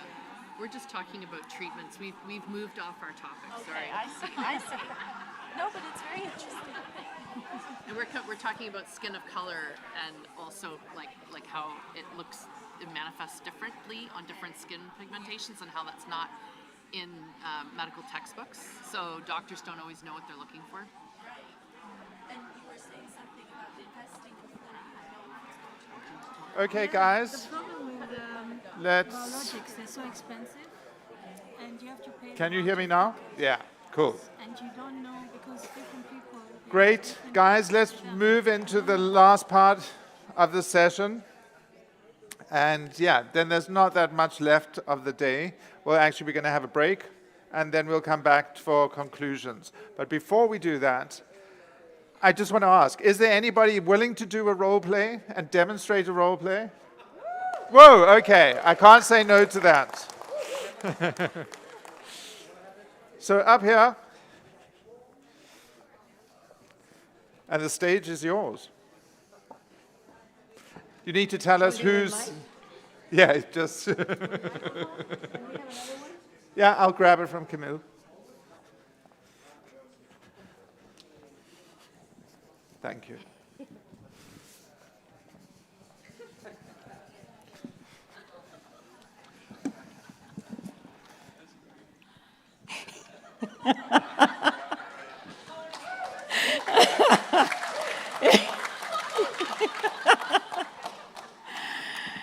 She's the skeptical, and I'm the other one. Let me read to you the scenario on the use of digital technology and telemedicine. The healthcare facility where you receive your treatment for psoriatic disease has recently introduced a mobile app to monitor psoriasis activity. People with psoriatic disease are being encouraged to download and use the app as part of their management plan. It is required that every 2 weeks you will fill such an assessment over 12 months. It is believed that the new mobile app will potentially serve as an alert system by drawing your and your medical team's attention to increasing stress levels and weight gain and prevent a flare. Okay. What do you think about having an app and then I can tell you from home how my stress is going, how my weight is going? What do you think about that? Well, if I'm a doctor, do I really have time? You are the doctor. If I'm the doctor? You are the doctor now. Okay. Well, do I really have time to look at the results of everyone's app? I'm busy. How many patients do you have per day or per Every week? 15 minutes, I have different patients, and I've got a waiting list.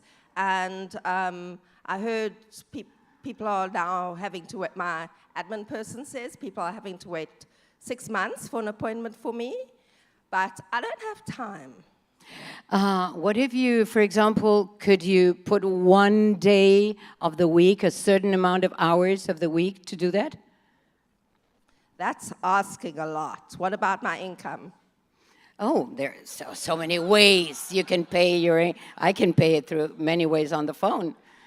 But this is not exactly, I don't think you have to ask me to pay every time I send you an alert. And if I'm 1 more kilo, you're not going to say it's going to be more expensive. No. I don't think this has to be with paying the attention. It's just kind of an alert so that you know how my psoriasis is going.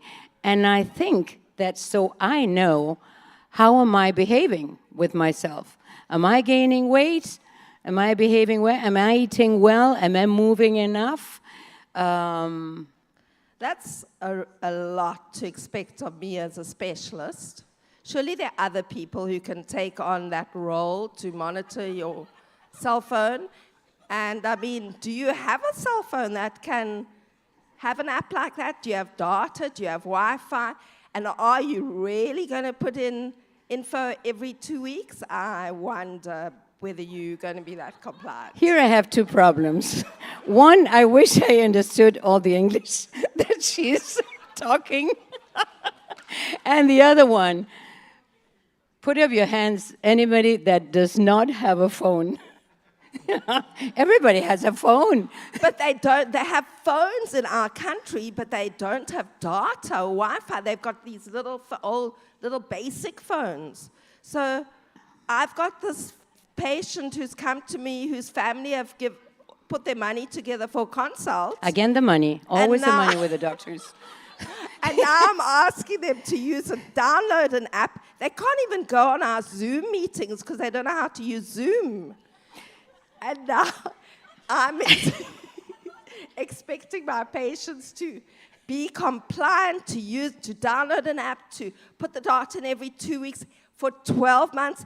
And then I'm the doctor supposed to be there. And then if they don't do it, am I the one to follow up with them? But would you like to know how your patient is going on with the treatment that you had decided? For example, I have a problem with the treatment, and I just, send you an alert and really stress, my dog died, and I'm feeling so bad, or my cat, and maybe I have a burst. So wouldn't you like to have an alert from myself, or from the app, or from the system? I think in the ideal world, it would be wonderful. If I wasn't so stressed with my patient load, if I could really give time to my patients and follow them up on that and look holistically, I think it would be wonderful. And what if I asked you for an appointment to tell you what is happening with the app? I might get convinced, but then we might need some funding to give our patients the phones and the data. Money. So thank you. Money. So for the patients who can afford it, who are on private healthcare, and if the medical aids are prepared to also support the app in some way or support the patients in some way, I think it could be very good. It's but another it would also be for a small section of the community. Another door that we can open. Thank you very much. Thank you very much, ladies. So I think that what is very, very clear is that it's very easy for us to talk about telemedicine and everything, but there are a lot of complex issues involved in this. One of them being money, evidently, but that's involved in everything. Any other tables that just want to give us some of the key points that they discussed about this? Any one issue, two issues? I'm going to give it to you. In our group, our largest concern, or what we had most concern for, was the privacy issue and who owns the data. Because we had this scenario, and it uses WhatsApp. I work as an IT consultant. I care about risk, compliance, and governance. Incidentally, WhatsApp, it's a big no-no for me. But our highest concern, most concern, was that who owns the data and what can I do with the data? What access do they have to the data? Will my really special sensitive prescription turn up on when I enter Amazon or scroll through Facebook? Will I get suggestions for alternative medicine or something? So that was our concern. And I think that there are real big concerns that need to be dealt with in terms of this. So there's a lot of work to be done. Anything from this table in terms of a key point? No? Not about money.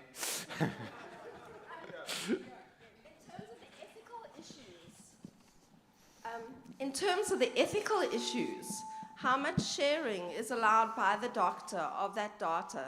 Because I know, like, doctors have meetings where they share information about patients and kind of grapple with difficult situations. Mm-hmm. So once the data is there on a shared platform, who are they allowed to share it with, and to what extent? What is the consent in these issues? I would like to give the question a little bit more. How many times do you on the phone put "I accept" without reading? all the time. All the time. So what is the problem if somebody sees a photograph of my genital psoriasis, my psoriasis, not my face, not my name? What is the issue there? That is what I'm not sure about. Because it's like an anonymous photograph. You don't know my number, you don't know, I'm sure there's a way that I can, but I accept it. I accept that I want to send that photograph to my doctor, for my doctor to see it, even to see it with 20 collaborators. I think, and if I may intervene, I think then that becomes your personal choice. Exactly. But I don't think that one can officialize that as a channel for healthcare. I think that becomes your personal choice in terms of also your relationship with your healthcare professional, etc. In terms of that. But there are so many intrinsically difficult issues in this entire domain that are unresolved. And it requires that people get together in rooms and talk about the sensitivities of it. What are we comfortable with? What are we not comfortable with, etc. Because essentially, you have to, as the patients in the room, be saying, this is what we want out of telemedicine, etc., and putting that forward, as opposed to other people coming with an offering and saying, this is telemedicine. So you should be part of the discussion in terms of what is okay and not okay on these agendas. Yeah, but as you say, finally it's my decision. Yeah, finally it is your decision. But you're also, you can use WhatsApp and send something to your doctor. Oh yeah, certainly. Yeah. Cool. Any other comments? No. You want it? Yes, thank you.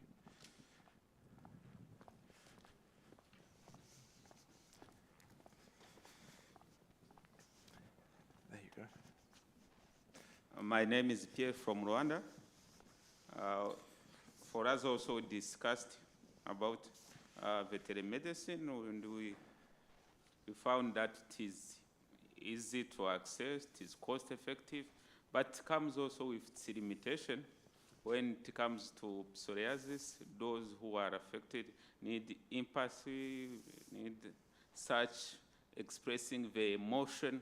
Sometimes in telemedicine, it is not easy to have such emotion or such care that you always need. And also when you look at those who can access, because once you get consultation from a doctor, the doctor may refer you to a pharmacy. A pharmacy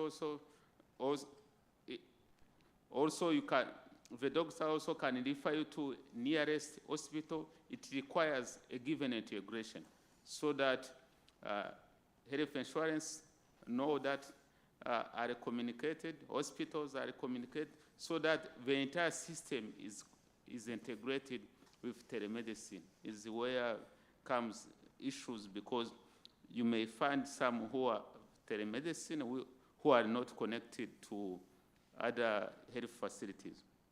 And also, lastly, you may see it when it comes to Africa or other countries which are not advanced in technology.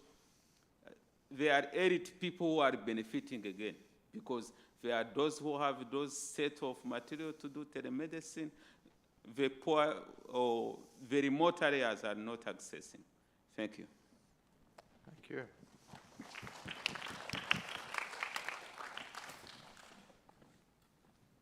Any other comments from the floor? Wow, okay. I just think it's important.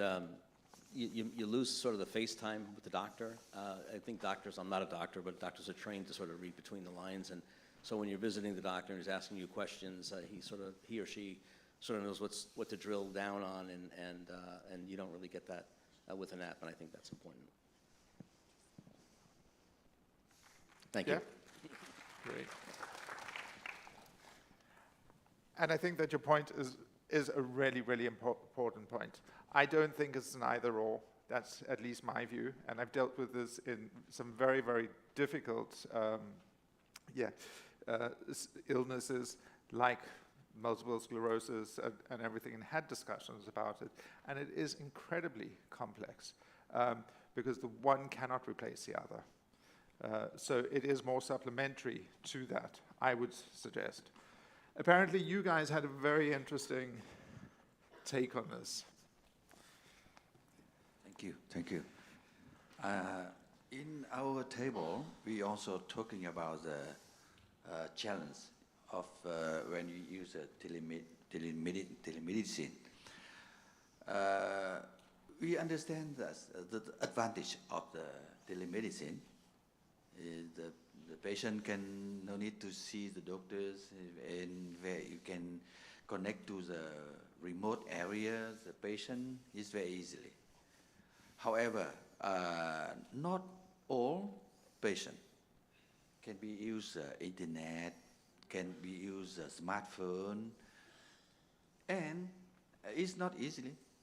And what we say, the example at the moment, the central hospital in the city can be connected to the local medical center, and the patient can come, and the center supports the local doctors over there. Yeah. I think it's more the possibility is our. I think it's a really, really good idea and suggestion, and I can actually tell you that that has been implemented in certain places, specifically also in the UAE and everything, and it's happened under COVID, but it was to try and give people living more rural communities access to the specialist care that they needed. And it's a really interesting way of doing it in a supervised and controlled fashion. We think that the first and second appointment with the patient, with doctor, is very, very important face-to-face, presential, because it's the first contact. The doctor is explain, is can see what is the problem the patient. Then it's possible to continue the telemedicine, but the first contact is very important face-to-face. Absolutely, I agree. And in Argentina, we have the program, ECO program. It's a program to general doctors can connect remote with specialists in big cities. Wow. So they treat together the patient. Fantastic. I owe somebody on the other side of the room, but I think that during the COVID time, telemedicine is very important because people cannot visit. But it's good only for the people already visited doctors. They know already. They have a history. They know each other. But if new, the patient is very difficult, I think. Excellent. Yeah. Cool. So while I'm walking over to the other side of the room, please raise your hand if you've actually been having an active conversation with your local authorities, etc., participating as a patient organization in what should happen on telemedicine, etc. Okay. 2 people. So what I would really encourage you to do is, we know we don't have all the solutions, etc., but get involved in those conversations, because otherwise in 5 years, you will, maybe I'll be invited, maybe not, you never know, you could be sitting here having a discussion, frustrated about the same issues. So you need to really get in on these agendas, and you need to force your way in on them. Hosea, sorry, I took really long to get here. Yeah, thank you, finally. There are 2 issues that that came up here. One is the data security and privacy. If we are sending pictures, like we were told yesterday about inverse psoriasis, genitalia, under the breast, or maybe even babies, the system might label you and profile you and possibly even block you. And we have had instances where that has happened, actually doctors even being blocked because they are either receiving or sending such pictures. But that is a detail. But telemedicine is a reality. There's no doubt about that. And where I come from Kenya. We have actually developed a very, very successful telemedicine as part of radiology. And we have centers across the country, and we have a central consortium where radiologists are reporting on those pictures. That is easy. But also, like Trong has said, medicine is not just visual. It's not just visual. If, of course, a doctor has seen somebody, then they have a history, they have a background, and they can counter-check. So if it is follow-up, it's probably easy. It is a primary consultation. It is difficult. Of course, AI is being developed so that it can do all those things, hopefully in another few years to do. But there are those ones who are unable to use, either because they are probably not having proper phones, like somebody did suggest. But like in my country, payment is easy. If you have some money, you can do it through telephones or whatever. But it is also a cost. But nothing will replace a doctor. You know, you can't say that simply because you are in the house and you don't want to see the doctor, you can do everything. You have to get the medicine anyway, somehow. And the doctor is not just probably going to sing a song and then you get well. So as much as we are doing all these things, we will remember that medicine initially is a contact thing. You have to interact and the patient has to know. You know, there are those facial expressions and body actions that tell so much that cannot be captured by just one snap of a picture. Thank you. Excellent. Thank you. And there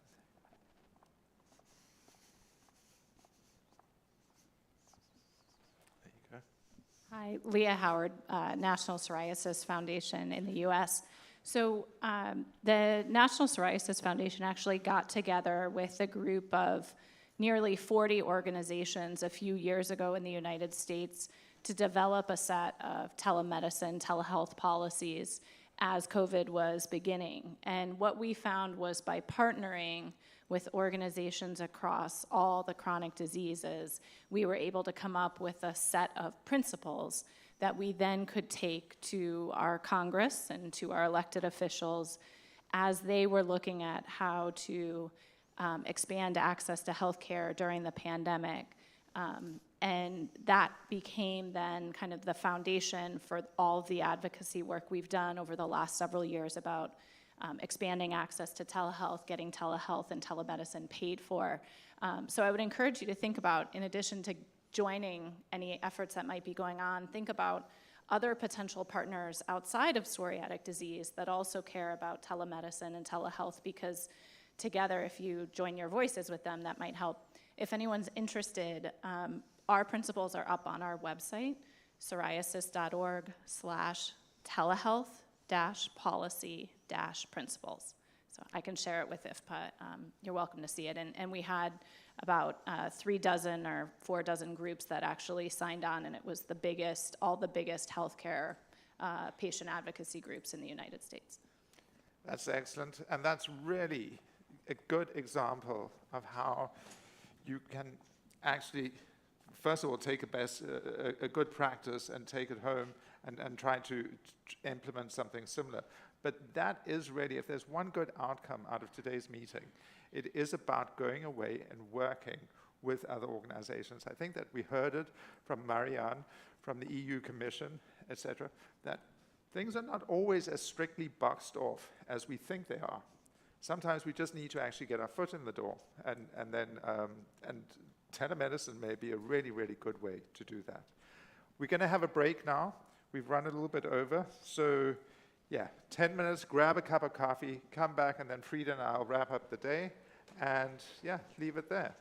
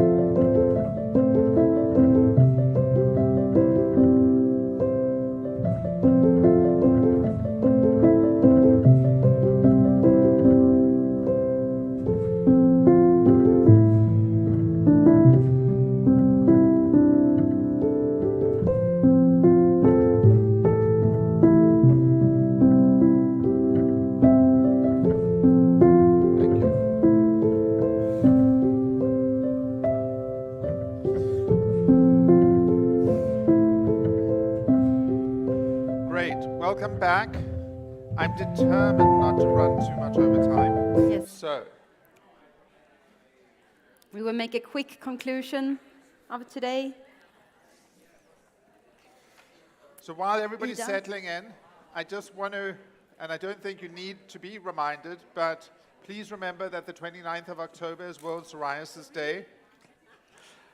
Yes. And more importantly, please go onto the website and download the toolkit and have a look at what's available and use it. Can I ask, please raise your hand, who's got something exciting planned for World Psoriasis Day?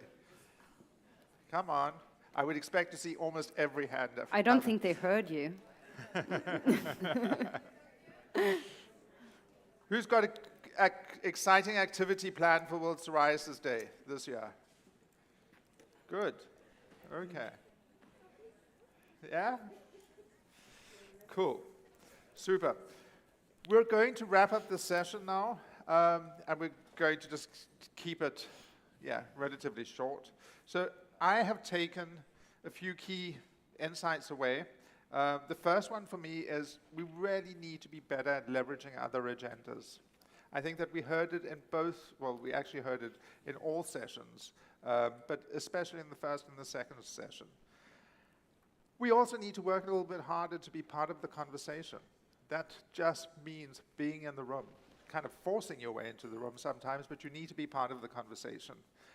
Whether that's at the EU level, even though they've specifically allocated funds on, let's call it the big five, etc., you need to figure out how you can still be part of that conversation, because it is possible, and that's what I heard Marianne say.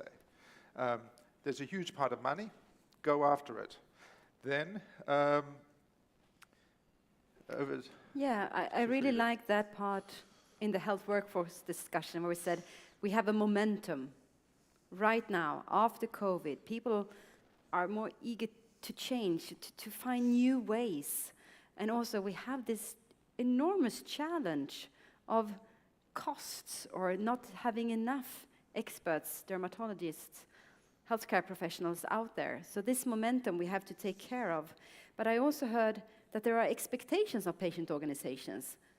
People actually do, I heard it from so many areas here today. So we have to be there and actually live up to those expectations or meet those expectations of really think about what do we want to get out of this conversation and go for it. The session after, and involving patient and patient organization, that's really the core of everything we have talked about here today. So nothing about us without us. So nothing is also going to change if we cannot wait. That's what I want to say. Don't wait. We have to get in there now. And then the last key point for me is that I know that there are many, many barriers and obstacles, etc. We can see that when we discuss telemedicine. We can see that when we discuss the health workforce. We can see that when we discuss access and financing and everything. But I also heard a lot of opportunities. And I heard a lot of people also having fun, enjoying, discussing, trying to problem solve and everything. And I think that we need to be doing more of that. So, because it can be solved. I would like just to quickly dial back and say, the last time I stood here, you guys had actually just, not specifically here, but at one of these meetings, was you guys had just got the resolution through and everything. And it was such a high moment. So you need to set yourself the target in terms of what is the next thing, and then work together towards achieving that.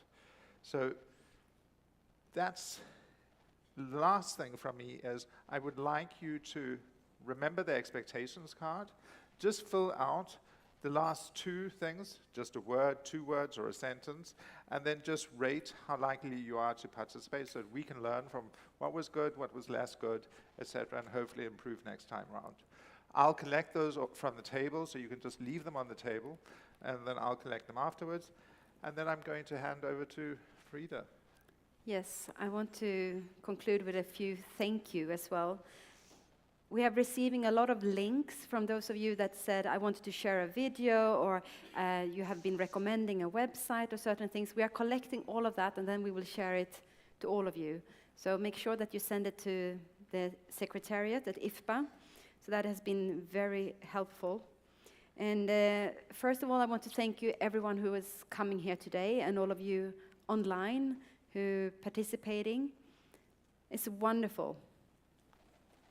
Maybe I have someone else. Online? Oh, thank you so much. I just got a name of all of you. Thank you so much for being here.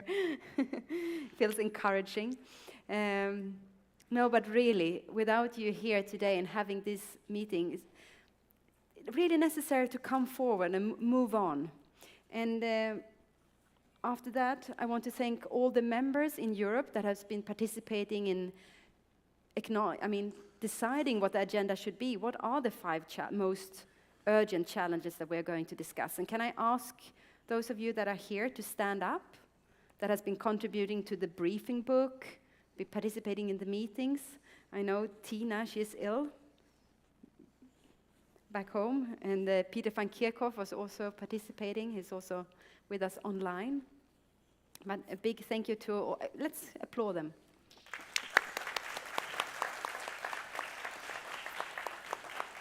So yesterday at the member meeting, we had one session discussing IFPA Forum in Asia next year. So that group are actually taking notes as well today, I hope, to what can we improve for next IFPA Forum the next year. And this group has been so helpful, and we're going to get back to you. So when we have the first draft from today, the roadmap, we're going to share it with this group here that has been participating, and really continue the work in this action plan. I also want to thank our sponsors that continues to collaborating with us, sharing knowledge, and making this day possible. So big thank you to all of you as well.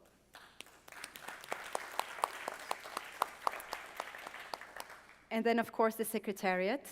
I mean, wow, we have been very busy for the last couple of weeks, and Ida is standing here right now.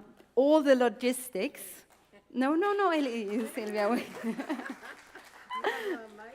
Wait a second. Okay. And Elisa as well. Elisa is our policy and advocacy manager, and she's been working hard with the content together with Craig last mile. She was due to give birth Monday, but I think her child is waiting for this moment. So, Elisa, you can tell him, that's okay to come out now. I think we managed quite well. So that's a big thank you, Elisa. And then, of course, all our speakers.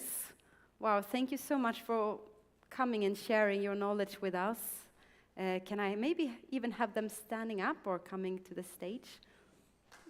Big applause. Can you stand up, please? Yeah, come. Yes, all of you.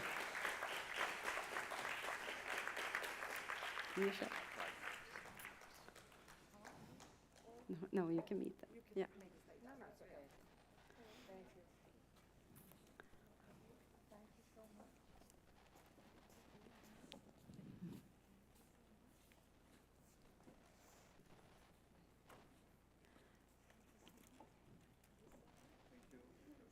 Thank you. One more applause, right?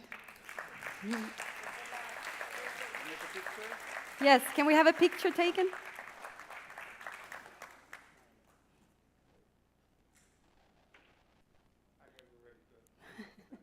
And then, of course, thank you, Hugh. And then, of course, Craig as well. Last mile, you have been enormous support to us.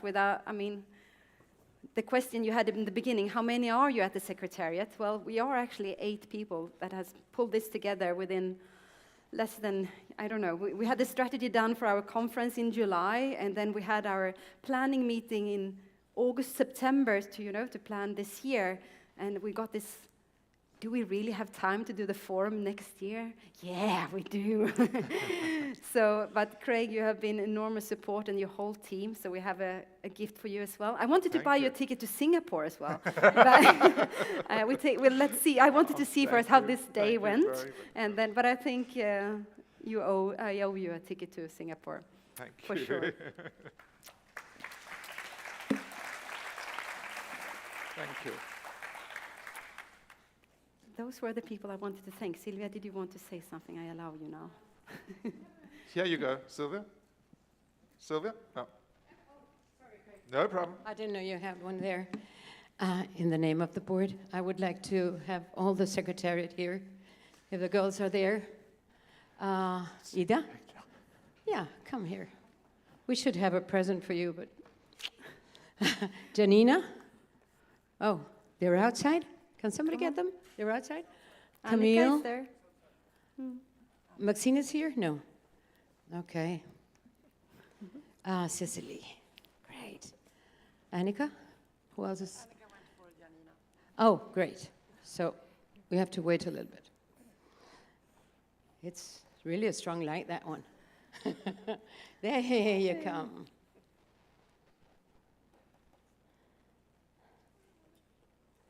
Aren't they beautiful? No, but I really wanted to give them a huge clap because Frida, we just met you this year. I mean, we met them, especially Frida, just by Zoom, by Teams, I have to say, not by Zoom. And she took over everything. She took over the conference. They took over the conference. They made a fabulous work, a fantastic work. They made us work together with you in the most fantastic work also. So I want everybody to know that this was very difficult, that they put all their hearts and all their souls to make this a good meeting and the conference. So really, thank you from the bottom of our hearts. We have the most fantastic team we have ever had in IFPA. Absolutely, so that really needs a very good clap. Everything you've done was marvelous. Everything. Yes. Wow. So it sounds harder. Yeah. Anybody wants to say anything? No. You all should say some words. No. Thank you so much for today, and see you in Singapore, and hopefully before that as well, right? Yes. Thank you for coming.